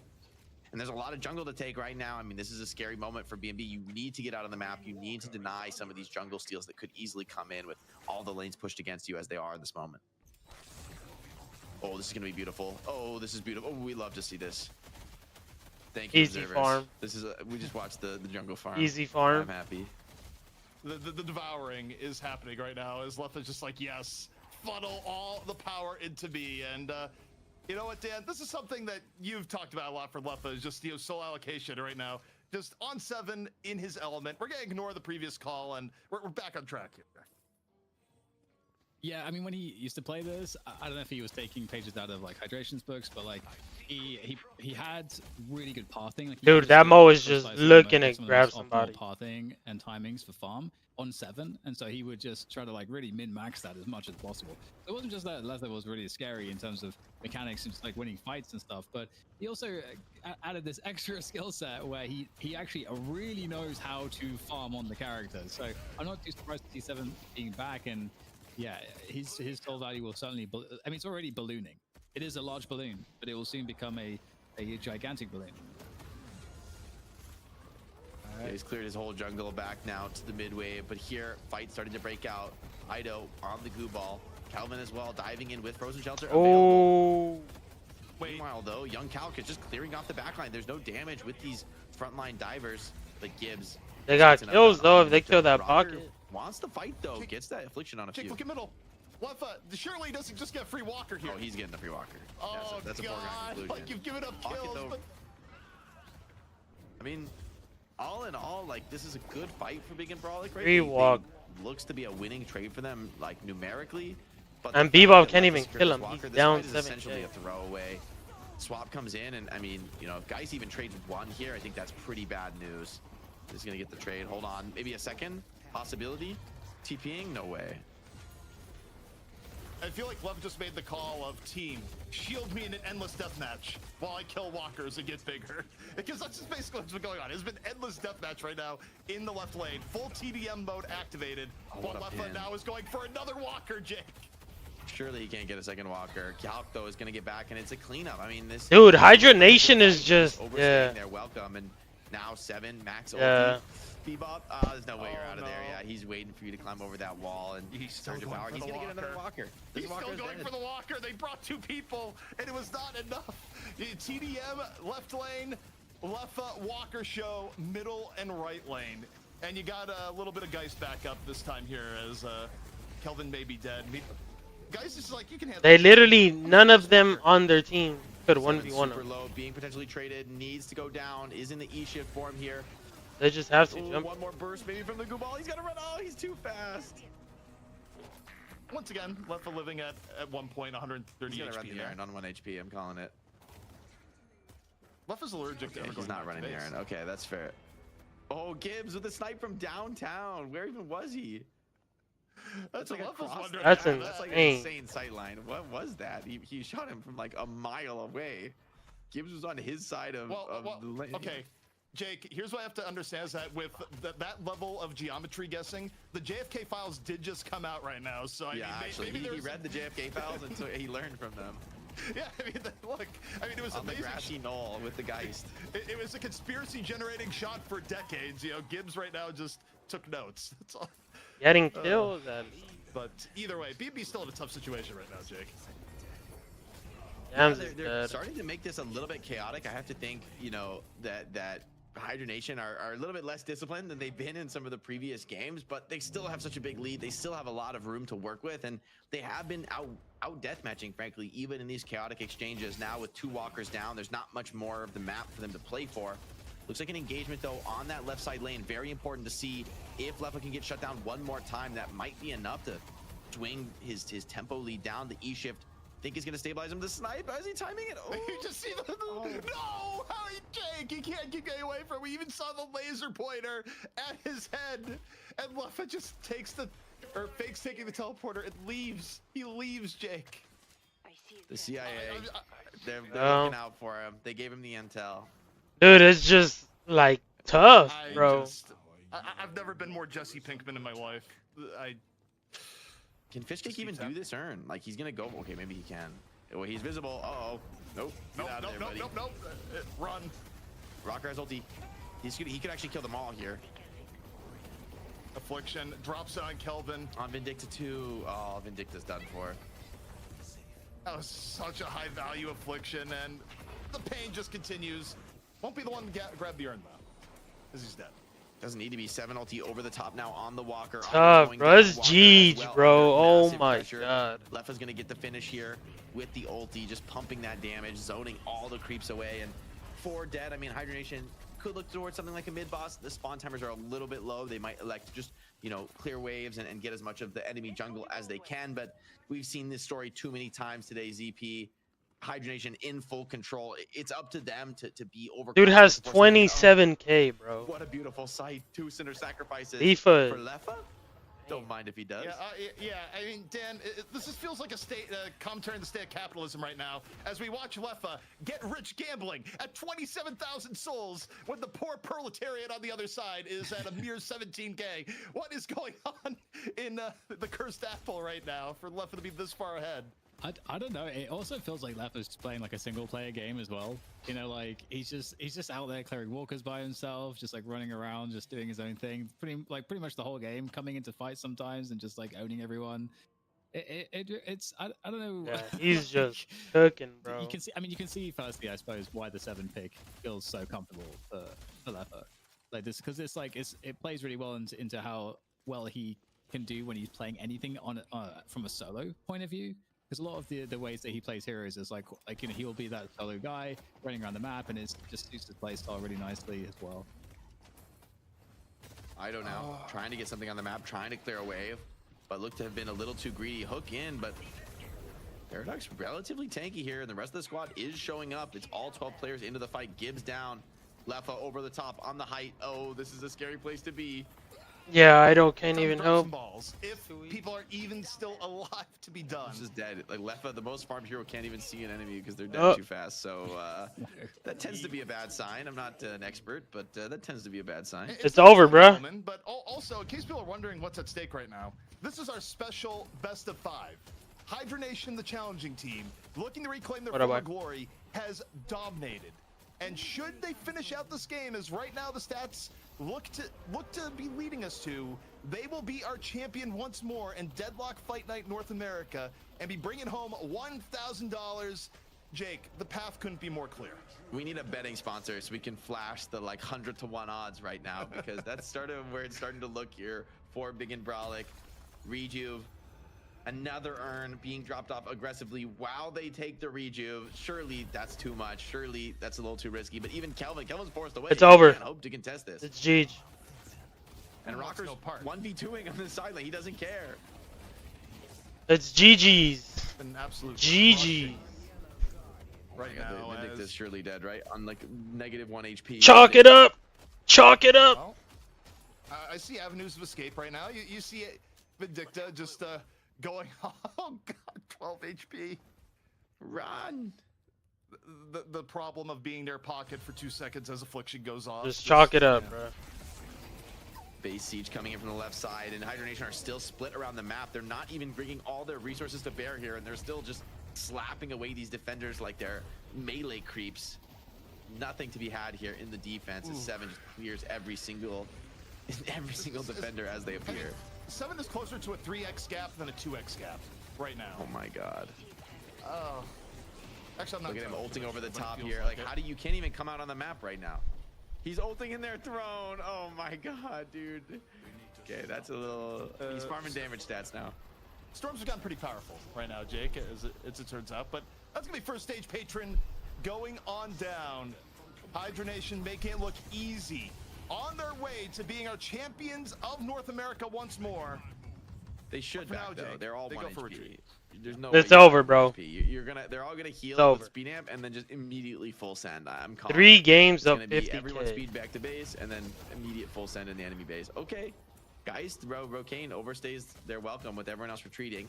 It's a pretty significant mistake, but with this level of advantage, it's well within the margins here for Hydration. And let's be honest, I want to see the Lefa camp. There's a lot of jungle to be done.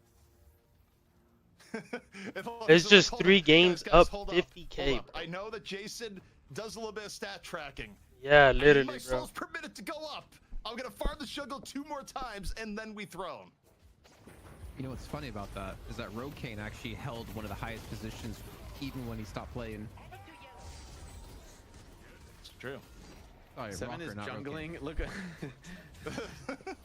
Okay, Zach. I think the jungling is over, and he's coming, guys. You think he's gonna make it to the throne in time? Yes, the Kelvin ulti. E7's gonna make it to the fight. He doesn't have Stormcloud, but shouldn't need it as Hydra Nation look to put this one away, become the champions once more, and they do it in a fashion befitting those at the top. They dominate, they crush. Hydra Nation are the kings of North America once more. Didn't have to wait long for this one, ZP. They're back in force. Rocker goes down, but Patron on 1 HP. It's only through mercy from Lefa that he hasn't already finished the throne. And there it goes. 3-0 sweep. Special event. Best of 5. Hydra Nation, it's nothing to them. Best of 5, all 3 games down 50K. GG's. And they just looked fantastic. All 3 maps long. The one thing I would go back and wonder, it's like maybe you should have done something. Look, Hydra Nation is real versatile, but that mole, That damn mole, Jake. Just Yeah, every it's GG's. single map. Big impacts, but even more so coming in from left. Dude, I feel like all of them on. And the 7 left. I don't even know, bro. Maybe the scariest, just the soul vacuum. Every game was a murder. Hydra played that shit really good, bro. Leffa couldn't be stopped. Leffa just couldn't be stopped. So seeing this probably had to feel like a little bit of a masterclass to you. Leffa was dead ass W key and everything. About this sometimes because like he we've was seen some fucking different versions of this roster recently, but you all have to wonder like why was Leffa gotten rid of only to come back and they look even more godlike than ever. Yeah. And it's kind of crazy, but it feels like the Leffa balance was has good, been restored to the Force right now because in EU we've got VP reclaiming their title in extremely dominant fashion, in exactly the same fashion that Hydra Nation just took their title back, which is just basically stomp after stomp after stomp, which is not typical for I feel like DFN. Yeah, it was as we've over seen it in the last like few weeks. So my head's spinning a little bit, but yeah. I ain't gonna cap. I thought the games were gonna be a lot closer. See them play VP somehow. I thought them shits was gonna be a lot closer. Yeah, I mean, we need to see some sort of like an epic showdown because it seems like in either region, there's not many teams who are able to give these champs pause. And I mean, Hydra Nation back and looking maybe better than they've ever been. Even in a lot of their wins in like the end of their championship spree weren't this one-sided. Like, and I think especially you think about the 3-lane. Yeah, dude. Hydration Leffa dual laning together looks to be exactly the combo that they needed to unlock the potential of these players. Also, I would say it's a survivor combo, but the reality is that Leffa has already been kicked off of Hydra Nation or left or some combination thereby. So it's an original Hydra Nation duo, but it's not like a duo that has held consistency from week to week. All of them did damage. The team for a while, but hey, you take a tour in EU, gives the damage. Look at Yams, bro. Yams did 9,000. Crunch North America, you know.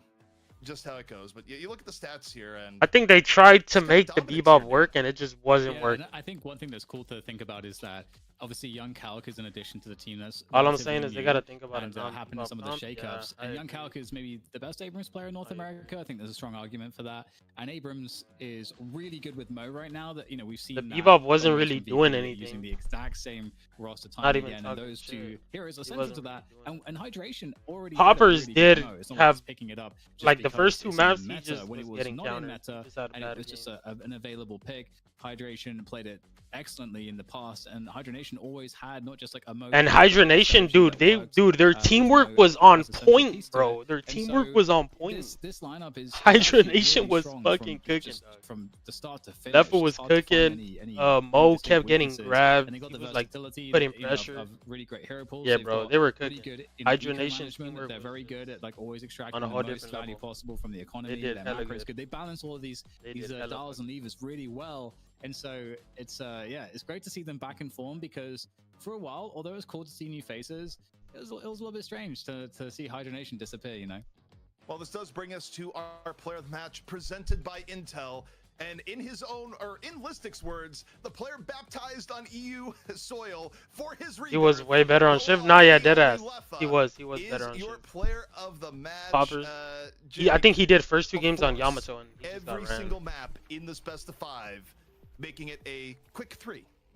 And Yamato with 3 different heroes, 3 different extremely dominant wins, looking masterful on everything he touches. Clearly, rumors of his demise have been greatly overstated because he's back in NA. And honestly, this team looks better than ever. They look stronger than ever, more consistent than ever. I was really particularly impressed by Game 2, where B&B played very defensive. They were like trying to bait out any kind of a mistake from Hydra Nation. Hydra Nation just gave them nothing, and they showed that you want to play defensive. We're gonna eat the map. We're gonna crush you with. I thought he was about to say we're gonna eat them out. We're not gonna take any risks if you guys are gonna play passive and just sit behind. I swear to God, I thought that's what he was. I think historically, Hydra Nation has always been amazing in the dueling, in the team fighting, the mechanical aspects of the game. But now to see them have this strong of an economy game as well, this reminds me of a team like Pro, where they can win. Dude, that emo is hilarious. But also, I swear to God, I thought that's what he was gonna say. Mechanics of Deadlock, which is I swear to God, and for the overall potential of this team, and then gotta be I'm fucking dead, that to the bro. fullest degree.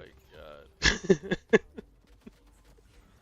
Well, I'm fucking dead. It was pretty unbelievable, but yeah, it's GG though. We got have rad. a special event here, right? This is a special Left event, interview. special BO5. Talk some shit. And you know what that means? we're not bound by the rules. We make the rules here, and that's why we have a second player of the match presented by Intel. That's right, it is he who rocks the double fist. Hydration on the Maurice. Really, Dan, it was the deadly duo of Hydration and Leffa that truly made it happen. Dude, I ain't gonna lie. I think Hydration and Leffa, they won their lane like every map. Insane. But yeah, just a really, really good cognizance and good chemistry. And from what I understand, Leffa's not necessarily the most vocal player. I don't know about Hydration, if it's any different to his interviews. Maybe these guys just have a mind meld or something, you know, because we did see like really great coordination between them. They read the game really well. And the Mo is so I feel like I didn't see a lot of restorative lock. Like consistently create space. And I feel like I didn't see a lot of. A player like Leffa it's just too strong. It's too good. I think it's so exciting seeing these guys in a duo lane where, I mean, we always used to talk about Leffa and Hydration being the dynamic duo for Hydronation when they were on the roster together. Yeah, I feel like I didn't really context of the late game of like reaching the point where, okay, they're finally starting to group up as the two main carries. But seeing the two of them in lane is just like a joy from minute one, and it's allowing them, I think, to hit a higher peak where I don't even know who the best player, the second best player is on. Being in like the mid to late game where they started on DNB from minute one, and they're really showing that dynamic. Because I'd assume Ido's the best fans player. Are really gonna love to watch over the next few weeks in DFN. I can't imagine, surely not, Hydronation making any changes after the performance they put on today. Please no. Do not. We need to see that VP versus Hydronation soon. And we had to go to just one person for an interview on Hydronation. Really the rival of Ido when it comes to interviews. We got the man himself, young Calc, with us for the interview. Calc, first off, congratulations on your victory. And second off, what changed with Hydronation aside from your roster like 8 million times to make today such a success? Well, I'm glad you asked, and I know you said aside from the roster, but this is a message directly from the king himself, the leader himself. He wanted me to say this. He said, to answer your question, what changed? He said, it's finally easy to improve and win with the problems gone on the team.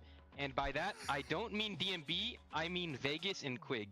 That's what Hydration told me to say. Wow. Okay. So they just disrespected Vegas? Did you really say that? Yes, he really said that. He really said that. No, he really said that. Hydration would say that on interviews, we would get him on for an interview. That's great. He has to like filter it through. Yeah, I mean, watching Vegas, but look, I don't think he's mechanically correct. Is open. Not talking Dan, shit. what do you got for Mr. Calc? I just like that Hydration speaks through people as opposed to like doing it himself. I love the imagery of that. It's like the anyway. Sends a messenger. So we It'll see be your own. Change a lot, going to 3 lanes and all of that. But it feels like Abrams has had like a really big resurgence in terms of how people have been valuing him in every region. You must feel good about that, Cal, given that you're probably the best Abrams in the region. So what's your feeling on like how the meta's been changing and just seeing like more Abrams, more Mo? Abrams isn't even that good. There's a reason why other teams don't pick it, is because when they pick it, they don't get any value out of it. The only 2 good Abrams players in NA is me and Flick, I think, so we're the only people who can really play it. Fair. The gauntlet has been thrown down, and I got to give you one more opportunity to throw one more gauntlet down. I'm curious right now, Hydronation, you guys look to be in peak form, maybe as good as the team has ever looked with this 3-0 blowout. But let's look across the pond, looking at Virtus Pro, looking at their run of dominance in EU. Right now, if you went to a LAN, who's winning? NA-EU, who's got it right now? I mean, it's hard to say, but you gotta have confidence in yourself. I think that we're really happy with the form we're in, and we're really confident with how we're playing. So I think it'd be a good match. I don't think it'd be a stomp either way. I mean, VP's obviously a really good team, though. They have really good players on it, so it's hard to say, but obviously we got some confidence. I think we would have a shot at least. It'd be close. It'd be probably the most entertaining match you could put together. Well, obviously, like, Hydration had a rough few weeks rebuilding, but you've come out stronger than ever. Any words you want to say to the fans, viewers, whatever you want to get out here on broadcast before we let you go, the floor is yours. Well, since Flick is on a role that's like kind of overshadowed by other roles, I think it's important to give him a shout out. Like, I saw the 2 players in the matches was like Leffa and Hydration. Those are fantastic. They're both insane and they play super well. But don't let the public forget about Flick. Flick is honestly doing so much all the time. He has like max damage on a lot of different characters. He's such a good player, so don't overlook what him or the other people like Rocker and Rokane are doing on the team as well. So like Flick's probably the best player in my opinion in NA. So and nobody even talks about it. So top damage on Paradox game 3 is kind of insane. I was like, how do you do top damage on that character, especially in that game with everyone else being so farmed. So yeah, exactly. I just saw that too. What? Like what? We didn't talk about that yet. That's crazy. Yeah, it's like, by the way, secretly, Flick did a lot of damage. But Calc, thank you so much. Congratulations on your win once more. Hydra Nation, once more, the kings of North America. Everyone here, you saw it. Calc testified to it. And also put a lot of gasoline on the fire in turn. But look, this is stuff people love to hear. Look, he's just the messenger, all right? You got to blame Hydra. GG's. That's right. That's right. It wasn't Calc who actually did it. Calc. GG's. The king has sent word from on high. He's hung the bodies from the bridge. You know, he's got the heads on the pikes with the championship crown in tow. It's a classic, Dan. It's a classic that goes. I mean, we've seen it in many esports across time, and now we got it here in Deadlock.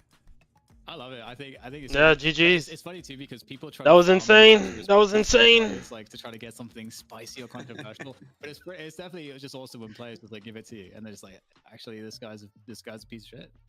Like, oh my god, like, whoa, okay, all right, but yeah, we'll see though. It might just be jokes, but we'll see in like 6 months. We'll see like how the. I don't know if I'm about to play. I don't know if I'm about to do what. Like I know. I am probably gonna get off for a bit, but I think I am gonna stream Deadlock in a bit. So I just need to do some shit at home. For so long that you get into like a really weird place eventually. Do some dilly dallying. Arrange some things. All right, so it does bring us to the end of our show here today. We'll start with you. But I think I am though. Just congrats to the winners, man. VP and Hydra Nation back on top of their. Yeah, I just needed regions. dilly dally. It's great to see, you know, really solid performances here in Deadlock Fight Night. The roster, especially for Hydra Nation being. Res, you'll punch them, you'll steal 12, then they'll be at 48. And then you can shred the 48, and the the multiplicative shred value will be applied on the 48, not the 60. Don't forget to read.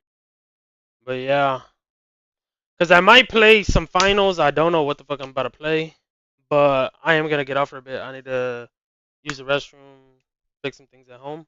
But yeah, let me see. I'll raid somebody. I've never raided.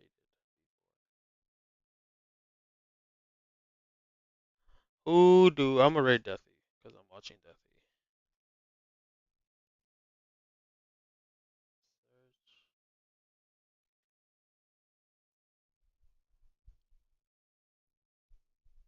I'll raid Deathy. Alright, y'all. Love y'all. I'll be back. I'll hit y'all up. Love y'all, boys.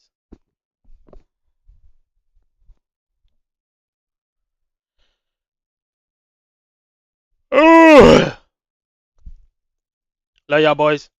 Later, chat.